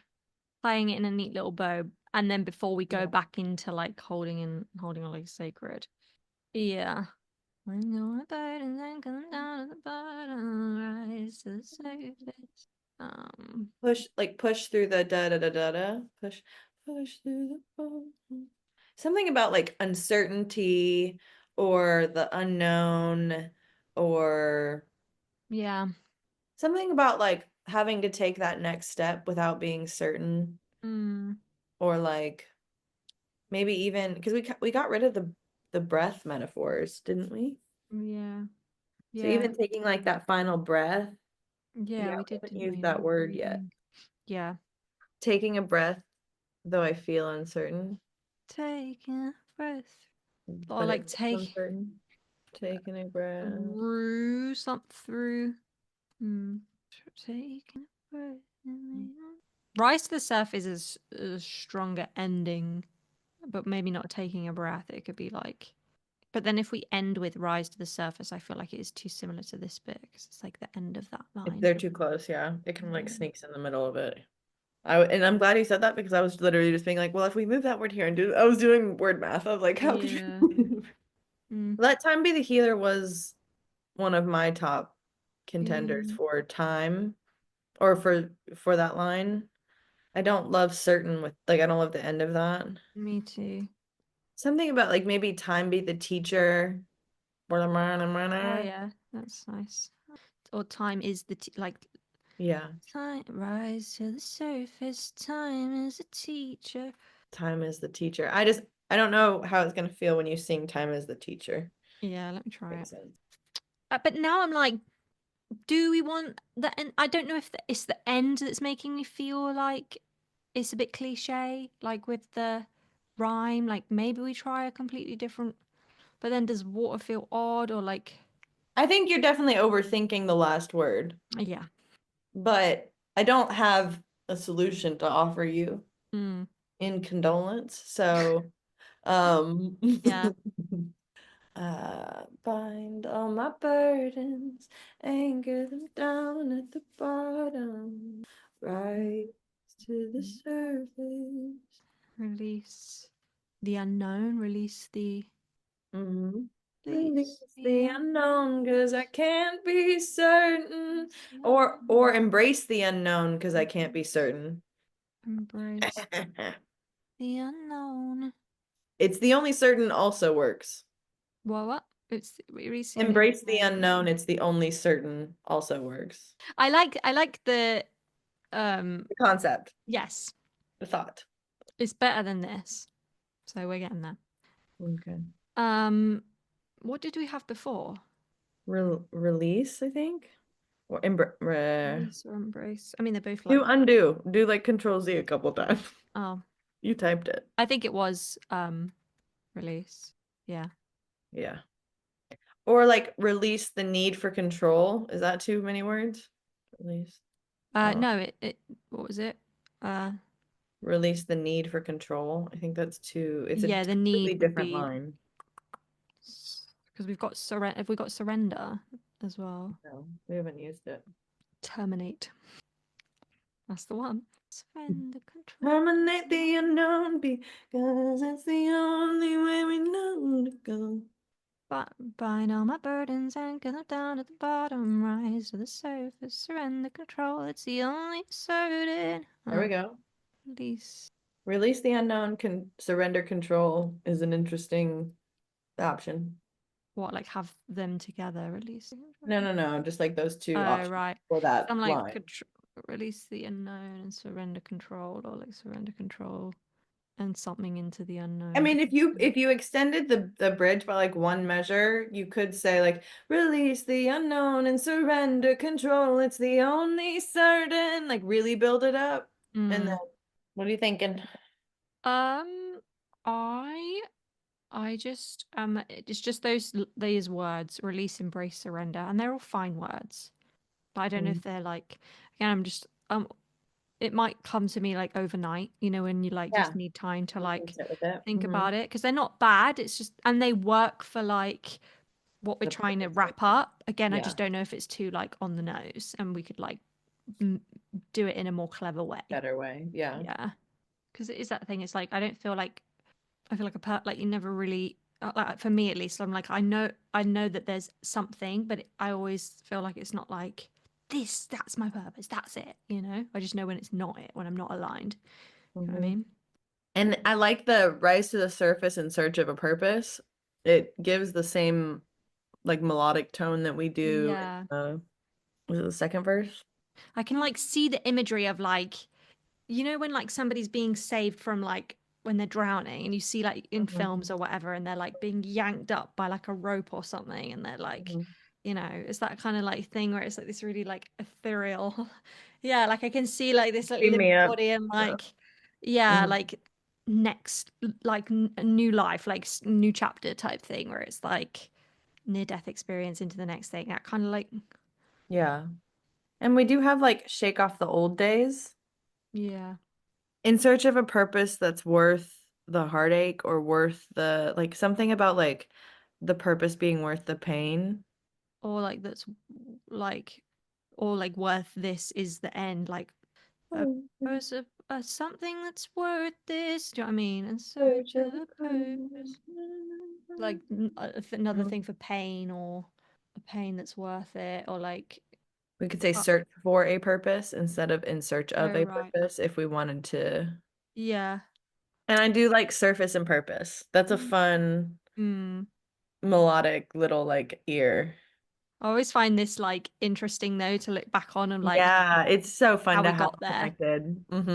like I almost never delete them for my own personal, like when I'm yeah, turning it in or like sending it to someone, I will, or like clean it up. But I always like having the yeah, just this for part, us. And this if there's anyone blue. watching this course, if Chris edits this bit in, it's like interesting for, do you know what I mean, that like teaching moment, like it. And that was when I was writing with Daniela, he found that part very interesting because we would be talking and I would just be sitting there clicking, like I'd be like, oh, he said that was funny. That was interesting. Well, I like the way he said. Yeah, And so like by the end of our conversation, we had this whole list of like brainstorm words to look back on and the whole song came. yeah, It was really cool. 100%. That's what I do. Is I was like pick out words that they're saying that are interesting, or Mhm. phrases, and then like, yeah, I like it. Should we do a run through?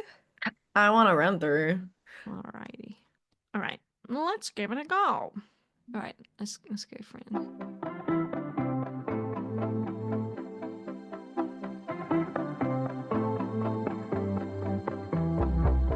Done it again, I got stuck in my head. Playing the game, but I lost it. Caught in the cage with the end that I made. Trying to turn back the page, but she's hostage. Cold in my veins keeps me frozen awake. I will roll my bones, face my shadows, and shake off the old days. Holding on to the secret, hoping that grief will be the thing to save me. Drowning into the hardest, under the surface while the world is sleeping. I hang on the burden, my urge for a float, and that where I stand, chasing the reverie, hopes that it's good for me. I'll start at the end, all the patterns mended. Re-roll my bones, chase my shadows, and shake off the old days. Holding on like a secret, hoping that grief will be the thing to save me.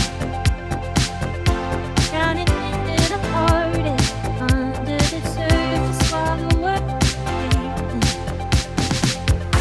Break me all the way open, letting the hurt I turn cold from. Holding on to the hope and giving it up. Find all my burdens, anchor them down at the bottom. Rise to the surface, search for a purpose that makes this worth it. Holding on to the secret, hoping that grief will be the thing to save me. Drowning into the heartache, under the surface while the world is fading. Break me all the way open, letting the hurt I've done cold from. Holding on to the hope, giving it up.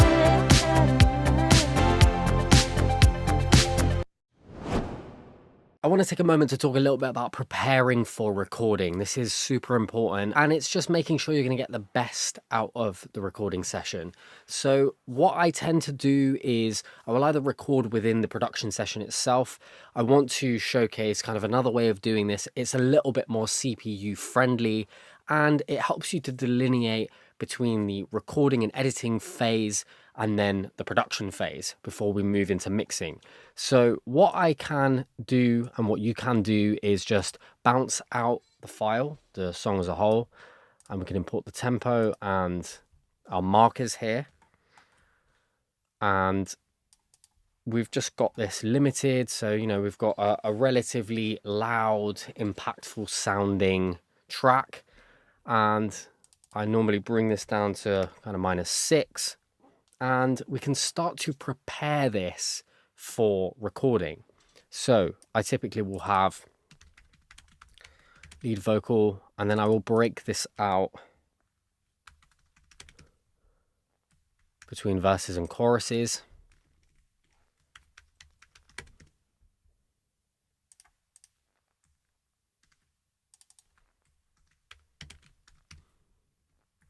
And doubles.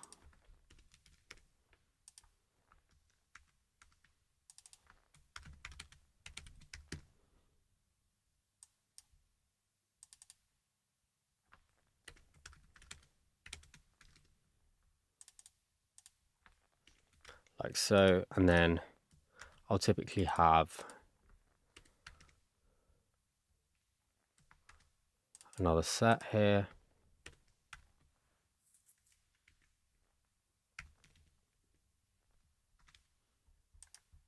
And I'll have these in the center for now. I know I'm gonna probably pan these out, but we're just getting ourselves prepared. And now we've got the song written out. We know kind of roughly how this is gonna pan out. I know that I wanna have a really large kind of stack in the chorus. We want harmonies, doubles, and we're probably gonna add some additional vocal production as well. But I know for sure I'm probably going to want soft doubles as well, which are essentially just the same thing as our doubles, just sang softer. So it's a slightly different timbre, it's a slightly different quality, and it can help to create a bit more texture and width and thickness without overwhelming the frequency spectrum, because there's just a ton of mid-range heavy stuff. When it's softer, it tends to sit in more. It's a nice supportive element to have in there. So I've just got all of these ready to go. I know that we're probably going to use input 2 here. So I can just put the corresponding input 2. And once we have the lyrics finalized, we're going to drop these in here. Now we're still going through that process, and we may even tweak some stuff while we're actually recording. But on the day, what we're going to do is we're going to open this up. And we're going to just start recording. We're going to drop the lyrics in here. And we're going to get going. So let's talk about grouping this together. So I like to have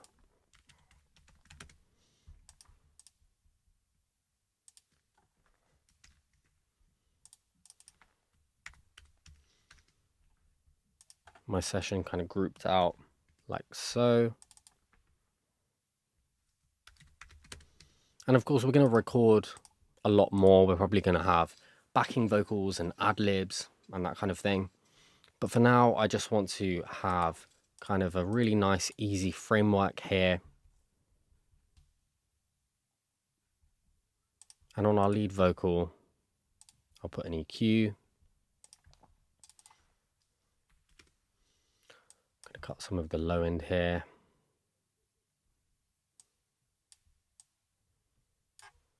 Probably going to have something going on here. And I'm just using this as a framework. I'm going to use my ears, most importantly, to actually do this. But it's just good for me to have some of this stuff pulled up here.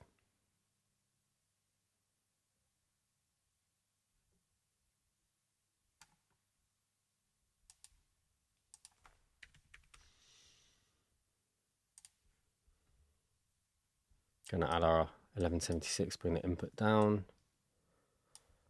Kind of have things in a rough ballpark of where I'm gonna want it.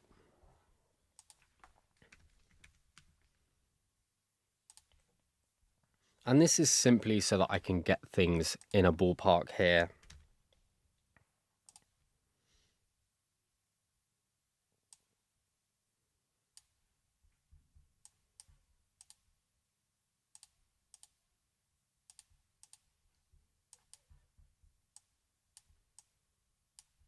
And we'll talk about all of this stuff later on when we actually go through processing the vocal. Now, I'm not necessarily processing the vocal, but what I want to do is have a rough kind of vocal chain here so that we can get things up to a little more of a smoother dynamic standpoint, get things to feel closer to how they'll sound when they're processed.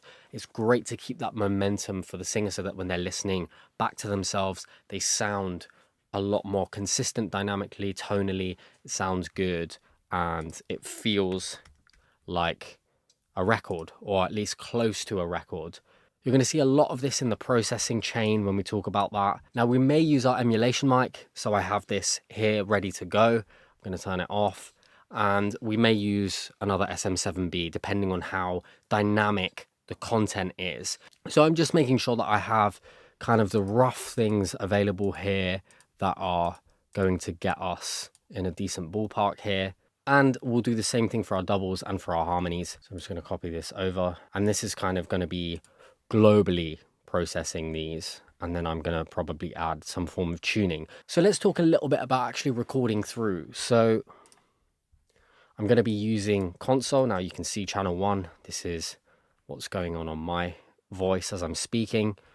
Typically channel 2, we're going to go through a little bit of compression, and we may go through a touch of EQ as well. So typically what I like to use is a Neve going either through a LA2A 1176 or a TubeTech CL1B. So I'm probably going to go through a Neve here. Not the 1073, just the preamp itself here. Drive it around here for now. This is all irrelevant until I have the vocals in, but I want to kind of walk you through the process so you can see. And the TubeTech CL1B, and I'll get maybe 1 to 2 decibels of gain reduction. 4:1 ratio is fine. I'll dial in the threshold here. Medium attack, medium release, typically.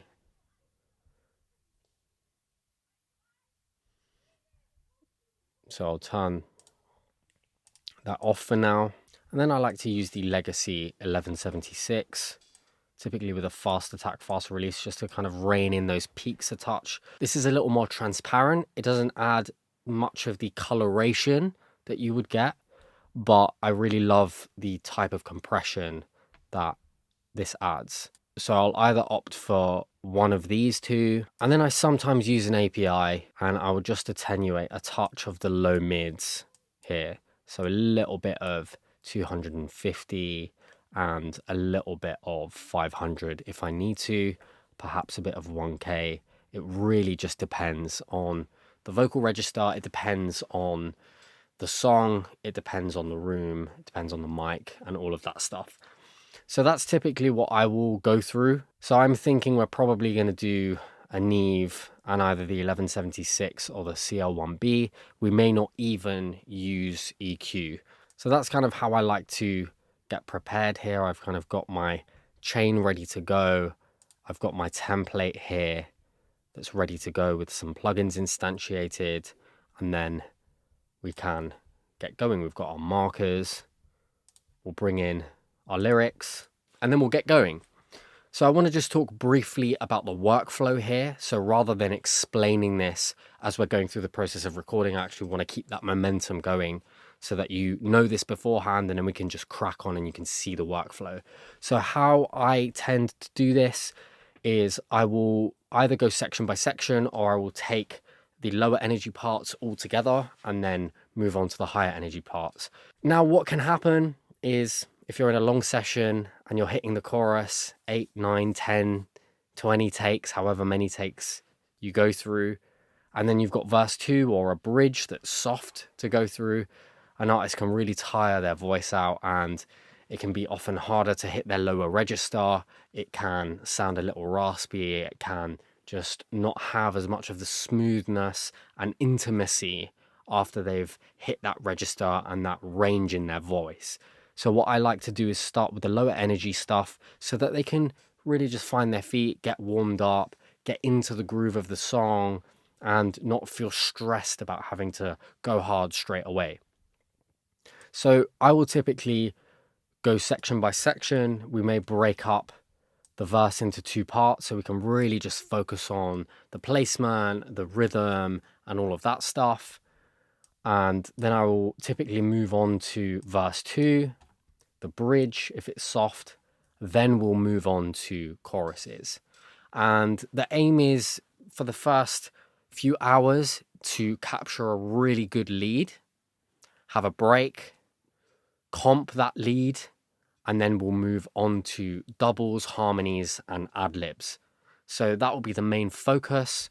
And then once we've got the doubles, harmonies, and ad-libs tracked to the comped lead vocal, then we can move on to experimentation, adding backing vocals, adding ad-libs, and all of the extra kind of little nuances that really fill out the arrangement. And then from that point on, we'll wrap the session up, and then we'll have time to really dial into refining the vocals, editing them, tuning, time aligning, any kind of cleanup we need to do, lip smacks, breaths that are, overly loud. We can gain automate, make sure things are nice and level, and then we'll move on into processing. So that's the broad overview. We've got our session prepared. We've got our track here. We've got the BPM. We know what we're doing. We've got some plugins instantiated. We've got our vocal chain ready to record through when the singer comes. And then we're just going to set up the microphone. We'll choose the microphone on the day. We'll do a couple of tests, and then we will record in that fashion. We'll aim for anywhere between 5 to 10 takes for each of these parts. We may revisit parts as the singer feels more warmed up and confident and ready to go. And then we will record everything else after we've comped the lead vocal, go away, we'll edit them, and then we will process them. And then by this point is where we will revisit the production. We're going to bounce out all of our vocals. We're going to bring them into the production session, and then we are going to start refining the song as a whole. And this is the point where everything should start to sound like a record. And we're not even necessarily thinking too much about mixing as mix engineers. We're just processing with the emotional intent in mind. And we're going to get this as close to a finished sounding song as we possibly can. So before we dive into a little bit of the documentation of recording the vocals and doing a little bit of comping and editing as we're going, I wanted to just talk very briefly about how we decided to record. So first and foremost, here's kind of the recording chain that we went through. So we were into channel 2, and we've got a Neve preamp, and we've got an 1176 LN here. And this is the legacy version, so it's not going to color the sound as much. It's a lot more transparent.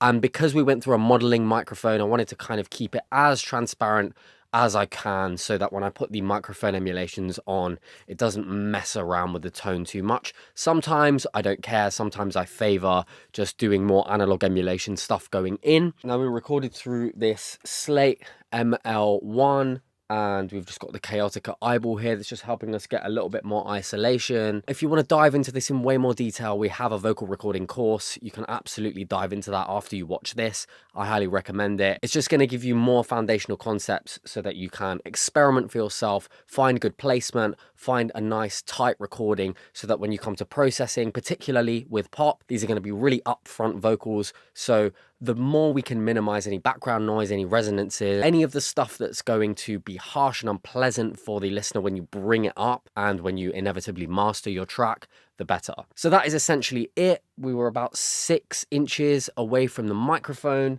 and we were using the gobo behind me, so I moved the plant. I kind of repositioned things ever so slightly so that we could get a nice, tight, clean recording.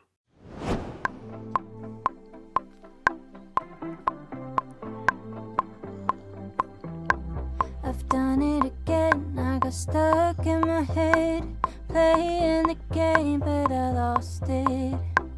I'm caught in the cage with the end that I made, trying to turn back the page, but she's hostage. That was a great take. I've done it again, I got stuck in my head, playing the game, but I lost it. I'm caught in the cage with the end that I made, trying to turn back the page, but she's hostage. Once more.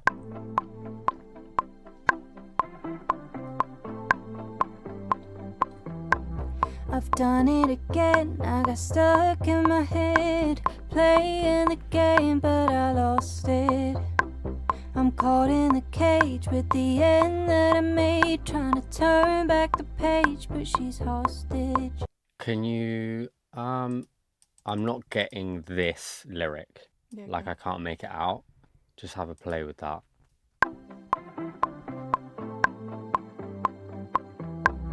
I've done it again, I got stuck in my head, playing the game, but I lost it. I'm caught in a cage with the end that I made, trying to turn back the page, but she's hostage. Yeah, that was great. That was good. Okay. Do you want to do one more? Mm-hmm. Do one more. And then verse 2, the first part is similar, isn't it? Like similar placement. I'll hang up my burden. But will that placement be easier to but we can sing do than the going next. low?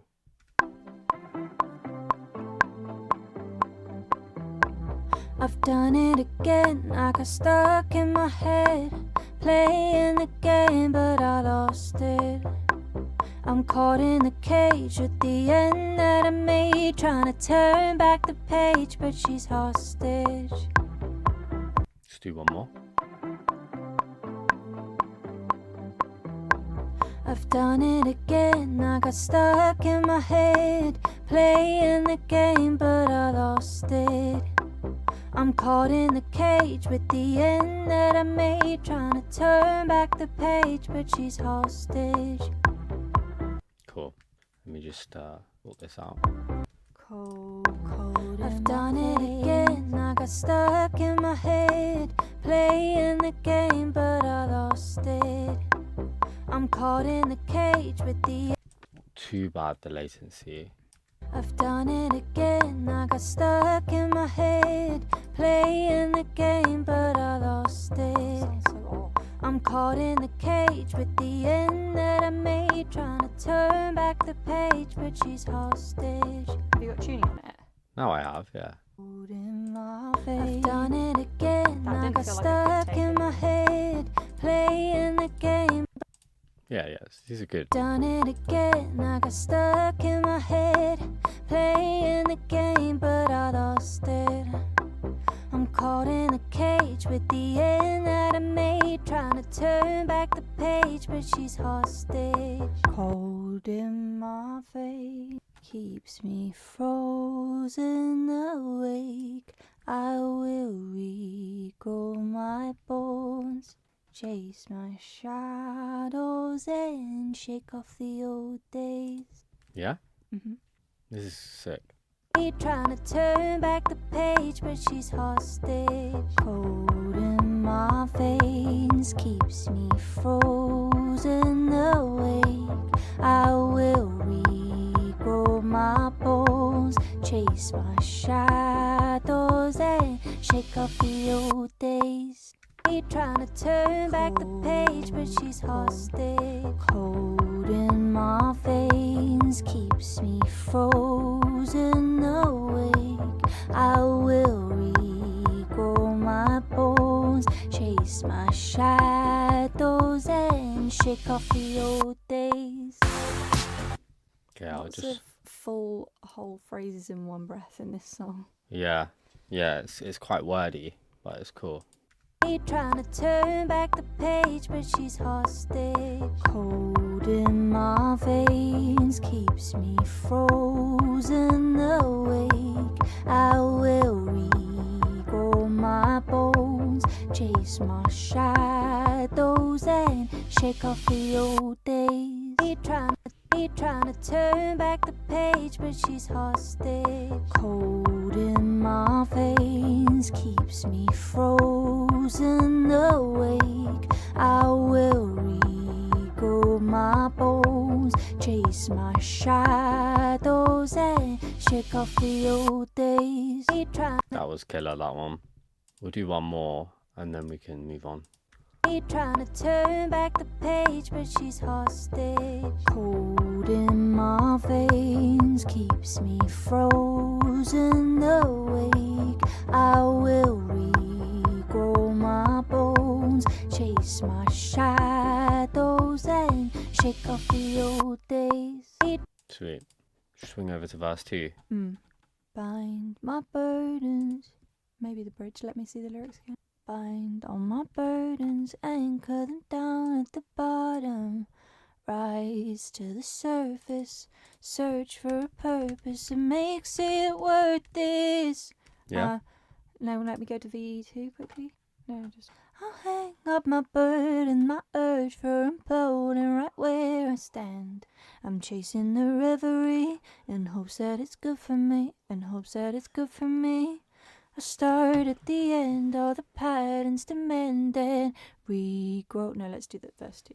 Verse 2, yeah. Are you going to go into regrow, or are you just going to do the... Maybe. Okay, I'll loop it round. It's quite like straight in. Yeah, so... I'll loop it round for now. And then if you need to split it up, we can. I'll hang up the burden, my urge for imploding right where I stand. I'm chasing the reverie in hopes that it's good for me. I'll start at the end, all the patterns to mend and regrow my bones, chase my shadows, and shake off the old days. Watch the here. Regrow my bones, chase my That bones. bones. Regrow my bones, chase It's 'cause I need to breathe. day. Oh, I see. I'll hang up the burden, my urge for imploding right where I stand. I'm chasing the reverie in hopes that it's good for me. I start at the end, all the patterns to mend and regrow my bones, chase my shadows, and shake off the old days. Yeah, that was good. It was just not very...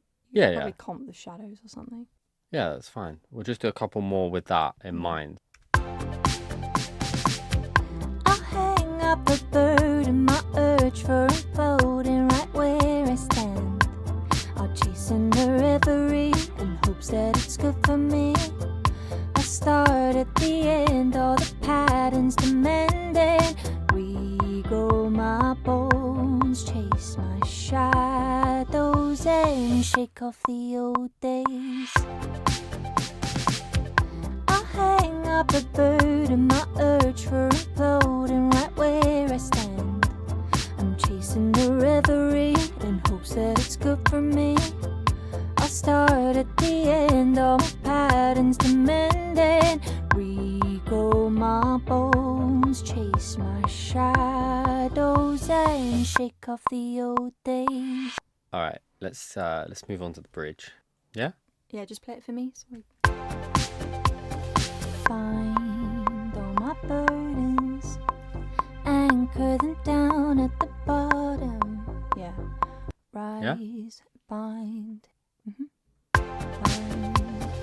Find all my burdens, anchor them down at the bottom. Rise to the surface, search for a purpose that makes it worth this. Yeah, great. We'll just do the whole thing. Find all my burdens, anchor them down at the bottom, rise to the surface, search for a purpose that makes it worth this.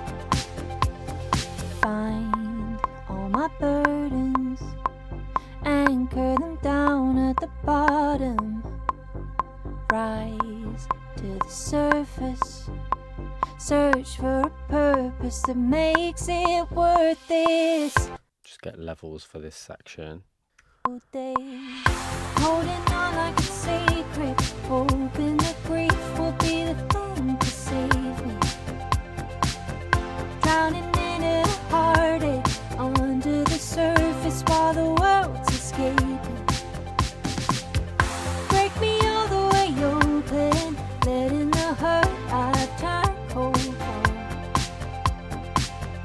holding on to the hope and giving it up.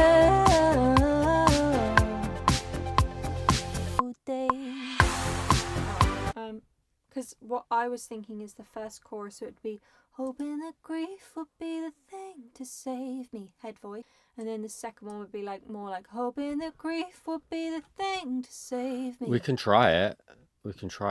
We'll do that first and have the option. I just think it might be too soft. Oh, in head voice. I just think it might not be like enough to carry people through to the next bit, but we'll try it. Yeah, more like a flip, you know, like when I do the Finally thing. Sure. Check off the old days, holding on like it's sacred, hoping that grief will be the thing to save me, drowning into the heartache under the surface while the world's escaping. Check off the old days, holding on like it's sacred, hoping that grief will be the thing to save me, drowning into the heartache under the surface while the world's escaping. Check off the old days, holding on like it's sacred, hoping that grief will be the thing to save me, drowning into the heartache under the surface while the world's escaping. Check off the old days, holding on like it's sacred, hoping that grief will be the thing to save me, drowning into the heartache under the surface while the world's escaping. Check off the old days, holding on like it's sacred, hoping that grief will be the thing to save me, drowning into the heartache under the surface while the world's escaping. Check off the old days, holding on like it's sacred, hoping that grief will be the thing to save me. Let's move on to... Shake off the old days, holding on like it's sacred, hoping that grief will be the thing to save me, drowning into the heartache under the surface while the world's escaping.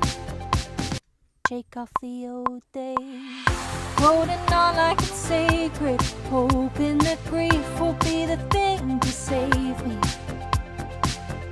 drowning into the heartache under the surface while the world's escaping. Shake off the old days, holding on like it's sacred, hoping that grief will be the thing to save me, drowning into the heartache under the surface while the world's escaping. We'll come back to it if we need to. Surface while the world's escaping. Break me all the way open, letting the hurt I've turned cold from, holding on to the hope and giving it up. Surface while the world's escaping. Break me all the way open, letting the hurt I've turned cold from, holding on to the hope and giving it up. Surface while the world's escaping. Break me all the way open, letting the hurt I've turned cold from. Holding on to the hope and giving it up. Surface while the world's escaping. Break me all the way open, letting the hurt I've turned cold from. Holding on to the hope and giving it up. Let's Maybe just. I can try some all the way through. Yeah. Shake off the old days. Holding on like it's sacred, hoping that grief will be the thing to save me. Drowning into the heartache under the surface while the world's escaping. Break me all the way open, letting the hurt I've turned cold from. Holding on to the hope and giving it up. Shake off the old days. Holding on like it's sacred, hoping that grief. Shake off the old days. Holding on like it's sacred, hoping that grief will be the thing to save me. Drowning into the heartache under the surface while the world's escaping. Break me all the way open, letting the hurt I've turned cold from. Holding on to the hope and giving it up. That was good. Let's get a couple of those and let's move on. I've turned cold from. Holding on to the hope and giving it up. I've turned cold from. Holding on to the hope and giving it up. Yeah, that was nice. One more. I've turned cold from. Holding on to the hope and giving it up. Cool. I say we like quickly comp. Yes. Break me all the way open, letting the hurt I've turned cold from. Break me all the way open, letting the hurt. Break me all the way open, letting the hurt I've turned cold from. Break me all the way open, letting. Break me all the way open. Break me all the way open. Break me all the way open. Break me all the way open. Break me all the way open. Letting the hurt I've turned cold from. Break me all the way open. Letting the hurt I've turned cold from. Break me all the way open. Letting the hurt I've turned cold from. Just hear this. I think this is pretty good. Like, I'm trying not to mess with it too much. Holding on like it's sacred, hoping that grief will be the thing to save me. Drowning into the heartache under the surface while the world's escaping. Holding on like it's sacred, hoping that grief will be the thing to save me. It's hard because the latency is all that. Drowning into the heartache under the surface while the world's escaping. Holding on like it's sacred. Yeah. Holding on like it's sacred, hoping that grief will be the thing to save. I'm not like. Holding on like it's sacred. Holding on like it's sacred, hoping that grief I don't will really be like the. I think sacred. Yeah. It's just the last one, isn't it? Holding on like it's sacred, Never tends to be the best. Holding on like it's sacred, hoping that grief will be the. Holding on like it's sacred. I like that. I like that. Holding on like it's sacred. I like that holding on. Yeah, I It's like more it like too. on rather than all. Holding on like it's sacred. Holding on like it's sacred. That's nice. Holding on like it's sacred. Hoping that grief. Hoping that grief will be the thing to save. Hoping that grief will be the thing to save me. Hoping that grief will be. Hoping that grief will be. Hoping that grief. Hoping that grief. Hoping that grief will. Hoping that grief will. Hoping that grief. Hoping that grief. Hoping that grief. Hoping that grief will be the thing to save me. Shake off the old days. Holding on like it's sacred. Hoping that grief will be the thing to I need to save move me. it over. Drowning into the heartache under the surface while the world's escaping. Yeah? I think so, If yeah, you're it just happy, needs I'll timing. align it now. I'll do Are it. you? Holding on like it's sacred. Hoping that grief. Still that hoping. Holding on like it's sacred. Hoping that grief will be the thing to save me. Drowning into the heartache under the surface while the world's escaping. Break me all the way open, letting the hurt I've turned. Break me all the way open, letting the hurt I've turned cold from. Break me all the way open, letting the hurt I've turned cold from. Holding on to the hope, holding on to the hope and giving it up. Shake off the old days. Holding on like it's sacred, hoping that grief will be the thing to save me. Holding on like it's sacred, hoping that grief will be the thing to save me. Drowning into the heartache under the surface while the world's escaping. Break me all the way open, letting the hurt I've turned cold from. Holding on to the hope and giving it up. Drowning into the heart. Yeah, it's a bit off, but Drowning into the heartache drowning into the heartache under the surface while the world's escaping. yeah. Is that good? Okay. Take a minute. Let's just have a quick break, and then we can dub it. Holding on like it's sacred, hoping that grief.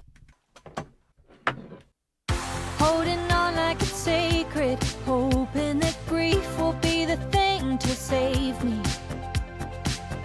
Drowning into the heartache under the surface while the world's escaping. Break me all the way open, letting the hurt I've turned cold from. Holding on to the hope and giving it up. Whenever you're ready, Hey. we can just do the dubs. This is like a classic one, like Sabrina, like big pop artists. They have so many harmonies that you can't hear, like that just fills it out. Do you want to have a listen, or do you want to just? Yeah, maybe. Shake off the old days. Holding on like it's sacred, hoping that grief will be the thing to save me. Drowning into the heartache under the surface while the world's escaping. Break me all the way open, letting the hurt I've turned cold from. Holding on to the hope and giving it up. Shake off the old days. Holding on like it's sacred, hoping that grief will be the thing to save me. Drowning into heartache under the surface while the world's escaping. Break me all the way open, letting the hurt I've turned cold from. Holding on to the hope and giving it up. That was great. Let's do one more. Shake off the old days. Holding on like it's sacred, hoping that grief will be the thing to save me. Drowning into the heartache under the surface while the world's escaping. Break me all the way open, letting the hurt I've turned cold from. Holding on to the hope and giving it up. Cool, and then we'll do the other side. Shake off the old days. Holding on like it's sacred, hoping that grief will be the thing to save me. Drowning into the heartache under the surface while the world's escaping.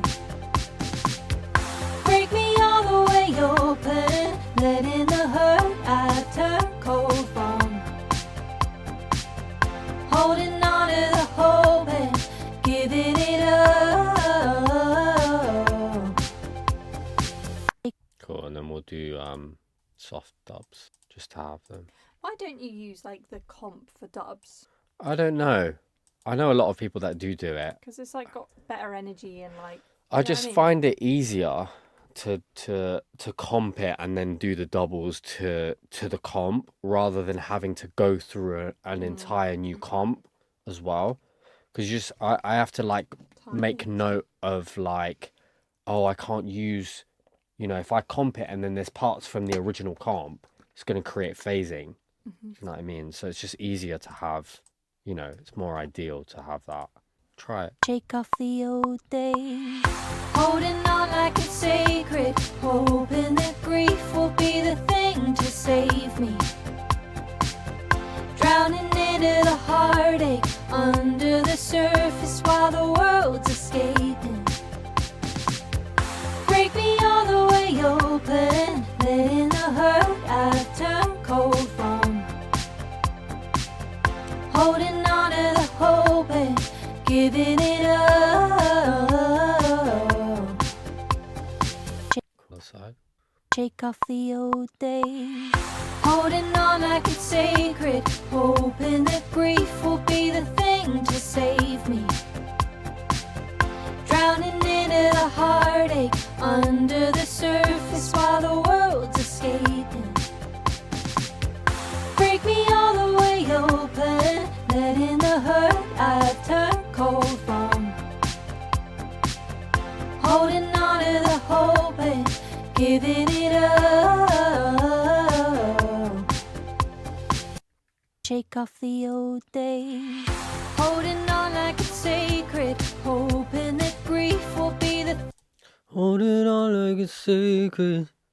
I think just that one set of harmonies is going to give it that, yeah. Maybe a low one as well. Shake wanna off just hear the it old and- days. Holding on like it's sacred, hoping that grief will be the thing to save me. Drowning into the heartache under the surface while the world's escaping.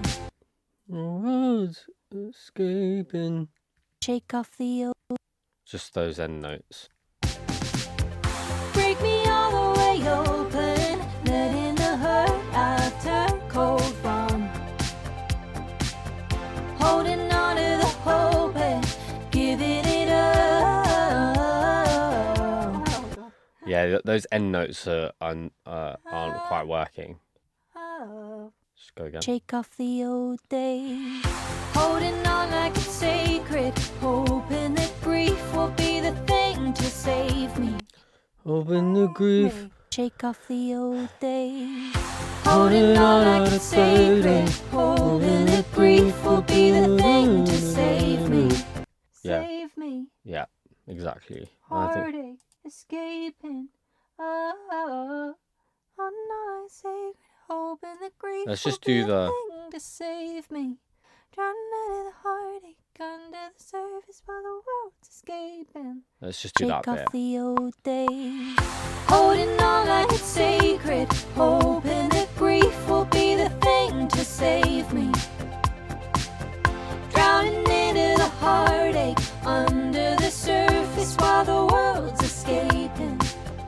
Shake off the old days, holding on like it's sacred, hoping that grief will be the thing to save me. Drowning into the heartache under the surface while the world's escaping. That's a really nice hum. Let's do the other side. Grief will be the thing. You okay? Shake off the old days, holding on like it's sacred, hoping that grief will be the thing to save me. Drowning into the heartache under the surface while the world's escaping. Shake off the old days, holding on like it's sacred, hoping that grief will be the thing to save me. Drowning into the heartache under the surface while the world's escaping. Just one more. Shake off the old days, holding on like it's sacred, hoping that grief will be the thing to save me. Drowning into the heartache under the surface while the world's escaping. Cool. Shake off the old days, holding on like it's sacred, hoping that grief will be the thing to save me. Drowning into the heartache under the surface while the world's escaping. Shake off the old days, holding on like it's sacred, hoping that grief will be the thing to save me. Holding on like it's sacred, hoping that grief will be the thing to save me. That one's quite nice. Holding on like it's sacred. Holding on like it's sacred, hoping that grief will be the thing to save me. Drowning into the heartache under the surface while the world's escaping. Let's do that again. Holding on like it's sacred, hoping that grief will be the thing to save me. Drowning into the heartache under the surface while the world's escaping. Just one more. Holding on like it's sacred, hoping that grief will be the thing to save me. Drowning into the heartache under the surface while the world's escaping. Let's stop that. Holding on like it's sacred, hoping that grief will be the thing to save me. Drowning into the heartache under the surface while the world's escaping. Holding on like it's sacred, hoping that grief will be the thing to save me. Drowning into the heartache under the surface while the world's escaping. One more. Holding on like it's sacred, hoping that grief will be the thing to save me. Drowning into the heartache under the surface while the world's escaping. Cool. Sounds good. Break me all the way open. Break me all the way open. Letting the hurt I've turned cold from. Holding on to the hope and giving it up. Just the second to last note was off. Break me all the way open. Letting the hurt I've turned cold from. Holding on to the hope and giving it up.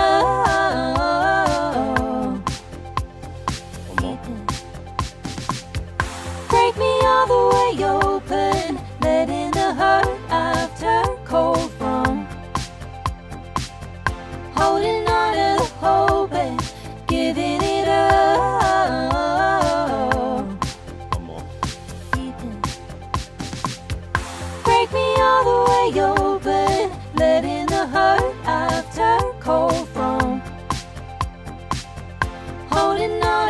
hope and giving it up.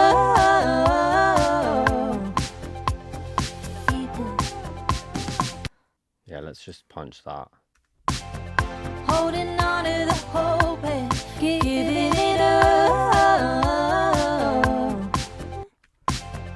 Holding on to the hope and giving it up. Great. A couple more. Holding on to the hope and giving it up. Other side. Holding on to the hope and giving it up. Once more. Holding on to the hope and giving it up.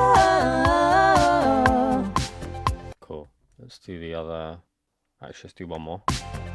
Holding on to the hope and giving it up.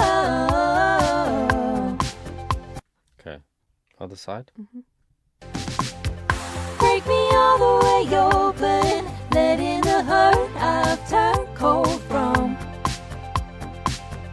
Holding on to the hope and break me all the way open, letting the hurt I've turned cold from. Holding on to the hope and break me all the way open, letting the hurt I've turned cold from. Holding on to the hope and One more.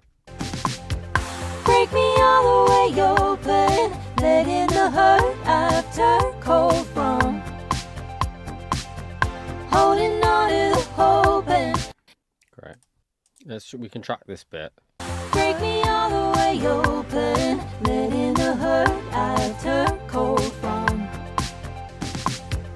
Break me all the way open, letting the hurt I've turned cold from. Yeah, it's super close. Break me all the way open, letting the hurt I've turned cold from. Cool, that was it. The other side. Break me all the way open, letting the hurt I've turned cold from. Break me all the way open, letting the hurt I've turned cold from. Break me all the way open, letting the hurt I've turned cold from.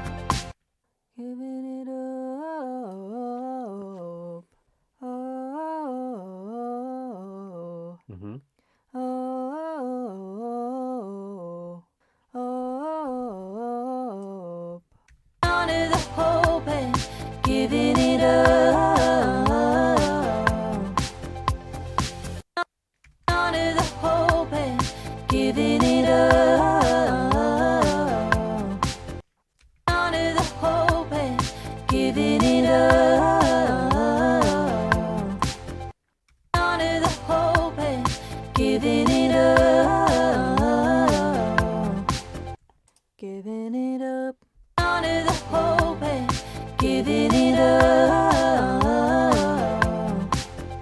On to the hope and giving it up. On to the hope and giving it up. Once more. On to the hope and giving it up. Holding on to the hope and holding on to the hope and holding on to the hope and holding on to the hope and holding on to the hope and Cool. I think that's enough. Want to hear it? holding on like it's sacred, holding on like it's sacred, hoping that grief will be the thing to save me, drowning into the heartache under the surface while the world's escaping. Break me all the way open, letting the hurt I've turned cold from. Holding on to the hope and giving it up. Holding on like it's sacred, hoping that grief will be the thing to save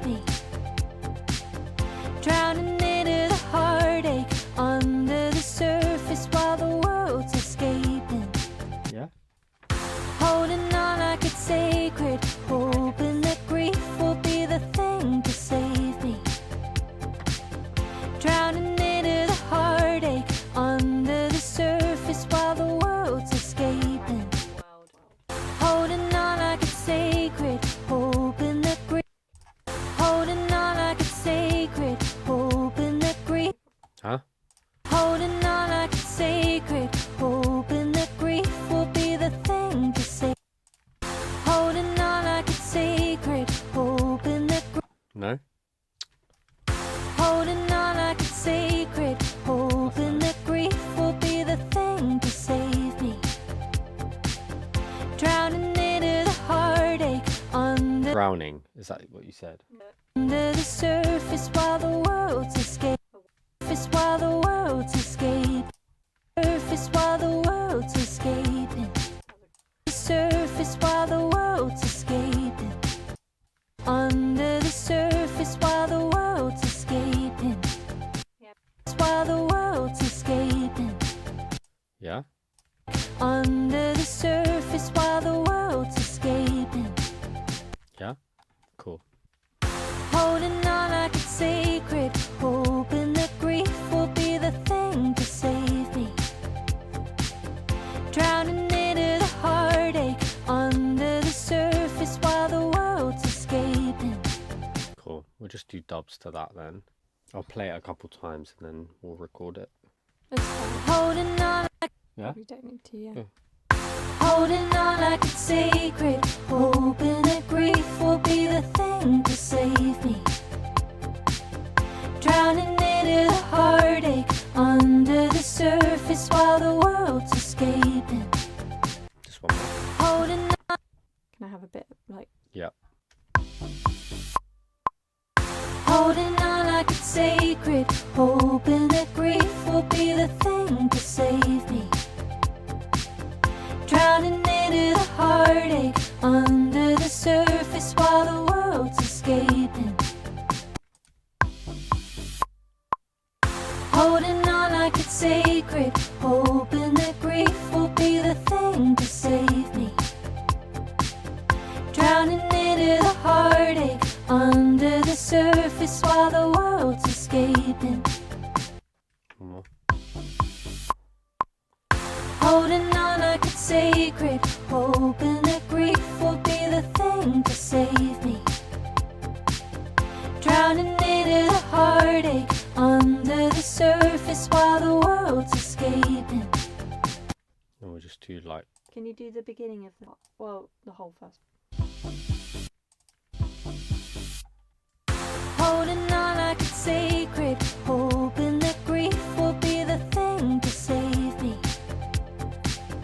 Drowning into the heartache under the surface while the world's escaping. we can just do softer dubs as well, just to have it. Holding on like it's sacred, hoping that grief will be the thing to save me. Drowning into the heartache under the surface while the world's escaping. One more. Holding on like it's sacred, hoping that grief will be the thing to save me.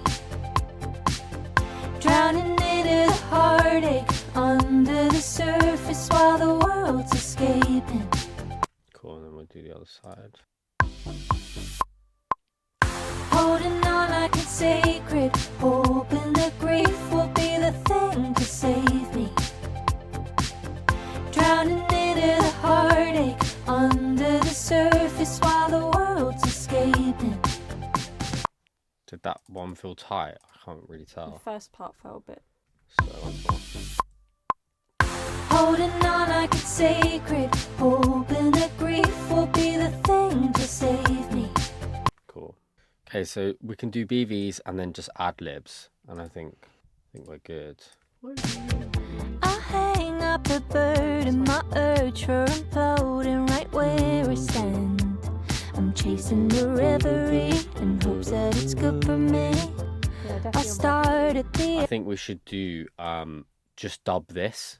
Yeah. I'm chasing the reverie in hopes that it's good for me. I start at the end, all the patterns to mending. I'm chasing the reverie in hopes that it's good. I'm chasing the reverie in hopes that it's good for me. I start at the end, all my patterns to mending. I start at the end, all the patterns to mending. I start at the end, I start at the end, all the patterns to mending. I start at the end, all the patterns to mending. I start at the end, I start at the end, I start at the end of. I start at the end. Oh, you like star? I start at the end of my patterns to mending. I start nice. at the end of my patterns to mending. It's got a nice like groove. Reverie, I like the little flip up. I'm chasing the reverie. Just gonna find a better chasing. I'm chasing the river. I'm chasing the reverie. I'm chasing the river. I'm chasing the reverie in hopes that it's. I'm chasing the reverie in hopes that it's good for me. In hopes. In hopes that. In hopes that it's good. In hopes that it's good. In hopes that. In hopes that it's good for me. I'm chasing the reverie in hopes that it's good for me. I start at the end of my path. I'm chasing. Yeah. Whole Yeah. I'm chasing the reverie in hopes that it's good for me. I start at the end of my patterns to mending. Got a rogue breath there. I'm I like chasing. it. I felt like it with like reverb on it. It felt like it was like a moment.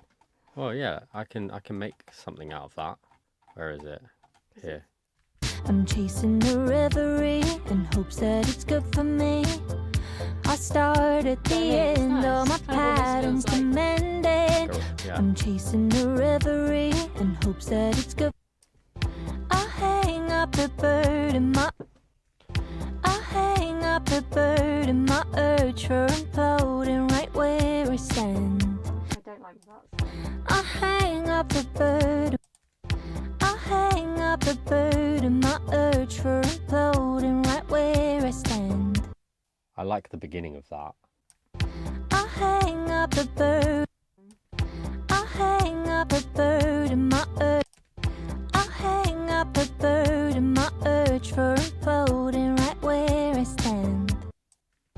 I hang up the bird in my urge for. It kind of sounds like it's saying a burden rather than the burden. Yeah. I hang up the bird in my urge for imploding right where. It's a bit too like. I liked the one before. This one.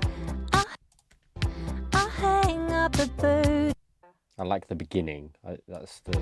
I hang up the bird. No, I liked I hang up the bird in my urge for imploding right where I stand. I hang up the bird in my urge for imploding right. I hang up the bird in my urge for imploding right where I stand. Imploding is I more. don't like the. I hang up the bird. Oh, that. It's fine. I hang up the bird in my. I hang up the bird. Yeah. I hang up the bird in my urge for imploding right where I stand. I like urge. I hang up the bird in my urge for imploding right where I Just the rhythm of that one. urge for imploding right where I stand. Urge for imploding right where I stand. My urge for imploding This bit too. the bird in my urge for You like burden and urge. I think so. the bird in my urge for imploding This bit you don't like. No, that one. for imploding right where for imploding right where I stand. For imploding right where I stand. For imploding right where I stand. Yeah. I like the where and I like him. For imploding right where I stand. I'm chasing the river, implode. For wanna hear a listen. imploding right where I stand. For imploding right where I stand. For imploding right where I stand. Yeah. Okay. Yeah. I hang up the bird in my urge for imploding right where I stand. I'm chasing the reverie in hopes that it's good for me. I stop at the end of. I hang up the bird in my urge for imploding right where I stand. I'm chasing the reverie in hopes that it's good for me. I start at the end of my patterns to mending. Re-go. I hang. End. Yeah. It's nice. I like that breath. It's weird how it feels like it has reverb on it. Hmm. Regrow my bones, chase my shadows and shake off the old days. Regrow my bones, chase. I like the beginning of that. Regrow my bones, chase my shadows and shake off the old days. Regrow my bones, chase my shadows and shake off the old days. Can I hear like the one of Yeah. Regrow my bones, chase. All of these are fine. Regrow my bones, chase. Regrow my bones. Of what? This one? Regrow my bones, chase my shadows. Regrow my bones, chase my shadows. Either one. Yeah, I think they've got a little more character in them. But Regrow my bones, chase my shadows and shake off the old days. Regrow my bones, chase my shadows and shake. the other parts. I don't like that shadows is late, but I can just move that over. Yeah, energy. Shadows, shadows and shadows and my bones, chase my shadows and shake off the old days. Obviously the S will be fine. I just need to flatten it. I hang up a bird in my. Let me just Can we have a look at now that I'm here? yeah. I hang up a bird in my urge. I hang up a bird. I hang up a bird in my urge. I hang up a. I hang up a bird. I hang up. I hang up a bird in my urge for imploding right where I stand. I'm chasing the reverie in hopes that it's good for me. I start at the end, all my patterns to mend it. Regrow my bones, chase my shadows and shake off the old days. The reverb. And regrow, I'm choking. mend it. Regrow my bones to mend it. Regrow my bones, chase my shadows and shake off the old days. Happy? Okay, I can flatten it then. What do you want me to do here? Just dubs, yeah. Do you think there should be like 1 sec. Shadows and You gonna say? shadows and shadows and shadows and shadows and shadows and shadows and shadows and shake off the old days. Bridge. oh, what is this? Verse 2. Oh, right. Yeah. Oh yeah. Dubs all the way through. Probably not. I just think hang up the reverie in order to do the day. Yeah. But we can just dub it all the way through if you want, just to have it. Cute. Alright. I think yeah, chasing the reverie and then maybe on reverie a harm. Yeah. I'm chasing Okay. right where I stand. I'm chasing the reverie in hopes that it's good for me. I start Let's do that again. Wasn't tight enough. right where I stand. I'm chasing the reverie in hopes that it's good for me. Right where I stand. I'm chasing the reverie in hopes that it's good for me. Other side. Right where I stand.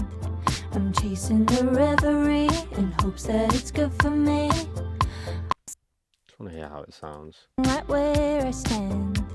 I'm chasing the reverie in hopes that it's good for me. Right where I stand. I'm chasing the reverie in hopes that it's good for me. Yeah, that's cute. Reverie. I might even just I'll do it just. Yeah. Right where I stand. I'm chasing the reverie in hopes that it's good for me. That's what. Right where I stand. I'm chasing the reverie in hopes that it's good for me. Other side. Right where I stand. I'm chasing the reverie in hopes that it's good for me. Right where I stand. I'm I'm chasing the reverie in hopes that I'm right where I stand. I'm chasing the reverie in hopes that it's good for me. I start at the end, right where I stand. I'm chasing the reverie in hopes that it's good for me. I can hear them like quite I reverby start and, at like, the end, all my patterns. you want something on the regrow my bones. Maybe just dubs. I'll hang up the bird. I'll hang up the bird in my urge for imploding right where I stand. I'm chasing the reverie in hopes that it's good for me. I start at the end, all my patterns to mend and regrow my bones, chase my... Yeah, exactly. I think it's just going to elevate it from the first time round. Start at the end, all my patterns to mend and regrow my bones, chase my shadows and shake off the old days. And then regrow my bones, chase my shadows and shake off the old days. And then regrow my bones, chase my shadows and shake off the old days. I think I'm going to mute it on Yeah. the last bit so that it's in mono. It's in the center. It's narrow, I mean. Start at the end, all my patterns to mend and regrow my bones, chase my shadows and shake off the old days. And then start at the end, all my patterns to mend and regrow my bones, chase my shadows and shake off the old days. And then Oh, I wasn't ready. That one was good. Can I do the other one again? Oh, yeah. start at the end, all my patterns to mend and regrow my bones, chase my shadows and shake off the old days. Cool. And then regrow my bones, chase my shadows and shake off the and then regrow my bones, chase my shadows and shake off the and then regrow my bones, chase my shadows and shake off the old days. And then I'll hang up the bird in my urge for imploding right where I stand. I'm chasing the reverie in hopes that it's good for me. I start at the end, all my patterns to mend and regrow my bones, chase my shadows and shake off the old days. Holding on like it's sacred, hoping that grief will be the thing to save me. Drowning into the heartache under the surface while the world's escaping. Break me all the way open, letting the hurt I've turned cold from. Holding on to the hope and giving it up. Find all my burdens, anchor them down at the bottom. Rise to the surface. Rise to the surface, surface. Search for a purpose that makes it worth it. Purpose that makes it worth it. Search for a purpose that makes it worth it. Makes it worth it. Makes it worth it. So we can do BVs if you want in the chorus, and we can just do some ad libs that I can swing over to the third chorus, and then I think we're good. I need to comp V1 and the bridge, but V1's not going to have anything. It's just going to be a straight down the middle. So yeah, just do some ad libs, real simple ad libs, and let it run through. Or Yeah. okay. Shake off the old days. Holding on like it's sacred, hoping that grief will be the thing to save me. Oh, you save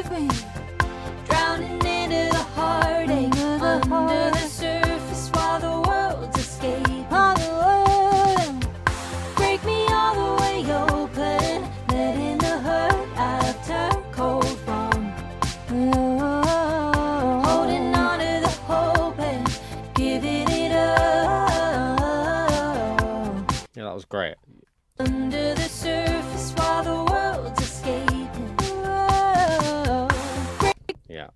world's escaping. Whoa, break me all the I recorded it. Yeah. That was handy. world's escaping. Whoa, break me all the way open. Let in the hurt I've turned cold from. Whoa, holding Don't on know to that one. I've turned cold from. Whoa, holding on to holding I want to that's nice. smooth them a bit. I've turned cold from. Holding on to No. I've Ooh, like, just keep it short. Yeah. I've turned cold from. Holding on to No. holding That's better. Yeah. holding on to the hope and giving it up. Grief will be the thing to save me. Grief will be the thing to save me. Drowning into the heartache under the surface while the world's escaping. Whoa, break me all the way open. Let in the hurt I've turned cold from. Holding on to the hope and giving it up. Fine. I think it might be nice to do another pass so that there's like one in chorus 2 and then one in chorus 3. But different. Yeah. Same spacing. Yeah, similar kind of thing. Yeah, exactly, but just different. Break off the old days. Holding on like it's sacred. Hoping that grief will be the thing to save me. Drowning into the heartache under the surface while the world's escaping. Break me all the way open. Let in the hurt I've turned cold from. Holding on to the hope and That was too similar. It's the same. holding on like it's I safe. don't know if it was nicer than. World Either. It's a bit cleaner. This one. escape. Which one? Break me all the way open. I like that. Let in the hurt I've turned cold from. Holding on to the hope and Obviously, they're not going to be playing simultaneously. save me. Drowning into the heartache under the surface while the world's escaping. Break me all the way open. Let in the hurt I've turned cold from. Holding on. I don't really like that. It's a bit too, like, unsure. Do you like the melody? Yeah. Because I quite like the melody. Open, let in the hurt I've turned cold from. Holding on to the Again. from. Turn You know when you're coming in? Cool. cold from. Holding on to the hurt I've turned cold from. Holding on to the hope and giving it up. You get to The surface while the world's escaping. Under the surface while the world's escaping. So let's dive into comping and editing our vocals. So this is our recording session now. You've watched us go through that process. What we're now going to do is jump right in. I'm going to use verse 1 as an example. Now, of course, this applies to the entire song as a whole. You saw that we did quite a lot of comping as we were going, particularly because we were recording doubles and harmonies. So we wanted to get the kind of final take going from the very beginning so that the timing, the intonation, the placement, all of that stuff that goes into getting a great performance vocally is being considered when we're doing our doubles and our harmonies. Quite frankly, there's no point recording doubles and harmonies to phrases that you're not going to use as the final take. So you can see that verse 2 is comped because we have doubles and harms that come in here, and we've also got chorus here and chorus here comped. And the process is simply finding the best takes, putting them together, and that being the best representation of the vocal. So let's dive into a practical example here. I'm going to do this with our lead vocal. Open our comp folder, and you can see that I've color coded a few of these. So particularly while recording, I like to keep the momentum up. I don't want to stop the artist.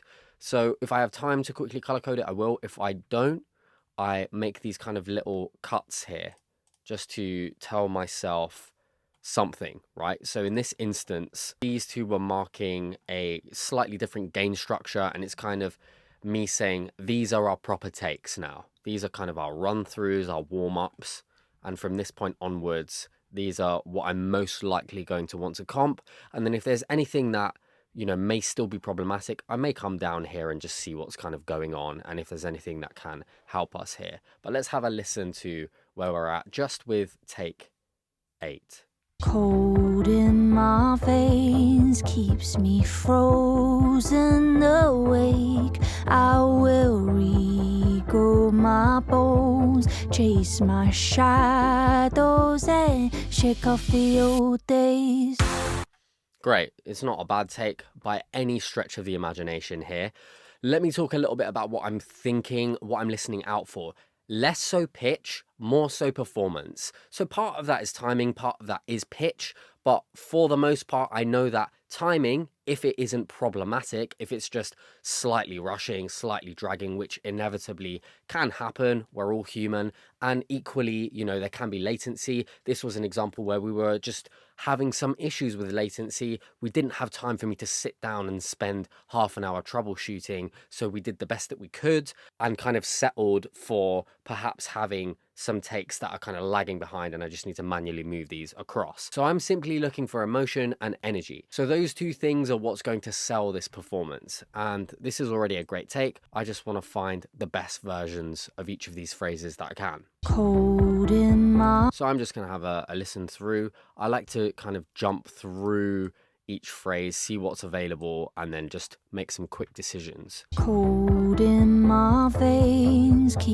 cold in my veins keeps me I like veins from here. I'm gonna cold in my veins keeps me cold in my veins keep cold in my veins keep cold in my veins keeps me cold in my veins keeps me cold in my veins keeps me cold in my veins keeps me cold. So we're kind of lagging behind, and that's bothering me. So I'm just gonna move things over slightly as a whole. Cold in my veins keeps me frozen awake. I will regrow my bones. Frozen awake. I will regrow my bones. Chase my shadows and shake off the old days. This is a great take. Stay I'm just gonna listen to this again.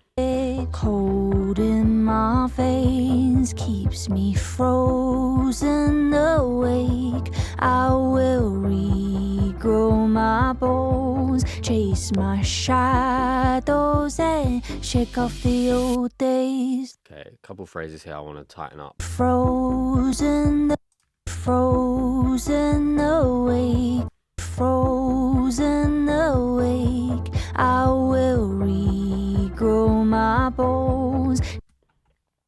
Okay, so there's a timing issue here, which I'm not fussed about here. I can fix that, but let's see if we have a better performance and better timing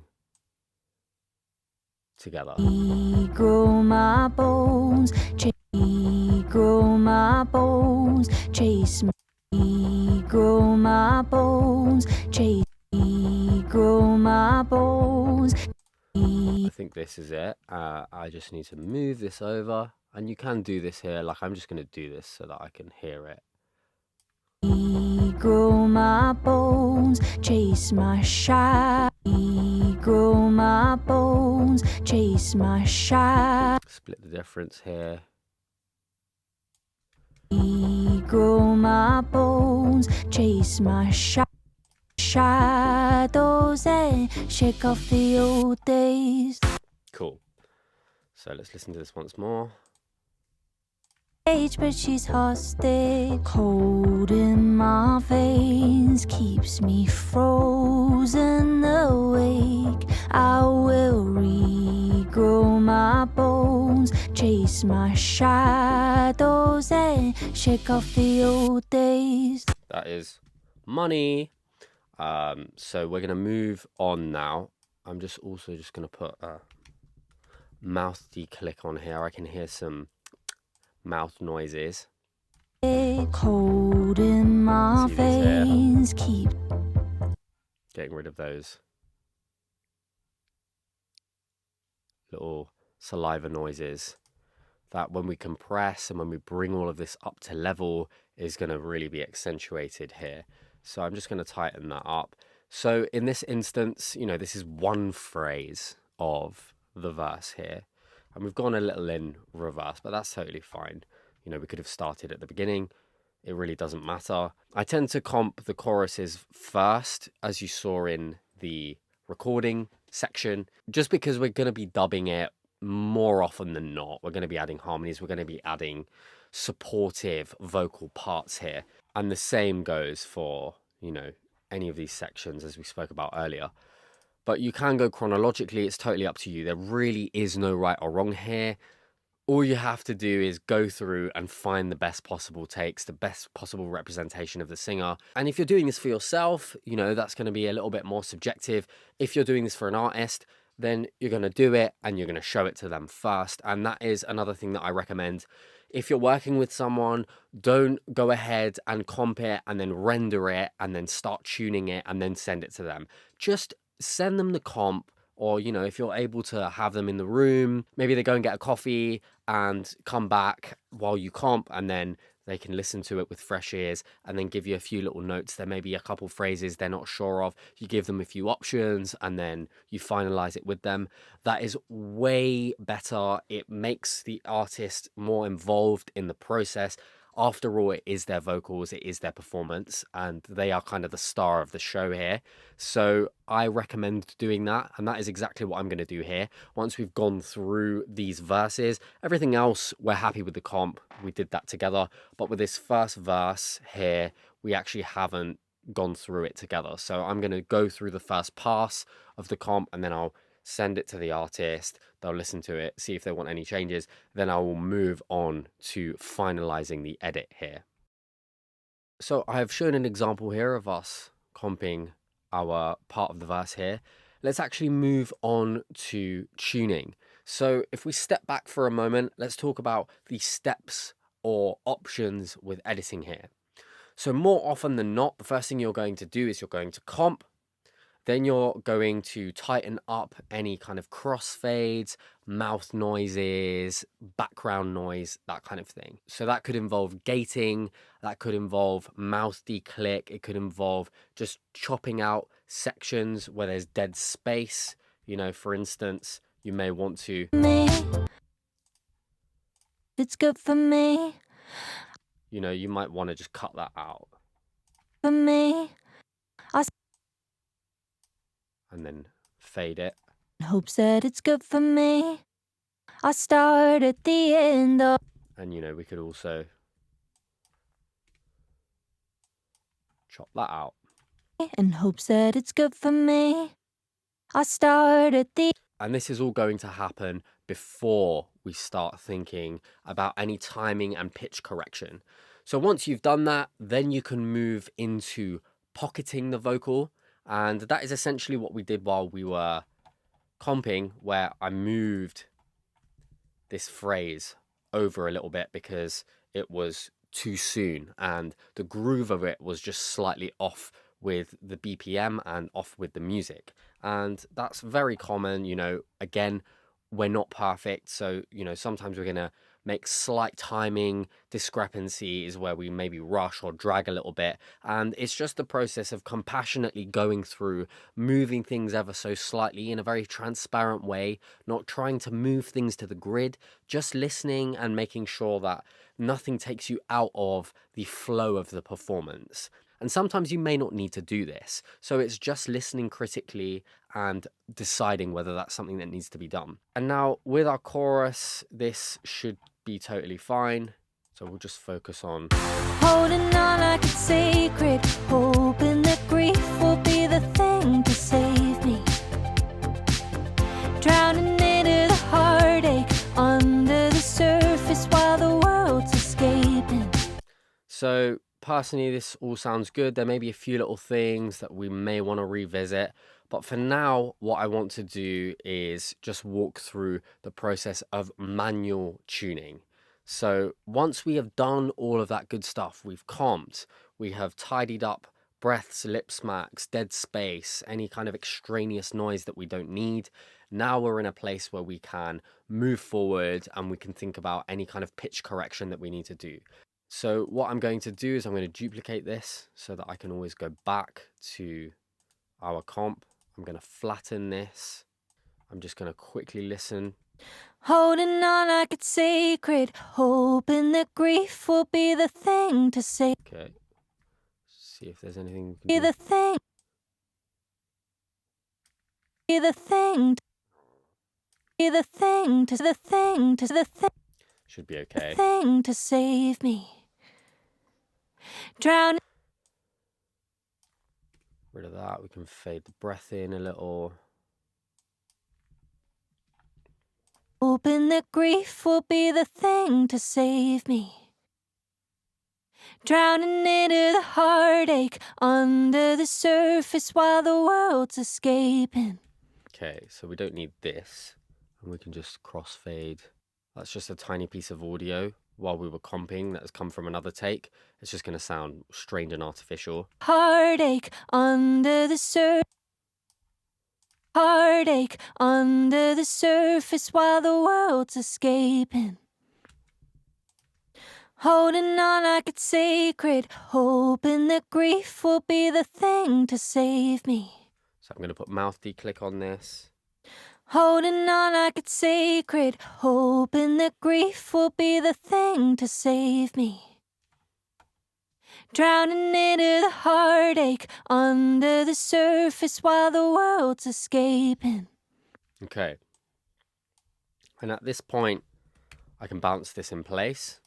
Again, I'm going to duplicate this so I can always just go back if I need to. Let's commit to this. Let's bring this back here. And now I'm going to use Melodyne. Now, if you use ARA or ARA technology, then there's a step that you can skip here. And if you know how to do that already, then we don't really need to dive into that in much detail. So as annoying as it is, I prefer to just do it the old-fashioned way because I don't really like running Logic in Rosetta because of my other plugin compatibility issues that sometimes come up, and there's some native features in Logic that I like to use as well that are disabled when Rosetta is enabled. So the step that you would skip is this transfer step where we have to kind of play through the entire track and transfer the audio. With ARA, it just does it. You press play and it will just immediately in real time transfer it. Holding on like it's sacred, hoping that grief will be the thing to save me. Drowning into the heartache under the surface while the world's escaping.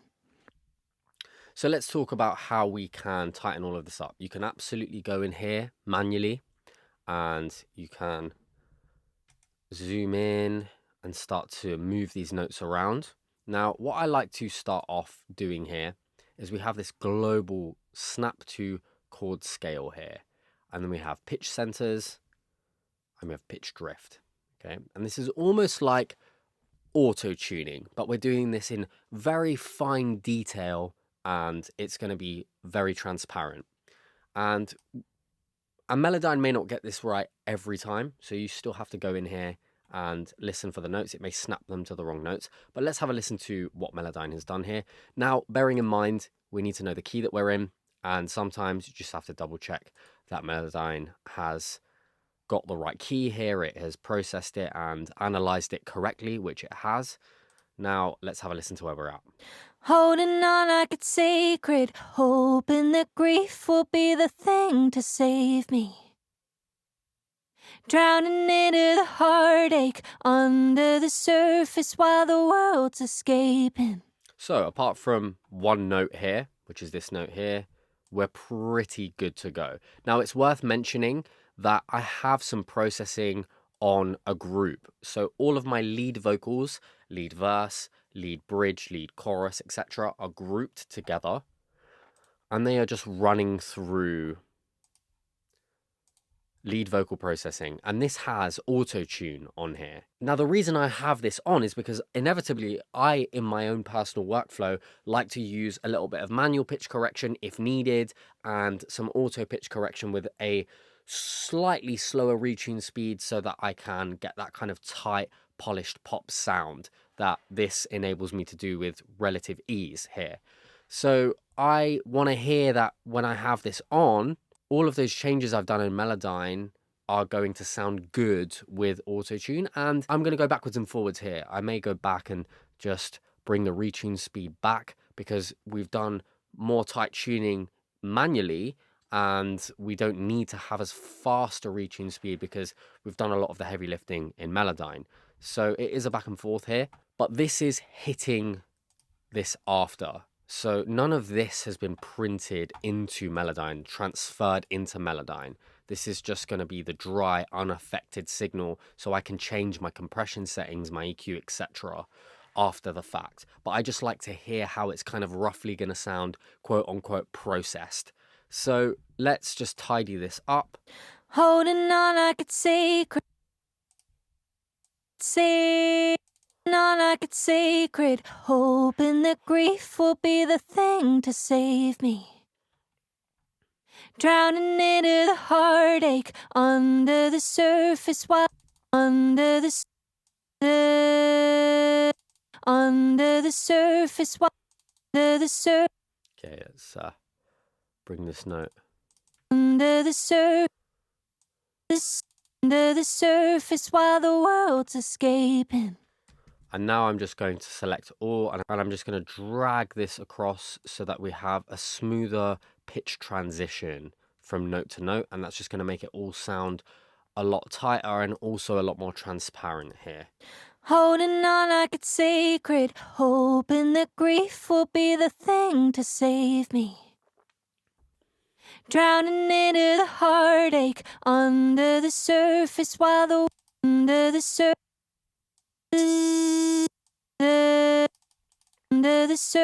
Okay, so we've got some slight issues here.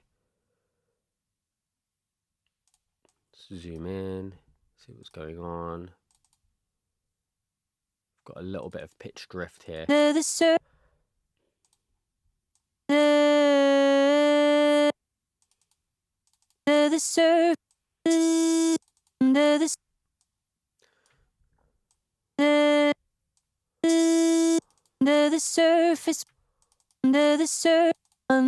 surface while the That sounds better. Now I want to listen to this in context with the music as well.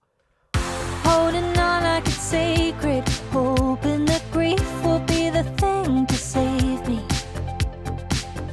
Drowning into the heartache under the surface while the world's escaping. So I've noticed a little bit of timing here Drowning in it. that I can tighten up, and I can actually do this in Melodyne as well. So I'm just stretching that. Drowning into the heart. I'm just going to pocket this ever so slightly, as it's quite a rhythmic part here. Drowning into the heartache under the surface while Okay, and then surface, we've got a little bit of... the surface while the world's while the surface while the world's escaping. Drowning into the heartache under the surface while the world's escaping. And now we can turn our auto-tune off. Hear what's going on. Holding on like it's sacred, hoping that grief will be the thing to save me. Drowning into the heartache, into the heartache. Holding on like it's sacred, hoping that grief will... Okay, that is a little in the grief. flat. In the grief, Maybe we can just... in the grief will be holding on like it's sacred, hoping that grief will be the thing to save me. Drowning into the heartache under the surface while the world's escaping. Okay, that sounds great. And the goal here is for it to sound pitch perfect without being overly processed, right? We don't want to hear that tuning unless it's a creative effect here. And that's exactly how we're going to do this. And then I would just bring my auto tune here. I can bring the retune speed down a little bit. Holding on like it's sacred, hoping that grief will be the thing to save me. Drowning into the heartache under the surface while the world's escaping. Okay, so surface still needs a little bit of work here. I'll go back in there, I'll take a break, I'll come back, I'll listen to it. More importantly, I'm going to show it to the artist, make sure that they're happy with everything, and then I would move on. And it is as simple as that. You just make those tweaks, break, reset your ears, come back, listen to it, make sure that it sounds as transparent as possible without it sounding too tampered with, and then you're good to go. So we've covered the basics of editing. We have comped our vocal. We've tidied up any kind of extraneous noises, breaths, lip smacks, that kind of thing. And we've also covered manual pitch correction and auto-tune. So now the final kind of stage of editing is time aligning. So where we have doubles, harmonies, and we want to make them feel very wide and thick, but also rhythmically cohesive. This is where we move into this phase. Now we can manually do this, and this would kind of look like this. So we've got our doubles and our lead here. Let me move my lead over here so that we can look at the waveform. And we can see that this is a pretty tight double here, but there are some moments here where this is coming a little bit late. Move that over. And we could also stretch it. So we could use time stretching or compressing here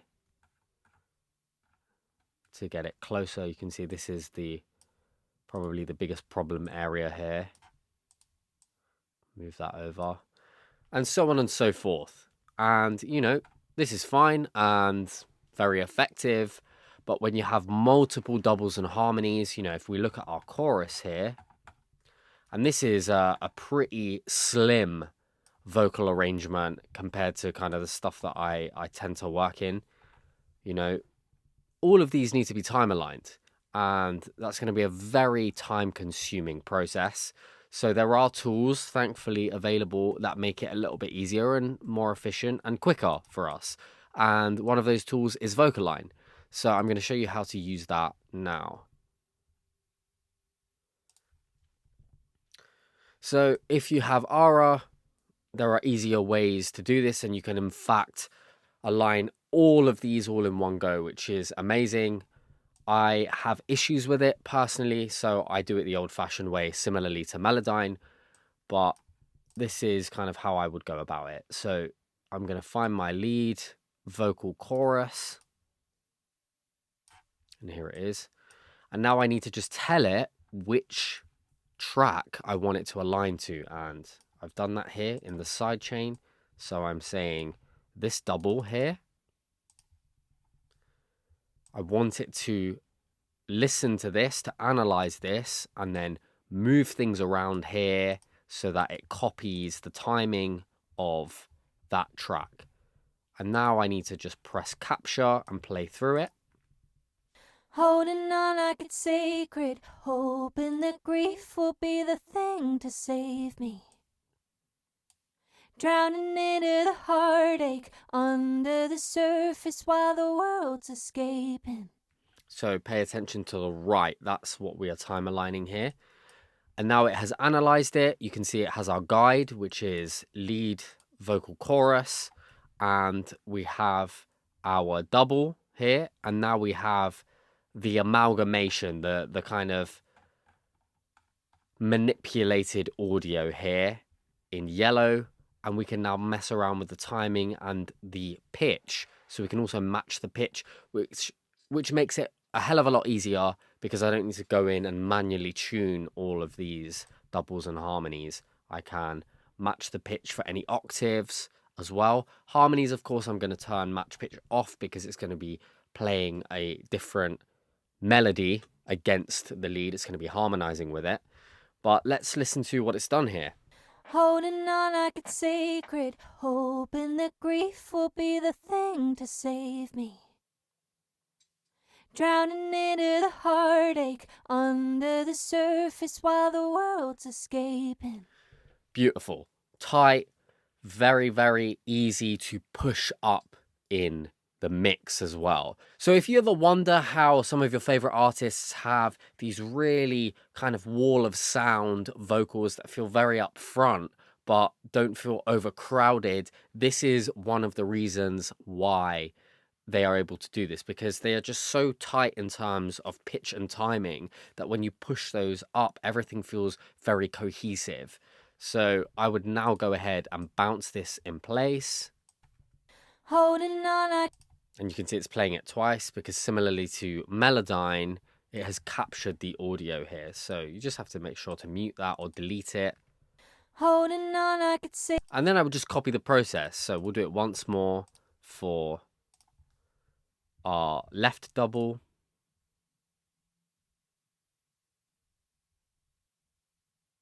Lead vocal chorus, capture.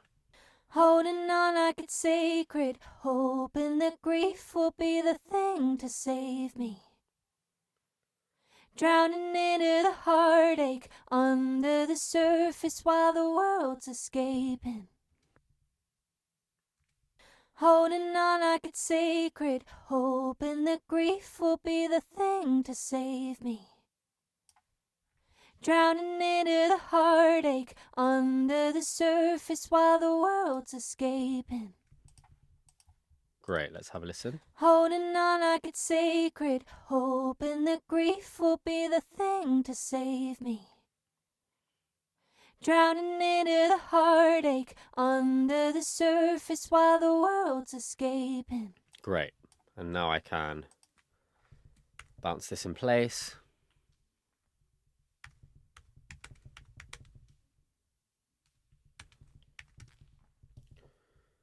And then I would just copy this process until I have done all of these doubles and harmonies.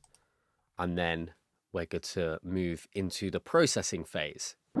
Awesome. So off camera, what I've gone and done is just tuned everything. I've comped everything. I've time aligned everything. So we had multiple takes of our doubles and our harmonies, etc. So I want to take a moment just to kind of walk you through everything that we've done here in preparation for bringing our vocals back into our production session before we finalize all of the kind of instrumental production, any kind of ear candy, and then start to prepare it for mixing. So let's have a look at what we've got and done here. So I've got everything on one track now for our lead vocal, and we may break this up as we spoke about earlier on here in terms of actually breaking up the different sections so we can process them slightly differently.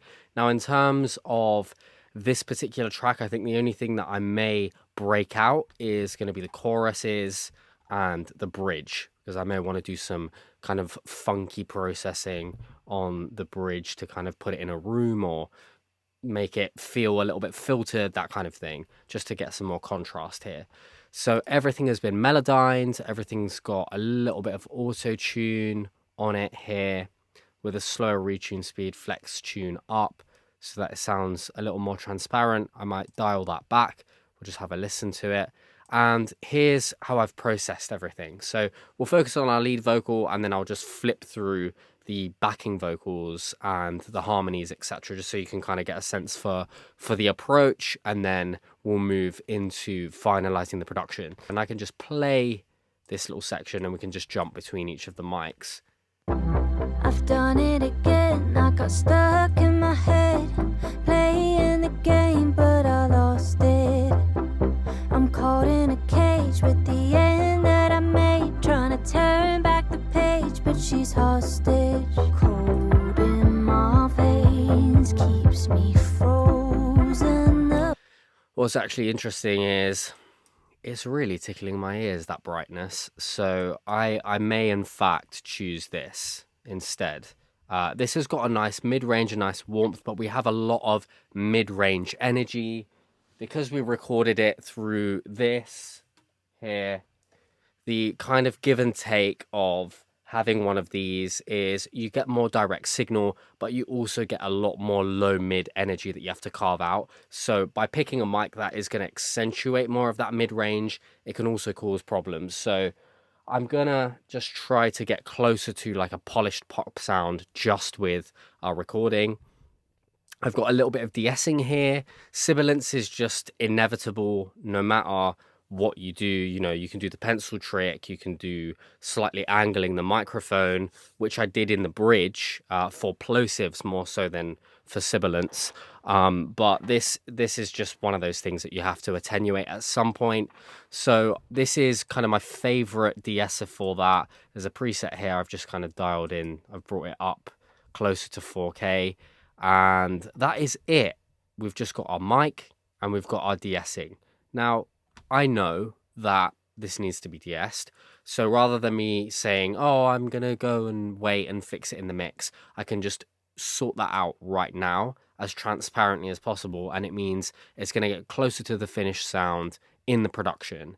So hopefully when it gets to the mixing stage, there's just less that I'm going to have to do. It's just going to be a nice volume balance, adding some clipping, adding some dynamic range processing just to tighten everything up, glue things together, and then adding spatial processing for depth, and really just refining where each of the different elements are sitting in terms of their own unique frequency pocket. So that is that. We then have it running through our tuning, which we spoke about earlier on. Before any of that, you can see that I've got gain automation here. So I'm just bringing up little moments that are getting lost here, consonants that are getting lost, the ends of phrases. We spoke about this earlier on, but I've just gone and done this all on the entire track. And you can see there's moments here where I've not done it because in context with the music it sounds fine. So I've gone and done that. I've got our mic and our de-essing. The trim is not doing anything. That's just essentially a gain plugin. Our tuning, and then a little bit of EQ here, getting rid of some of those low mids and mid build-ups that we're getting in our room and with our mic. And then a little bit more here. And then a little bit of compression. Now, we tracked through compression. We tracked through a compressor. So we've still got a little bit of dynamic range baked in. But I just want to use RVox to get a little bit more out of it. Squeeze a little bit more of that. And then I've got another instance of de-essing. So I've got our de-esser here, which is kind of getting the upper mid-range sibilance.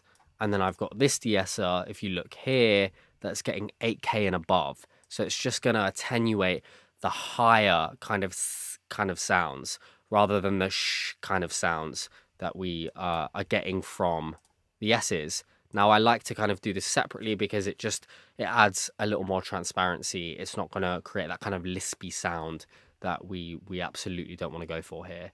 So that's the vocal chain, honestly.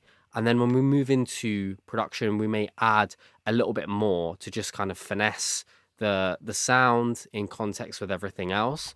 But that's what I'm going to send myself as the recording engineer sending it to the producer, right? So there's not a lot going on here, but there may be more than you think in terms of the actual processing that I've done here. And the reason that I'm doing this is I'm just thinking with the end in mind. When I can hear problems, I like to just attack them while I have fresh ears, rather than turning this stuff off. And then over time, you can just kind of get used to it and go, well, that low mid at 250 hertz is just the way the vocals sound, right? So I like to catch things as soon as possible so that I remain as objective as I can and don't lose sight of everything.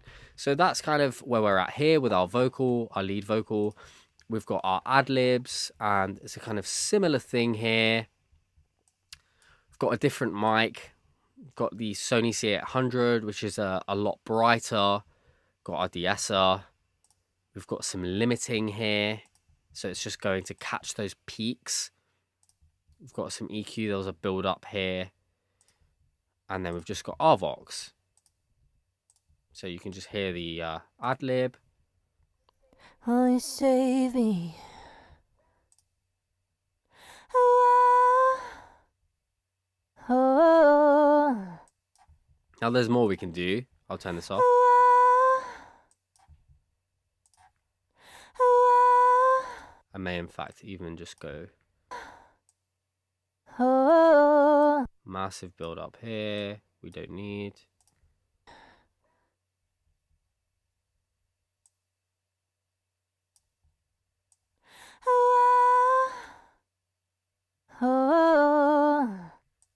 So what's interesting with this ad-lib is when it actually gets to the mixing phase, I may have to break these up because it's different registers. There's different moves that I'm going to have to do for some of the resonances and some of the kind of frequencies that are poking out a little too much depending on where Lucy's placed her vocals and where she's singing in her range. But I'm kind of doing this broader brush stroke here to just kind of tighten it up so that when it gets to the production phase and wrapping that up, a lot of this has already been done. So that's our ad-libs, and I've chosen this mic because it's brighter and it's going to cut through more, and that's kind of what I want with these ad-libs. They're kind of special moments that I want to highlight. So I'm thinking about how I can kind of do this even from the recording perspective now. And then we've got our doubles here. We've got the Telefunken 251, which is going to add kind of more of this analog feel to the backing vocals. It does have quite a lot of kind of a nice smooth top end as well. I played around with making them darker, but again, because of the low mid build up that's been accentuated a little bit by the chaotic eyeball, we kind of want to go for something that's still quite bright and present. And then we've got our de-essing, and that's it. I was playing around with Revival, adding a bit of harmonic saturation and excitement, but that just wasn't the right move right now where we're at. And then I've just got mouth declick on all of these and a little bit of broad brushstroke EQ, just attenuating some of the low mids, some of the lows. We don't need that stuff, particularly for our doubles and our harmonies. And it's the same with our harms as well. Just turn our mic on. We've got our de-esser here. Let's bring that up. Turn our Revival off. And I'm going to do all of this before I actually bounce these out here. Just make sure I can have these sorted out here. So these are our harms.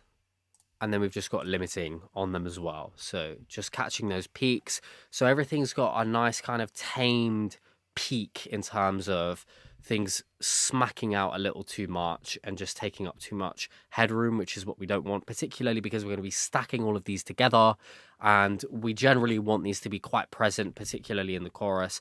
I don't want a ton of these smacking our compressors and our limiters overall and then eating up a lot of the headroom that we need for when we master. And then finally with those, I've just got, again, broad brushstroke stuff here, some mid-range, a bit of the lows are being cut out and attenuated, and that's it. So let's just kind of listen to what we've got here. Holding on like it's sacred, hoping that grief will be the thing to save me. Drowning into the heartache under the surface while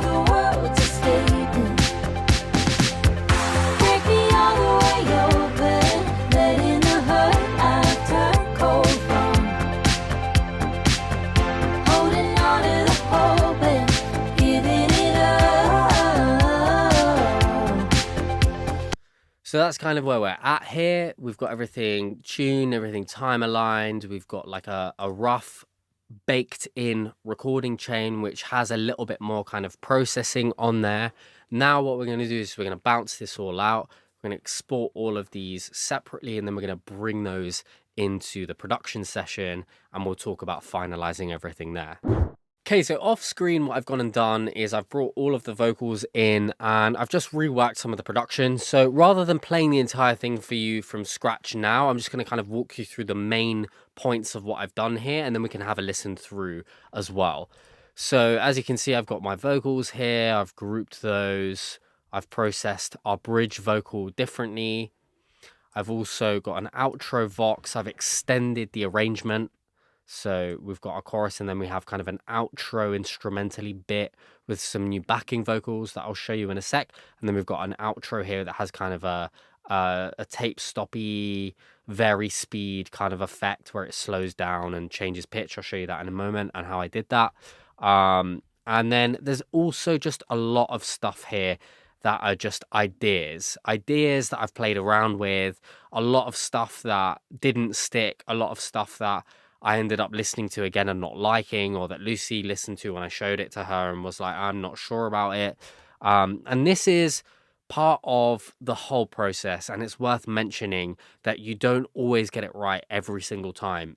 There's a whole part of the production process which is simply just experimenting, is you just playing around and trying stuff that excites you, also trying stuff that you may like in your references, and also just messing around with stuff. But in this phase of production, this is the dialing in of everything. So things should sound like a kind of full song, a full arrangement, and there should also be a sense of evolving and movement and atmosphere and candy and that kind of thing.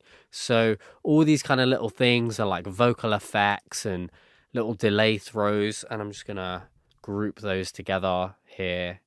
We can just call these vocal effects, so I can bring those down because they're currently too loud as well. So we'll talk through each of these things now. So what I'm going to talk about first is the structural changes as well as our arrangement choices just in the music. So I'm going to mute our vocals for now. So I have the riff that we started the track with, the guitar that we played in. Now I did a lot more muting. So the riff just comes in the intro, and then it comes in as a special part in our verse. So we kind of hear it, it disappears, and then the familiarity comes back and creates a little bit more contrast in the verse to keep things moving forward. So that's one minor tweak that I made here. The biggest changes are that we've added additional elements to the drums here and to the bass. So let's have a listen to the drums with the additional stuff here.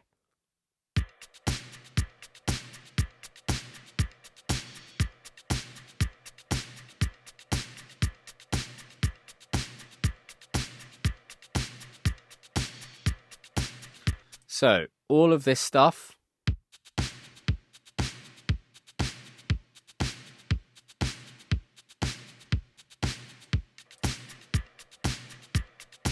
is the additional work that we've done here. Now I can't remember if I already had this shaker in there. Maybe we did. So a lot of this is all textural percussion, and this is fine, it's moving it forward. Let's say that we had this shaker in there. We've got this hit that comes in.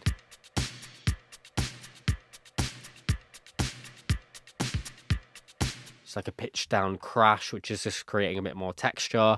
And then we've got some drumstick percussion here. So this is just an instrument that I made, a sampling kind of instrument. I sampled drumstick hits at varying kind of velocities and around the stick. I either did it with this or this microphone, I don't remember. And then I've saved this in my instruments here. So all of this is kind of my own stuff that I've made that I can use. And it's just different stick hits. And I just put a flanger on there. I put some soothe to tame any harshness in the upper mids. and I just put a clipper on there because it's quite transient, heavy material, and then I just bounce that in place here, and I'll hide that for now. And then we've just got that, and it's a mono signal, so I've just panned it a little bit, and then I've just put kickstart just to give it a bit of pumping. And then we've got this, which is just a percussive loop that I found and I chopped up just to give it this kind of chugging. And then we've got this percussive hit here. And then it's just adding a little bit more movement, a little more texture to everything else that otherwise feels a little more static, a little more rigid, and also just very kind of normal and samey, which I just want to add a little bit more nuance there. And then in the chorus, the biggest thing that we've done here is I've added a 16th note bass here.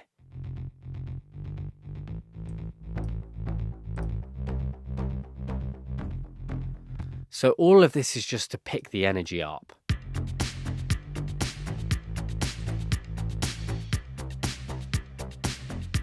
So that's just leaning us on the and, on the offbeat.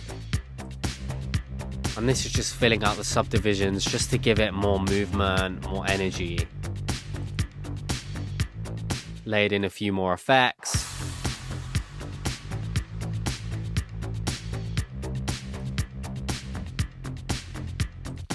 And then we can bring in our synths.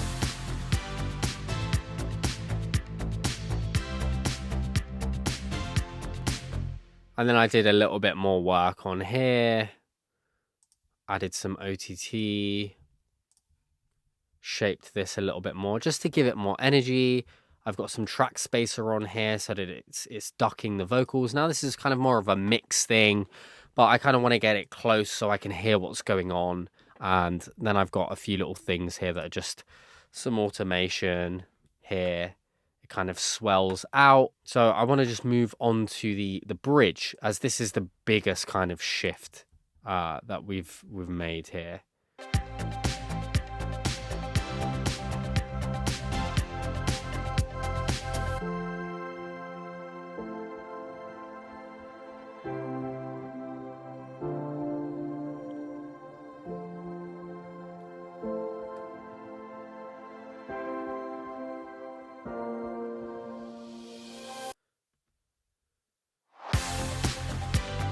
So, biggest change here is I've completely changed the chords. I wanted to just rework it overall. It wasn't quite hitting for me. It felt very safe, very kind of boring, like it was just kind of the same thing moved on. There wasn't much thought that had gone into that section. And of course, we kind of spoke about that earlier on. I already had the instinct that I was going to change it, but I just wanted to kind of send it over to give the artist something to write with and just get the song moving. So what I've gone and done here is I've got a stack of 3 things here. So we've got 3 instruments, and then I'm just playing that in here, so it's triggering each of these. So we've got a piano, we've got a pad, we've got 2 pads, I think. In fact, we've got this kind of choir pad, and then we've got this other patch here from Spitfire Albion Solstice. And then I've got fragments on here, which is creating this granular atmos. It's just chopping up the audio into tiny little grains of audio, and then it's playing around with the pitch of them.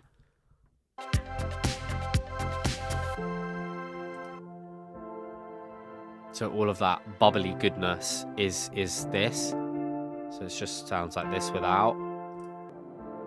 It's just kind of pushing it back in the mix as well. We've got our piano. Good old soft piano. And then we've got our choir. We've got a drone.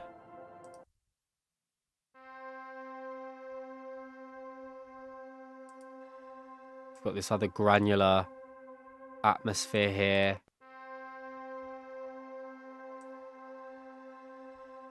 Just a little bit of movement.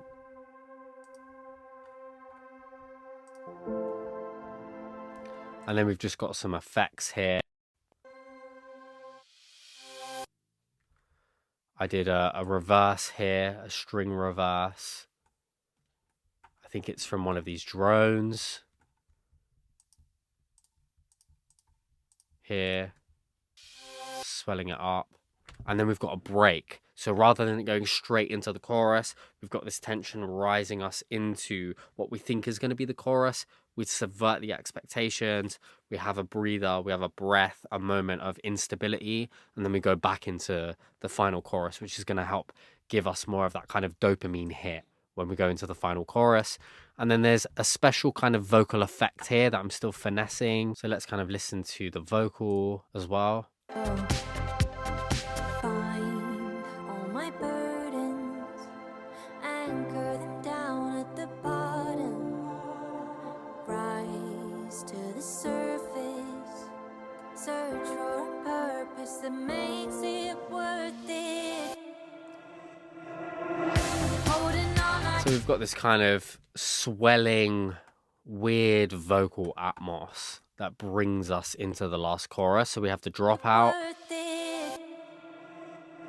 So we kind of have this moment here of almost silence, and then this swells us Holding on, into the final chorus. So it kind of acts as a tonal riser. And this is... worth it. Turn this stuff off. So I just bounced a delay throw with reverb on it and a bit of formant shifting, and then I've put a reverser. I've put a low octave double on it.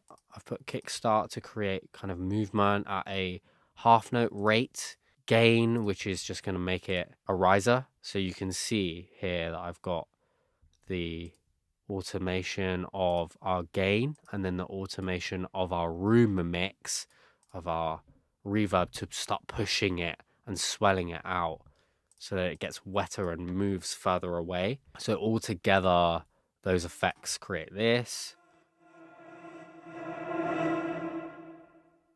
So it's just creating kind of this special moment. Worth it. Now we can absolutely just mute that. Purpose that makes it worth it.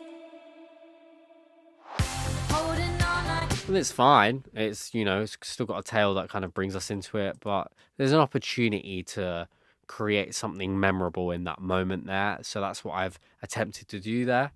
So that's the bridge. It's worth mentioning as well, one final thing, that we have this modulated chord in the final part of the bridge with the chord progression. So this is kind of the only time that we do what's called modal interchange. So you're just kind of borrowing chords from a different key. So this B flat is not from the key of C major. So it would be a B diminished. And what I've gone and done is gone up to the B flat and played a B flat major, which is creating this kind of search for a purpose that makes it worth it. kind of major hopeful feel. And the reason I've done this is just to aid the emotional intent of the lyric. It's all about kind of hope and making it feel worth it in a time where things feel really challenging, both emotionally and psychologically.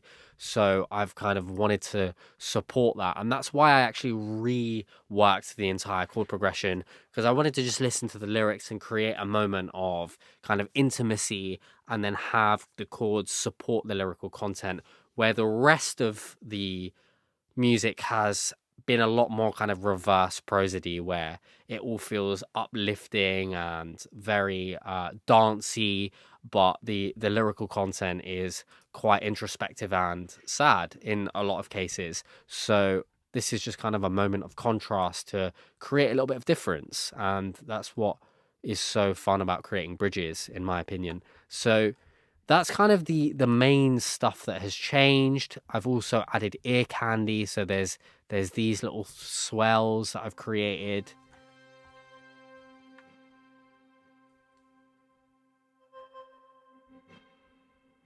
I will regrow my bones, chase my shadows. Barely perceptible, you know. I may try and mess around with these when it comes to mixing to bring those out and maybe automate them. I've just done a little bit of stereo imaging to have it narrower in the stereo spectrum and then just a little bit to the right. I'm trying to kind of slot these into their own little realm of the frequency and stereo spectrum, even in production, so that it's just easier for me to know where these things go, and it's easier for me to piece everything together in the mixing stage. So that's the main kind of thing here that we've gone and done. Let's talk a little bit about the vocals. So vocal processing so far is as follows. So I've got everything grouped to a lead vox, BV, and then I've got my all vox. Lead vocal, we have the processing we spoke about earlier on, and then we've just got a little bit more EQ, a little bit more gain automation, just in a few little parts here where I felt like things were getting lost still. Decapitator, which is just adding a little bit of saturation, and I've got the tone dialed up to around 1, which is just giving it a touch more brightness. Then I've got a little bit more compression with the 1176. We've got a slow-ish attack and a fast release. This is a pretty fast compressor anyway. And then we've got more de-essing, a Poltec to bring out a little bit of lows and a little bit of highs, a bit more body of the vocal and then a bit more sheen, and then a bit of reverb just to give it more space. I've done it again, I got stuck in my head. Playing the game, and then a bit of gain but I automation lost it. after the fact as I'm well. caught in a cage with the end that I made, trying to turn back the page, but she's hostage. And you can see I've Cold in my automated veins this keeps me reverb. frozen And this is as an away. insert as I well. will regrow my bones, chase my shadows, and shake off the Making it old drier. days. Holding on like it's sacred. And then in the chorus, it's hoping getting that grief wetter. will be the thing to save me. And this is kind of just for me as I'm producing to get a sense for where this is going to go. I am probably not going to bake that in. I will probably have a dry and a wet. I'm probably going to mix this myself, but if I'm not, then I will just send this over to the engineer as a wet, and then I'll also provide a dry, which doesn't have any of this stuff and doesn't have the reverb on it. Everything else is baked in terms of the stuff that we did earlier on, because that's kind of what I'm committing to right now. This is just getting me to a place where I feel like things are sitting closer to a record now as I'm producing, just so that things start to feel like they're coming together a little bit more.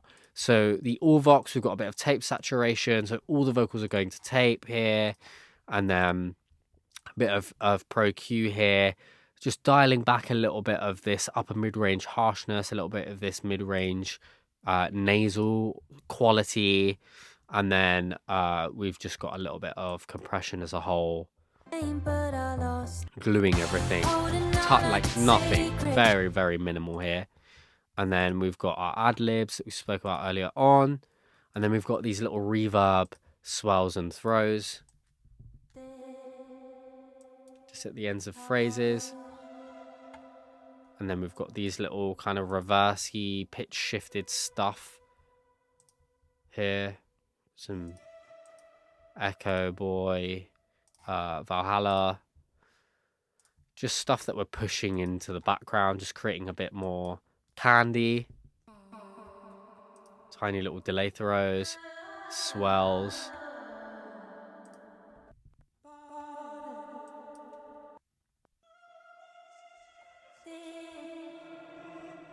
And then we've got all of this kind of stuff that starts to create these little atmospheric parts, little moments that we can latch onto, tickling our ears. And then we've got our doubles here. We've just grouped those together. I've shaped those differently. Soothe, Decapitator. Again, same stuff here, but we're just making it a bit darker so it sits behind our lead vocal. Doubler, just to give it a little bit more width and thickness. And then we've got some gain automation just to bring stuff up. In the verses, it was getting lost a little bit, so I just wanted to bring that up as a whole in these tiny little parts here. So these dubs, in terms of kind of the tracks that we're referencing, right now in terms of balance. I don't want them to be as kind of obvious. They're just more supportive. Whereas, you know, in a kind of Taylor Swift track, they're very much up in the forefront of the production and the mix. So right now, these are kind of just sitting behind and supporting the vocal. I'll just redial that compression in at a later point when it comes to actually just wrapping up the production as a whole. But for now, that's kind of what we've got going on here. It's a little more aggressive, but bear in mind that this is doing the entire doubles as a whole and just gluing them together as well. In terms of these themselves, you can see there's absolutely nothing apart from Little Altar Boy, where I created these low doubles.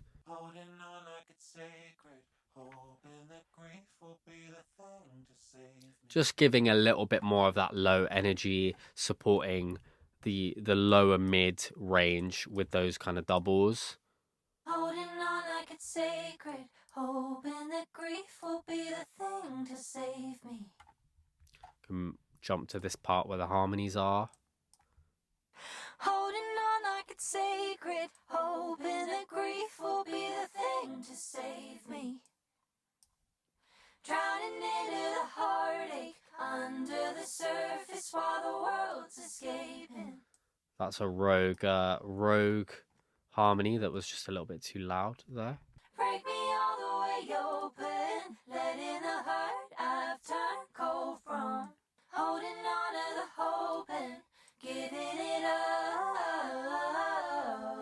So this sounds pretty strange and modulated with doubler on here. We'll turn it off. But in context, holding on like it's sacred, hoping that grief will be the thing to save me. it's kind of pushing it back, which is exactly what I want to do here. Softening it as a whole and then giving it more of a sense of width. Drowning into the heartache under the surface while the world's escaping.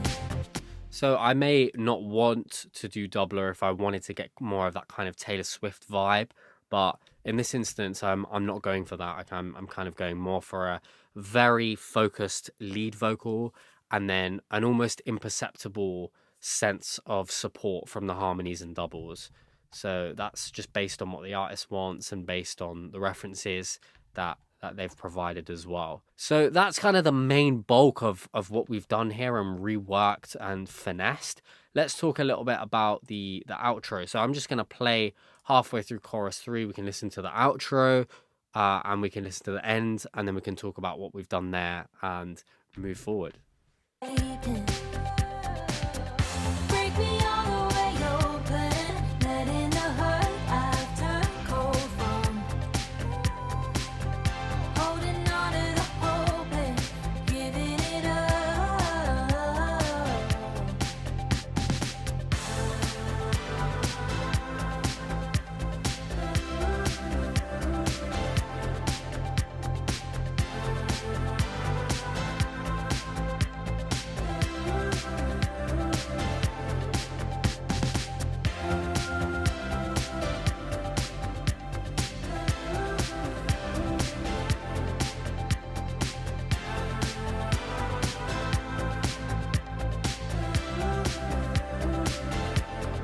giving it up, giving it up.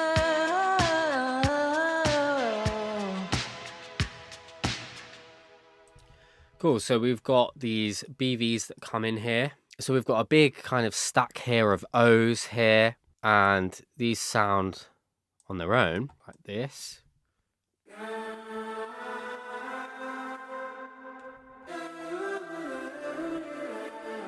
So I just did some O's, some terrible singing, and then I brought it into some AI voice transformers. So we've got these different vocals here.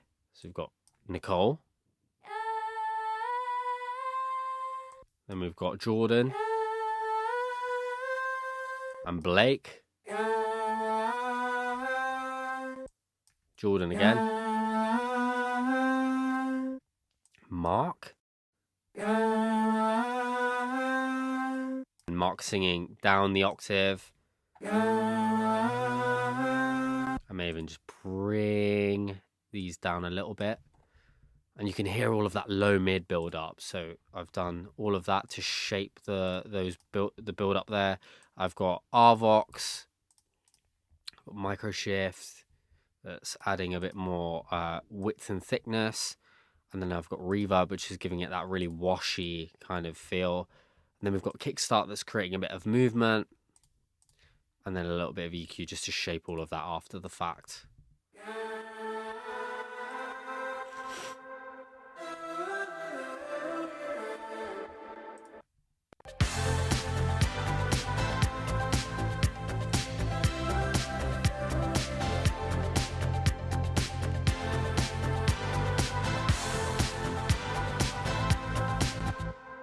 And then it's just kind of following the chord progression.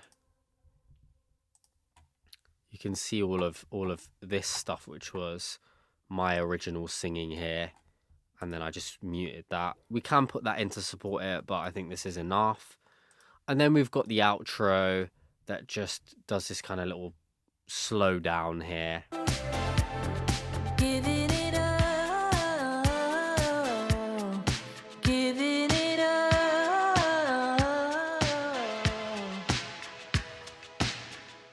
So to do that, I just went to our tempo. I brought the tempo down gradually, and I made sure that everything that wasn't MIDI was flex time and the appropriate algorithm. So these are rhythmic, and then these are MIDI, so that's fine.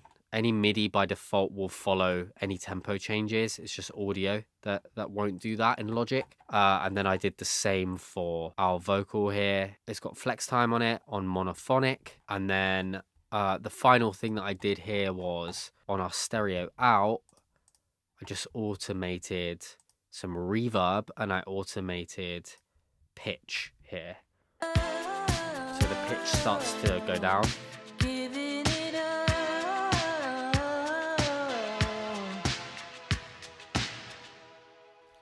So there's that.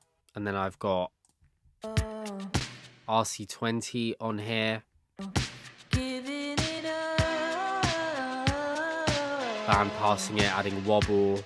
And I'm bringing the mix up, or the magnitude. That's essentially what this is here, just in this moment. So it's creating a different tone. It's making it just sound a little bit wobbly, a little bit vintage.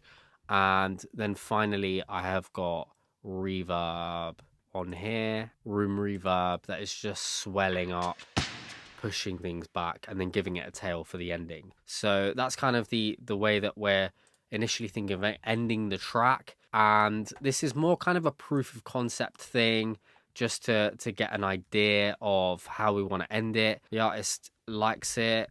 Lucy didn't initially like what I did, where I made it actually longer. So we've kind of made it shorter and a little more subtle. It was a little abrupt. So we've kind of reworked that. And what I will probably do is take this stuff off, and then in mixing, when everything is finally, mixed, then I'll go ahead and then do this again. But this is more so to just kind of hear what's happening. If I were to send this over to a mix engineer, I would probably bounce out this section like so. I would solo this. I would take off any kind of dynamics processing going on here. Our limiter or our God particle, which is just for me to hear it at loudness, to hear it how it would sound quote unquote mastered. It just reveals any build up, any issues that are coming forward. And I would just bounce it out, with whatever the automated effects are, like so. So we've got a healthy gain coming in, but it's just got those effects baked in. So I would do that on there. I would do that on anything else that pitch shifts, our drums, our synths, all of that stuff here, separately. So I'd just go through and I'd do that, and then I would do that, and I'd do that just for that section. And then I would label it outro drums, outro synths, outro vocal effects, etc. Just so that is baked in as a production decision, and I'm not kind of trying to communicate what I want to the engineer and making them do creative decisions that is kind of not in their job description. Like I said, I'm probably going to mix this, so I'm not worried about that because I know what I did and I can just do it again. So that is essentially it. So what I want to do is I just want to play through kind of where we're at here with some of the finessing that we've done, and then we can move on.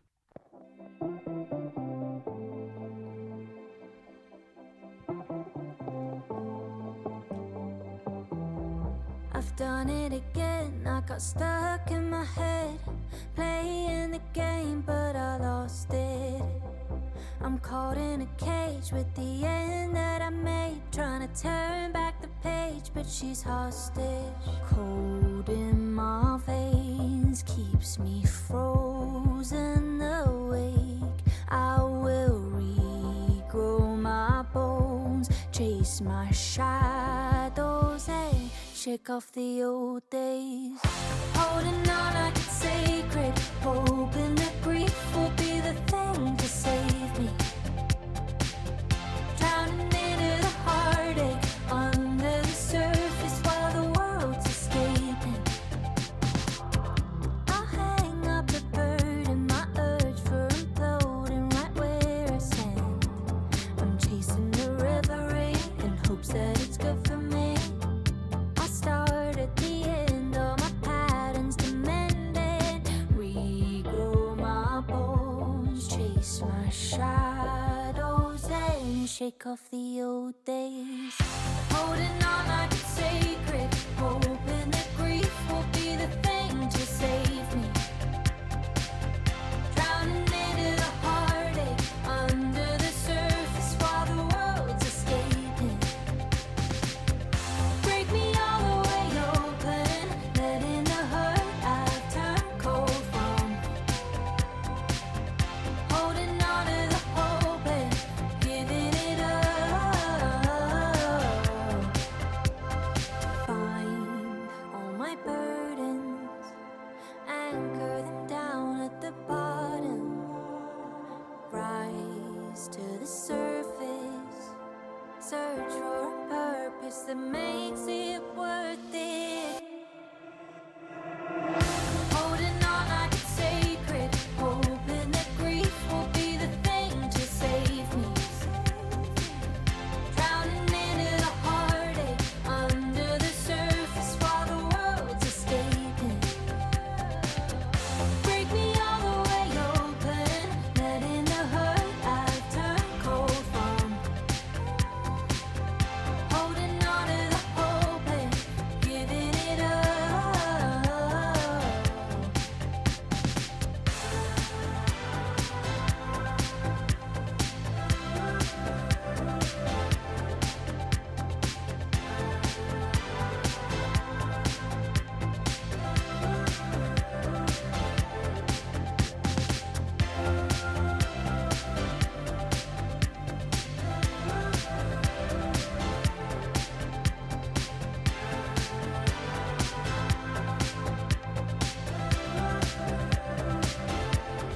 Giving it up, giving it up.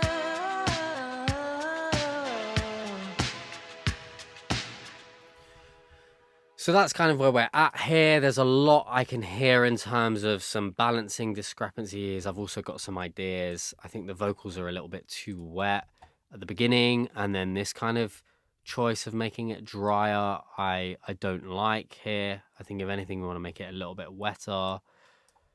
Perhaps we kind of do that. I've done it again, I got stuck in my head, playing the game but I lost it. I'm caught in a cage with the end that I made, trying to turn back the page but she's hostage. Cold in my veins keeps me frozen awake. I will regrow my bones, chase my shadows and shake off the old days. Holding on like it's That feels better to me. And there's a few little things that I need to finesse here in terms of some of the kind of delays and effects that we've got going on here, the release of those. So everything kind of feels like it meshes together a little bit more. So we haven't quite finished it, but we are getting closer. So let's talk about tweaking and finalizing the productions. So what I like to do is when I'm at this stage is I like to listen. So I'm going to listen on fresh ears to the production. I'm going to take notes of anything that I want to tweak, and then I'm going to attack those things, and then I'm going to repeat that process 3 times, but I'll take a break in between. So what I'm going to do is I'm just going to go through this process once to show you, and then we can kind of see how that would look. And then I would go away, I'd make a coffee, take 10, 15, 20 minutes just to reset.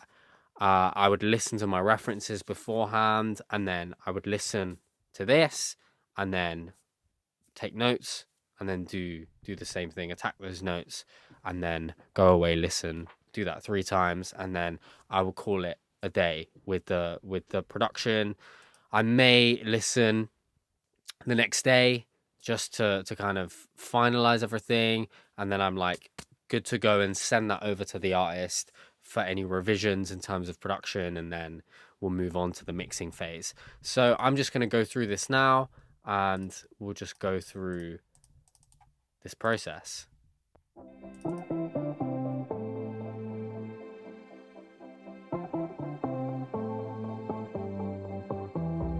I've done it again, I got stuck in my head, playing the game but I lost it. I'm caught in a cage with the end that I made, trying to turn back the page but she's hostage. Cold in my veins keeps me frozen awake. I will regrow my bones, chase my shadows and shake off the old days. Holding on like it's sacred, hoping that grief will be the thing to save me. Drowning into the heartache under the surface while the world's escaping. I'll hang up the burden, my urge for imploding right where I stand. I'm chasing the reverie in hopes that it's good for me. Start at the end, all my patterns to mend it. Regrow my bones, chase my shadows and shake off the old days. Holding on like it's sacred, hoping that grief will be the thing to save me. Drowning into the heartache under the surface while the world's escaping. Break me all the way open, letting the hurt I've turned cold from. Holding on to the hope and giving it up. Find all my burdens, anchor them down at the bottom.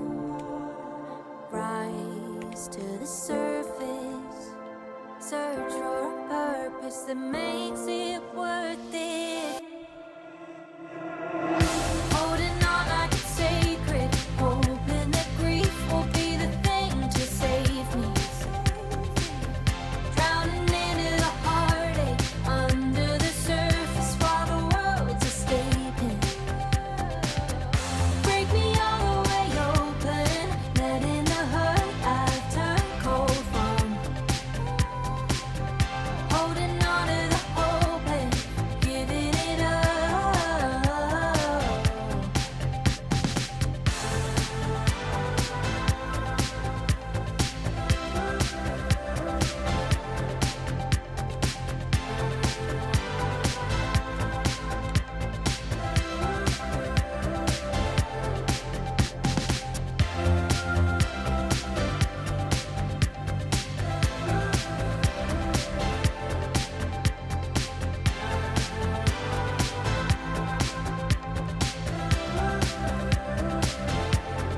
Giving it up, giving it up.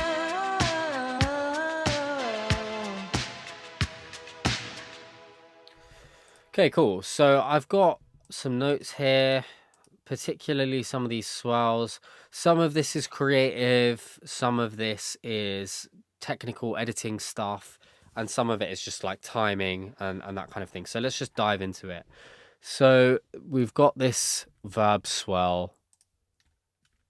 With the end that I made, trying to turn back the page, but she's hostage, cold in my veins. Okay. I think I just want to bring this down. So this is a real simple fix. And of course, I'm going to bounce this all in place so I can have this baked in.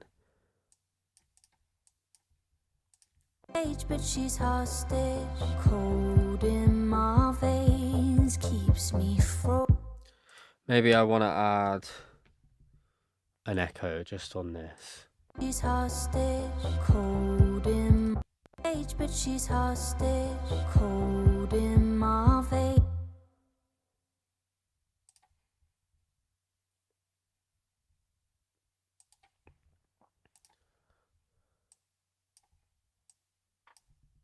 Do something different here.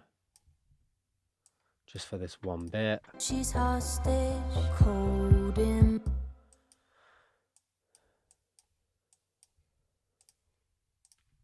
But she's hostage, cold in. Just kind of blending it in a little bit more.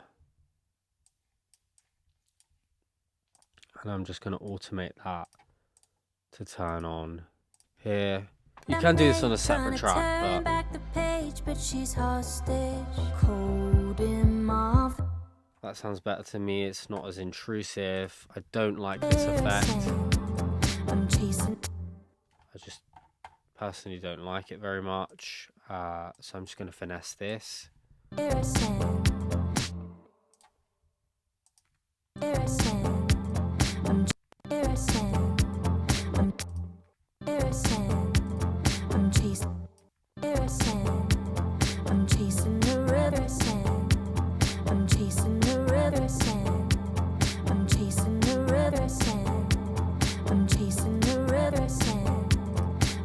I just want it to be less intrusive.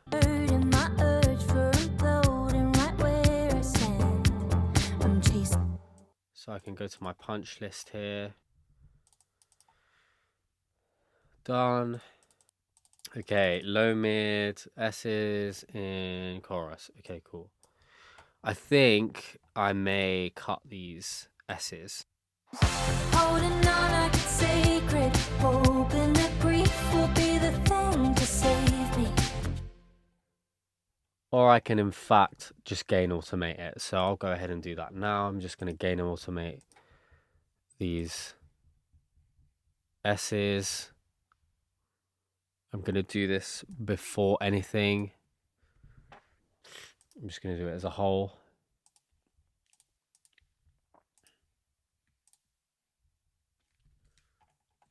Holding on like it's sacred.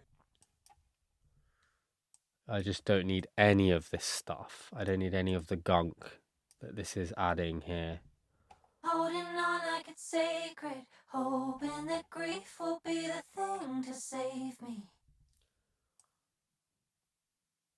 Although these have been time aligned, there's still a little bit of imperfection here. Holding on like it's sacred, hoping that grief will be the thing to save me. Drowning into the heartache under the surface. Under the surface. Bring this down. Under the surface while the world. More S's we don't need. Just bring them down. Under the surface while the world's escaping. I'm doing a very kind of quick and dirty thing here. Under the surface while the world's escaping. Let's bring our lead in, see how this sounds. Drowning into the heartache under the surface while the world's escaping. Okay, cool, that's great. Because I can bring these up now and I don't need to worry about the sibilance being a massive problem. Drowning into the I still think that there's a little bit of sibilance here. We can tighten up. Drowning into the heartache under the surface while the world's escaping. Drowning into the heartache under the surface while the world's escaping. Got kind of a 8K kind of thing going on here. Drowning into the heartache under the surface while the world's escaping. Let's bring this down a little bit. Drowning into the heartache under the surface while the I'm going to turn this reverb off. Drowning into the heartache under the surface while the world's escaping. Okay, cool. So I may revisit surface. The reverb is making it worse, which leads me to believe that my best course of action right now is to leave the spatial processing on our lead vocal, and then when it comes to mixing, process it with a send, multiple sends that I'm going to do anyway, and do a similar kind of thing, so I have a little bit more control over the EQ of the reverb on the vocal itself. The sibilance is just, it's not doing us any favors, as well as some of the low mid stuff. I need more control over that, so we'll move on to doing that later on. Done that. Again, S's, verb on the ad libs. I'm just gonna take that off for now.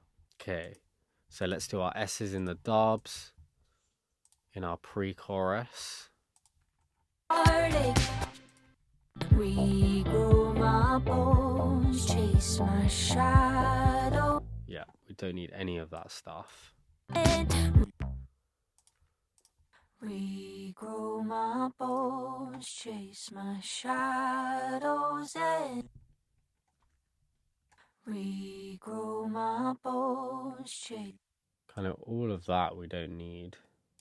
Just bring it all down.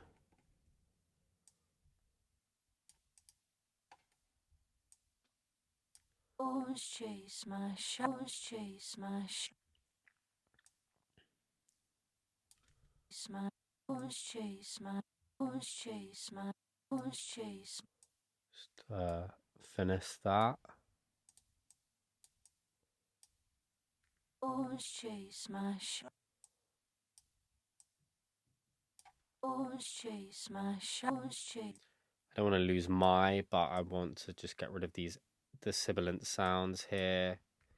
Chase my regrow my bones, chase my shadow.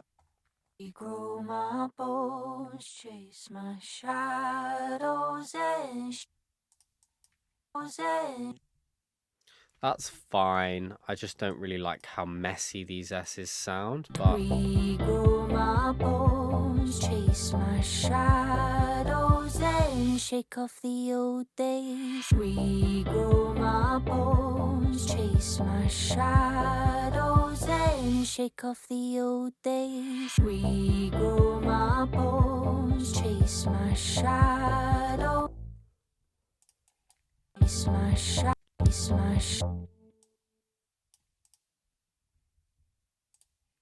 Just gonna go in here and see if I can ease this. Just gonna pitch that down.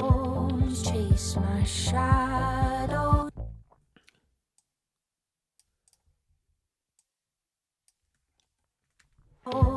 Chase my shadows and shake off the old days. Oh, my bones, chase my bones, chase. Chase. Do the same here. Chase.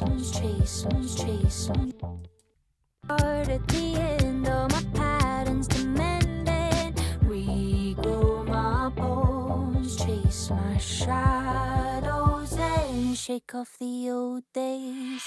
Much smoother to my ears. Just going to go back to the chorus here. Holding on like it's sacred, hoping that grief will be the thing to save me. Drowning into the heartache under the surface while the world.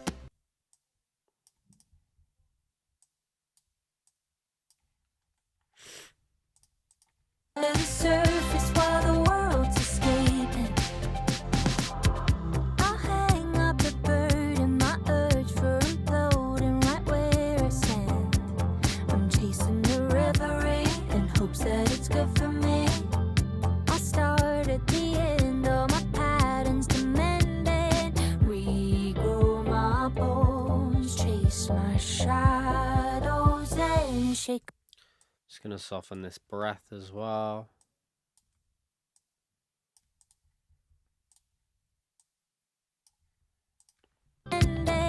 Regrow my bones, chase my shadows and shake off the old days. Holding on like it's sacred, hoping that grief will be the thing to save me. Okay, and then we can go through here. We'll do the same thing. Holding on like it's sacred, holding on like it's sacred, hoping that grief will be the thing to save me. Drowning into the heartache under the surface. Definitely this one.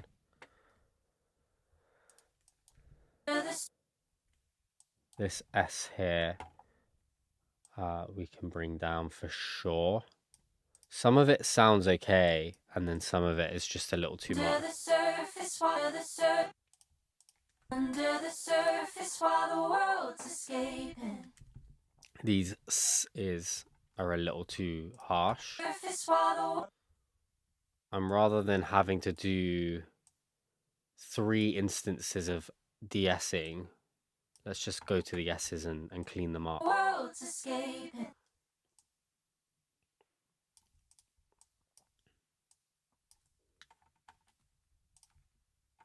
Under the surface while the world's escape. Drowning into the heartache under the surface while the world's escape. Yeah, these can do with a bit of taming for sure. Into the heartache under the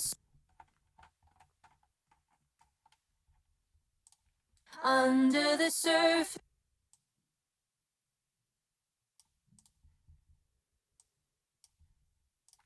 under the surface while the world's escaping.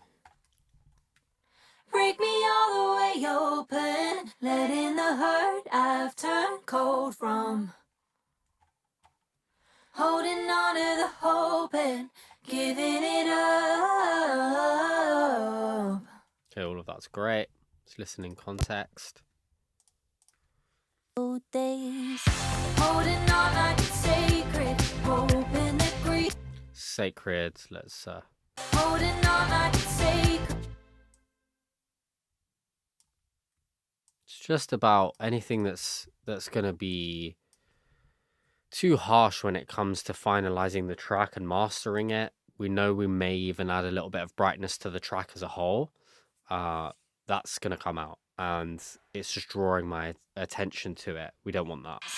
Holding on like it's sacred, hoping that grief will be the thing to save me. The thing to save me. The thing to save me.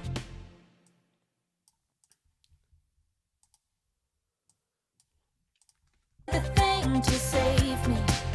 Cool. And then we're going to do the final thing here for the chorus. Holding on like it's sacred. We'll go through and do that as well for the last chorus.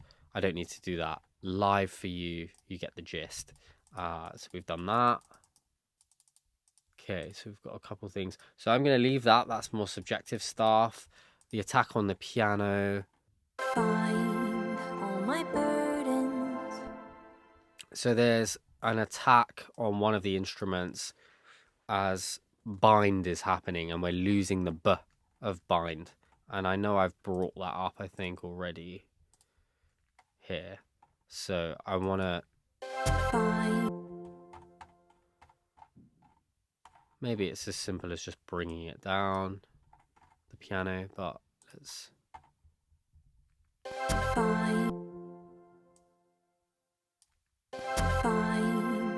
Yep. That'll do it.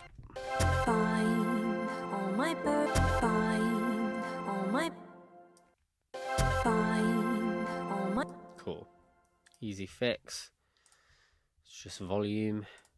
Okay, so the release into here, it cuts off too abruptly with the vocal effect. So let's finesse this.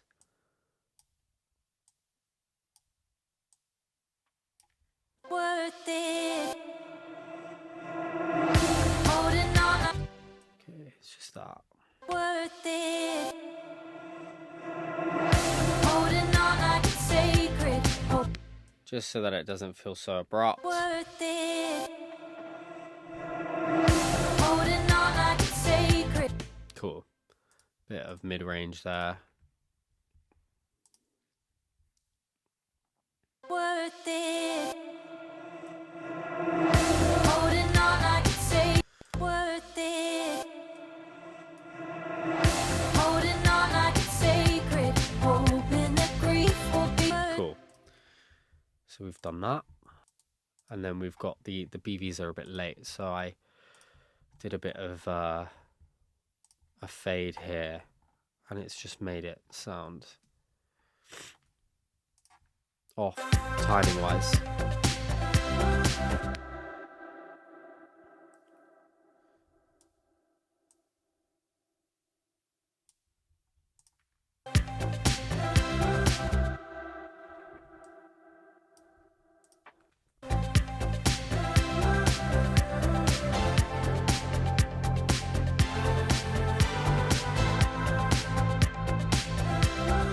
Okay, this is all a little bit late, honestly.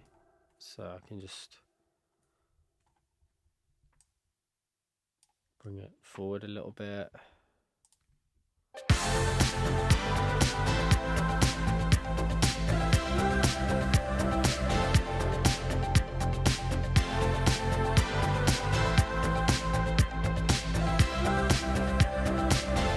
Great. So we've tightened that up. I'll just listen to the rest.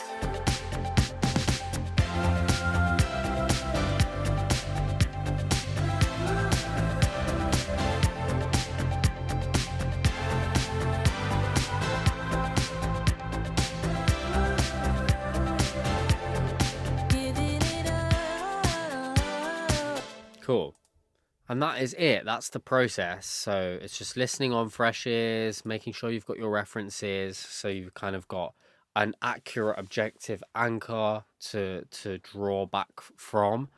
And then it's just doing this process, going through, taking note, attacking those notes, doing it, taking a break, coming back, doing it, repeating that 3 times in total. That is kind of the point where you would benefit from having another ear, whether it's a mentor, whether it's the artist you're sending it to, if it's your own stuff and it's just like a production partner or whatever. It's nice to kind of get to that point where you're like, I've done the majority of the heavy lifting here. Now it would be great to just have one pair of ears of someone that I trust to point me in the right direction, any creative thoughts as well. And then it's time to wrap it all up. So now that we have created an entire pop song from scratch, I now want to show you a completely different style here so that you can get to grips for some of the concepts that we've spoken about in a slightly different leaning pop song. So the first song that we made was a little bit more kind of timeless, retro feeling. It had more elements of indie pop influences in it, as well as having some influence with artists like Billie Eilish and Chappell Roan's more recent work. This is a completely different branch of pop music here. We're going more dark, more urban. We're thinking artists like Natalie Jane, like Tate McRae. Those are the kind of artists that were referenced in this production. And this was actually used in our Producer-thon event where two producers go head to head. So it was myself and Dane Holmes, who's another mentor, incredible producer at mastering.com. And he did kind of a future bass thing, and I did this more kind of dark urban pop leaning production. So what I want to do is just play the track, and then we can break down the entire track and talk about the concepts we've spoken about in this course and how they apply in this particular track.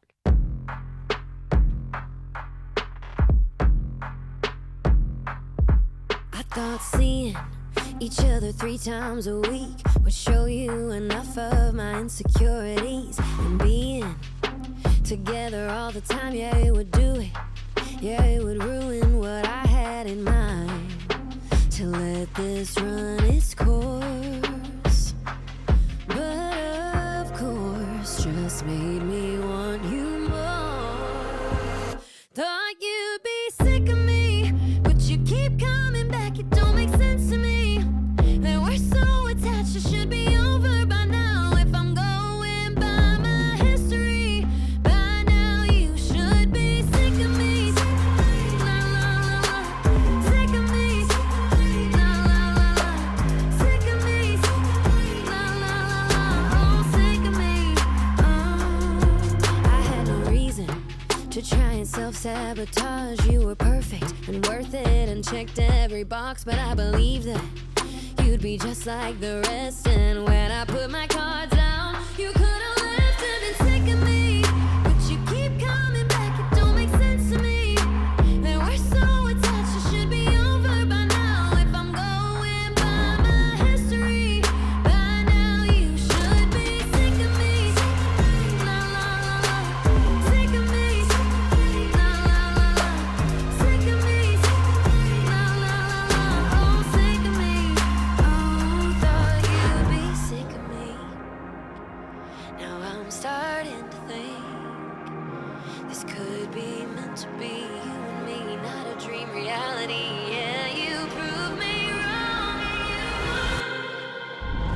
Sick of me, but you keep coming back. It don't make sense to me that we're so attached. It should be over by now. If I'm going by my history, by now you should be sick of me. La la la la, sick of me. La la la la, sick of me. La la la la, oh sick of me. I thought seeing each other 3 times a week would run you off, but you're still here with me. Cool. So how I kind of view this differently to the construction of the other song is we have more minimalistic feeling elements. So the main focal points here are the vocals, the drums, the 808, and then there's atmospheric elements. So differently to our other track, this doesn't have very much kind of chordal information. A lot of this is implied chord progressions with the 808, and the only point really where there is actually a fully fledged chord progression is in the bridge. So there is a lot of kind of vamping on the tonic. So let's dive into this in a little more detail. So first and foremost, we'll just start off with our drums. Very simple progression here. Very simple pattern here. We've got this bounced out. We've just got a kick. We've got a stomp layering it. And then we have a click that just layers in with the chorus, which is just adding a little bit more kind of impact. And then we've got our snares here. Got our main snare.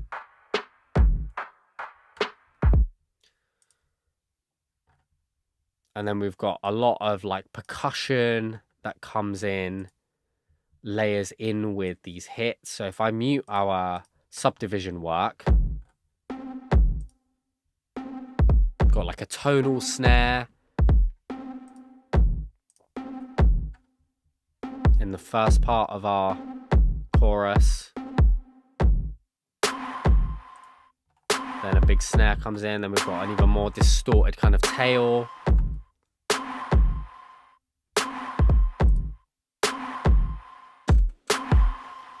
And then when we fill out the subdivisions here, the first part is in fact just this, right?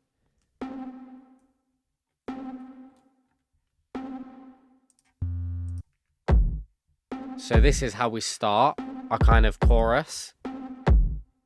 But when we fill out the subdivisions in the B chorus, we get this.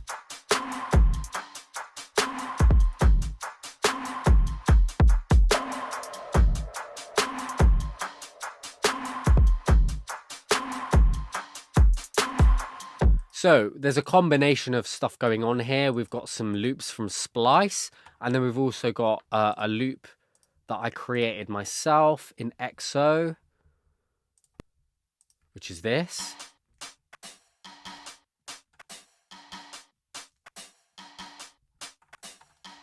And then we've got this hat that I played in. And then we've got some textural percussion and shakers. And then we've got a few kind of hits as well. A little bit of drum candy, as I like to call it.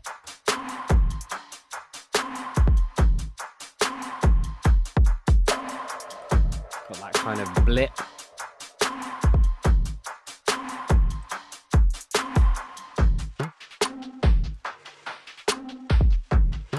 And then I introduce this sound just for our verse and our outro.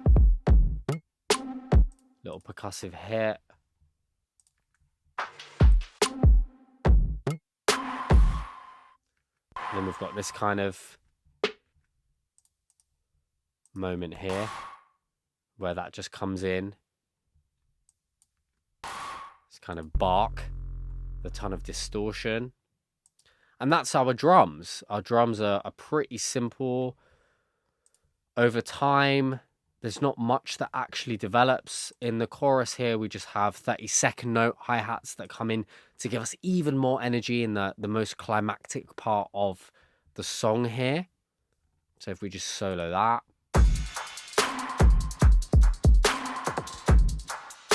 It's just giving us more energy.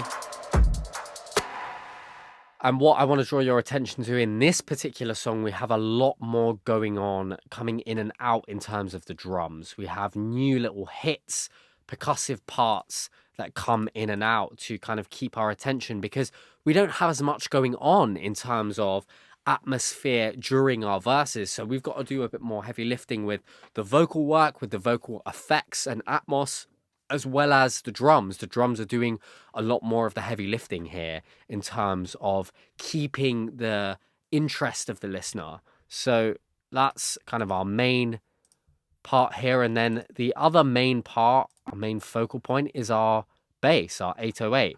So we start the song with this 808 using Subfactory. Just on the same note, there's no chords changing. And then we just have a run up into that. Now we start to change a little. We've got our percussion coming in. We break things out. And this is where things really start to get fun. So we've got our main 808 here, and then we have got this layer.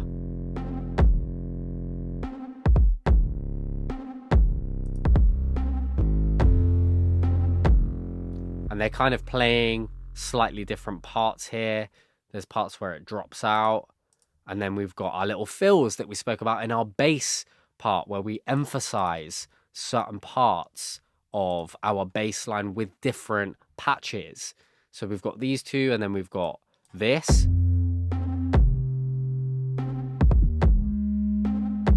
It's got a fifth in there. So I just added the fifth here. Based on our reference, I noticed that the 808 had that, and I found it really interesting. And then we have a width layer.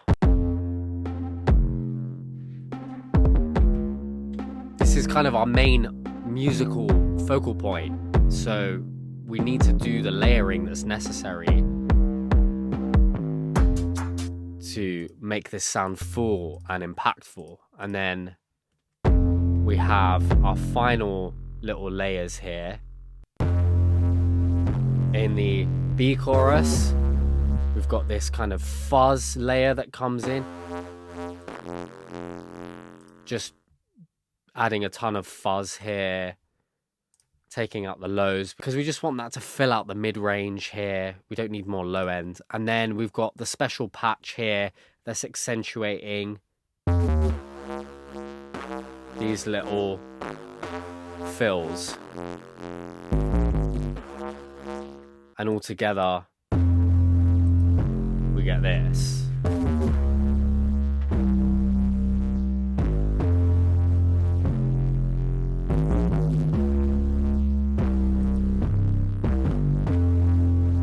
Very simple stuff here. There's not much going on. We're just using octaves for the most part, jumping up and down octaves, and just a few little rundowns here. And then the rest is just following the root note of the implied chord progression here. And with our drums.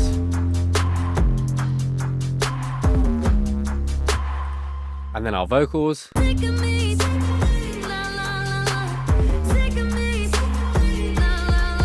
Like that is enough to carry the song, but we also want to add some atmos to create more energy. And this is very, very, very minimalistic here. Obviously, we add some more stuff as we carry on, but we've just got this vocal effect from Splice that I chopped up and then just manipulated, brought it up an octave, added reverb. It sounded like this originally. We wanted more energy, more screeching. And then just this kind of drone. And then this hit.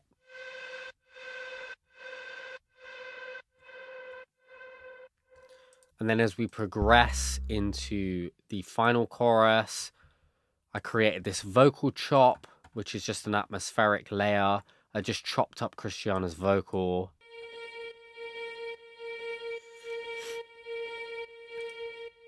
So without any of the effects, it's really just a dry chop here.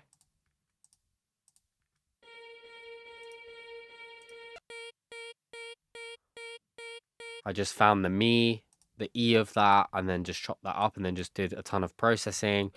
Decapitator, delay, kickstart, and then the one knob filter here that just filters down at the end to create a smoother transition into our outro.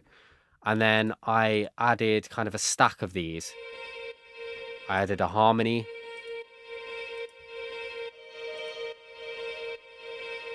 And then I built upon that in the second part of the chorus.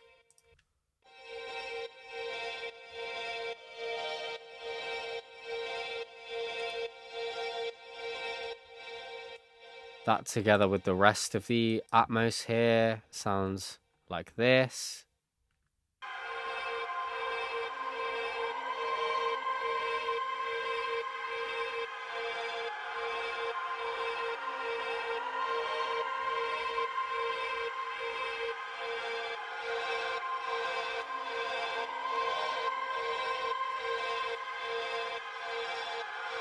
And then with the implied chord progression,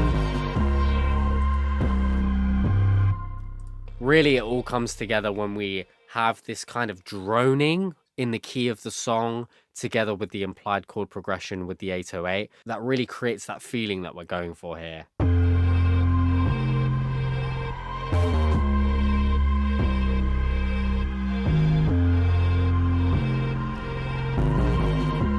We've also got a drone.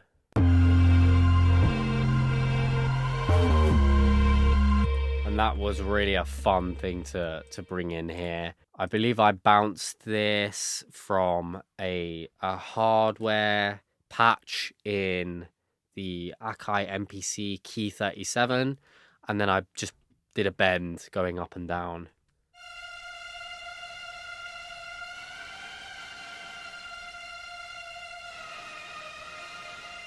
and then just distorted the poo out of it and added reverb and then bounced it in place. And then we've got our effects, just a ton of risers and impacts. And then we have these little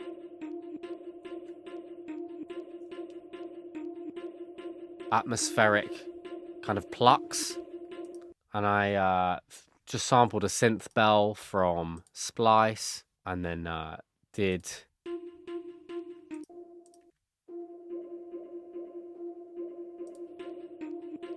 one kind of weird ambient layer, and then just the kind of dry pluck.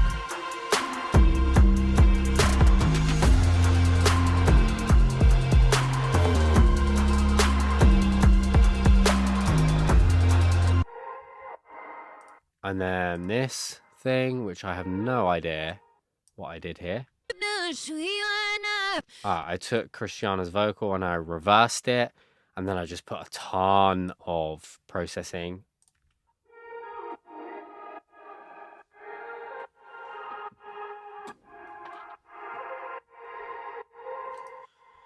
So, formant shifting, Dark Sky by Cymatics, which is like a granular atmosphere effect, reverb, 100% wet, took a lot of the top end off and upper mids, side chained it to the kick, put kickstart at a half note, added tremolo to pan it around a little bit, and one knob filter here, and one knob wetter so that it swells out with reverb at the end for a transition, and that created this kind of special effect atmos here.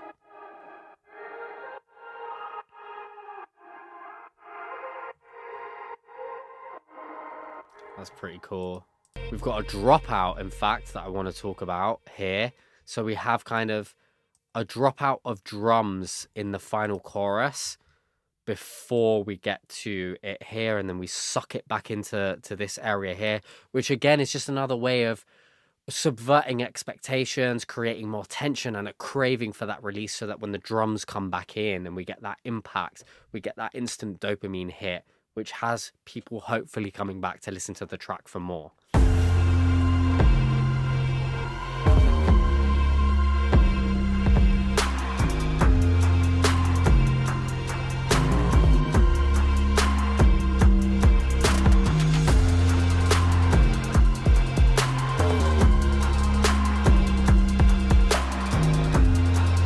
Notice a lot of this stuff is almost imperceptible.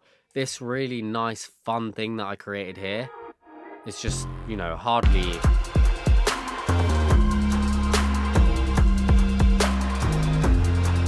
but we miss it when we mute it, and that's a sign that that's adding a nice bit of nuance to the arrangement here. So that is pretty much it for the music. Let's dive into the vocals here. So I'll solo those. We've got a lead vocal, and originally all I got given was a lead vocal. So all I have is a lead vocal that was down the center, and then I chopped things up to create this arrangement. So for the first part, what we did for processing, just a bit of compression, some multi-band compression here, just to smooth it out, a bit more compression.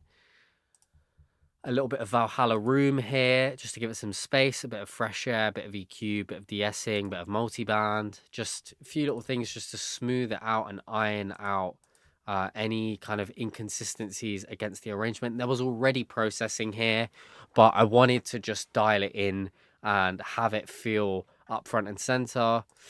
Listening back, perhaps we've done a little too much, but, you know, hey-ho. I thought seeing each other 3 times a week would show you enough of my insecurities, and being together all the time, yeah, it would do it.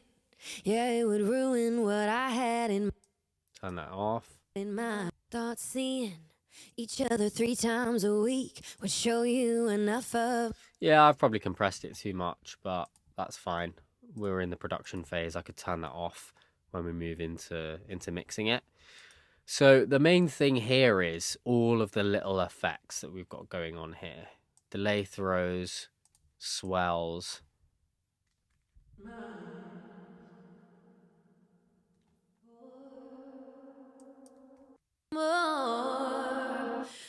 So I loved it doing this in this section. So I separated our pre-chorus here. Made me want you more. So I created this reverb swell here. And then made it 100% dry. So it swells out and then goes dry. So I was really influenced by this song that I heard by Natalie Jane, where just before the chorus, it goes really wet and then the whole chorus is central down the middle. I thought it was really cool and added to this kind of sense of anticipation and tension. And then in the chorus, Sick of me, but you keep we've got a lead vocal that is processed completely differently here. We've got dirt on here. sick of me, but you keep coming Got back. It don't make decapitator. sense to me. And we're so Really wanted to add to that sense of kind of anger and desperation. So I used distortion to kind of create that. And then I added Avox choir. And then we've got some delay. And we've got a delay that kind of comes in later on, I think. So we have this kind of dry you vocal should be until sick of me. La la la la, sick of me. La la la la, sick of me. La la la la. and that's just side chaining to the delay so that it kind of pumps out of the way. So we're getting the intelligibility of the vocal and then it swells up in between the phrases just to give us more space. We have one lead vocal, so we had quite a lot to do to kind of make this feel full and like a full vocal arrangement here. And then we've got these extra little bits here. And these are just layers of distortion, of reverb, of formant shifting. Sound like this. Sick of me. La la la, sick of me. La la la, oh, sick of me. Oh. So let's listen to the lead with and without that. Without this kind of creative vocal production. Sick of me. La la la la, sick of me. La la la la, sick of me. La la la la, oh, sick of me. Oh. And Sick with. of me. La la la la, sick of me. La la la la, sick of me. La la la la, oh, sick of me. Oh. So we're really emphasizing those words and those phrases, and then we've got this call and response here that originally didn't exist in the vocal production and arrangement. So I kind of went ahead and creatively did this. Sick of me. La la la la, sick of me. La la la la, sick of me. La la la la, oh, sick of me. Oh. And then I just created this throw here.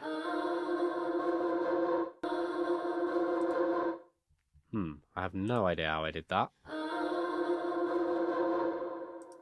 I must have bounced that in play. Oh, yes. Here we go.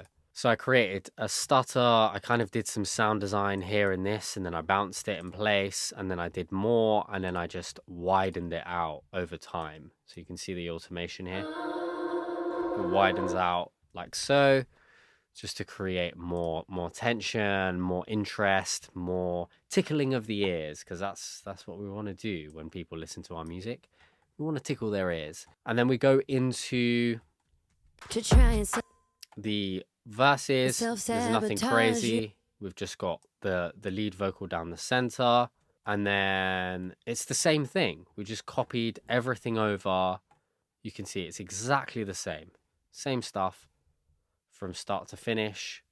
And then we've got Sick of me. a throw here. Oh, thought you'd be sick. Let's talk about the bridge vocal here. This is processed differently. I've got RC20 on it. Thought you'd be sick Just of band me. passing it. Now I'm Noise, starting wobble. to think This could be meant to be, you and me, not a dream reality. Yeah, you prove me wrong. And then I've added a reverb swell as an insert to push that back and create a sense of swelling. And then we've got more vocal effects here. All together, they sound like this.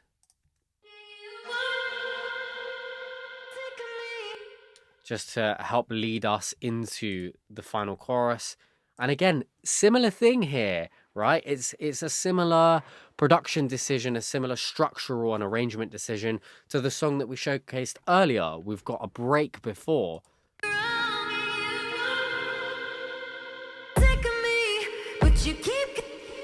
And we took it even further in this instance to the other track. We subverted expectations here and had this dropout, but then we didn't even bring the full arrangement back. We even pushed that until this point here, where we just have the kick and the bass here, and then we bring everything back. So you can see how all of these different techniques are just about us creating tension and release, serving the emotion of the artist, serving the emotional intent of the artist, and also just trying to create something that is as immersive as possible for the listener so that you can get lost in the song, and just supporting what's going on, the kind of overall mood of the song. And, you know, in this instance, this is something that I actually decided. I got free reign over how I wanted to produce this, and I decided that I wanted to go down this kind of urban dark route, and went all in with that and made all of those decisions. My kind of tight boundary for everything that I did was based around making sure that I captured that tone and that mood. And that is really it. We've kind of gone through the majority of it, and notice, you know, it's the same stuff.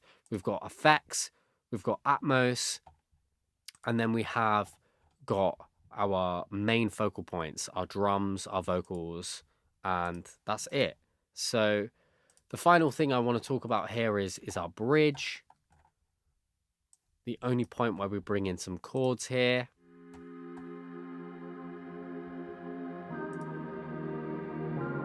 And then we've got some strings.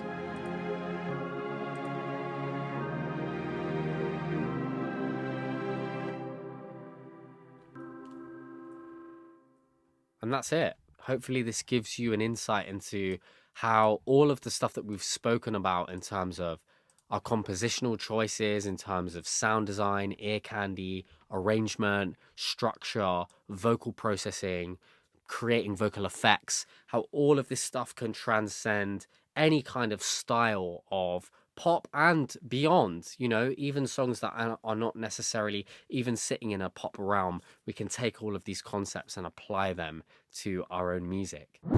So that is it. You have made it through the course. I'm super stoked that you've gone through this. I hope that this was helpful. And the key takeaways here is that pop is accessible, and that can transcend any genre. Any genre can lean towards having pop sensibilities. It's just about it being accessible and memorable. And in my opinion, that is a beautiful thing to add to any genre, because it just means that more people can access that music and it can be universally relatable. And hopefully you can recognize going through this course that you have the tools and techniques to take away and actually start adding more pop sensibilities to whatever genre that you're making. You know how to create chords, how to create drum grooves, how to create bass lines, as well as some of the most iconic sounds and synths that we identify that are from different eras of history in music. So that stuff is all really helpful to know. And as you become more confident in your craft as a producer, you're going to be able to identify more of these sounds by just listening to tracks. You're also going to build your own palette and your own taste of each of these sounds and which ones kind of speak to you. And that's what's going to end up becoming your own signature sound. So moving forward into your career as a music creator, as an artist, as a producer, I encourage you to revisit these concepts and start applying them as soon as possible to your own productions so that you can really start to internalize this stuff. And until next time, happy producing.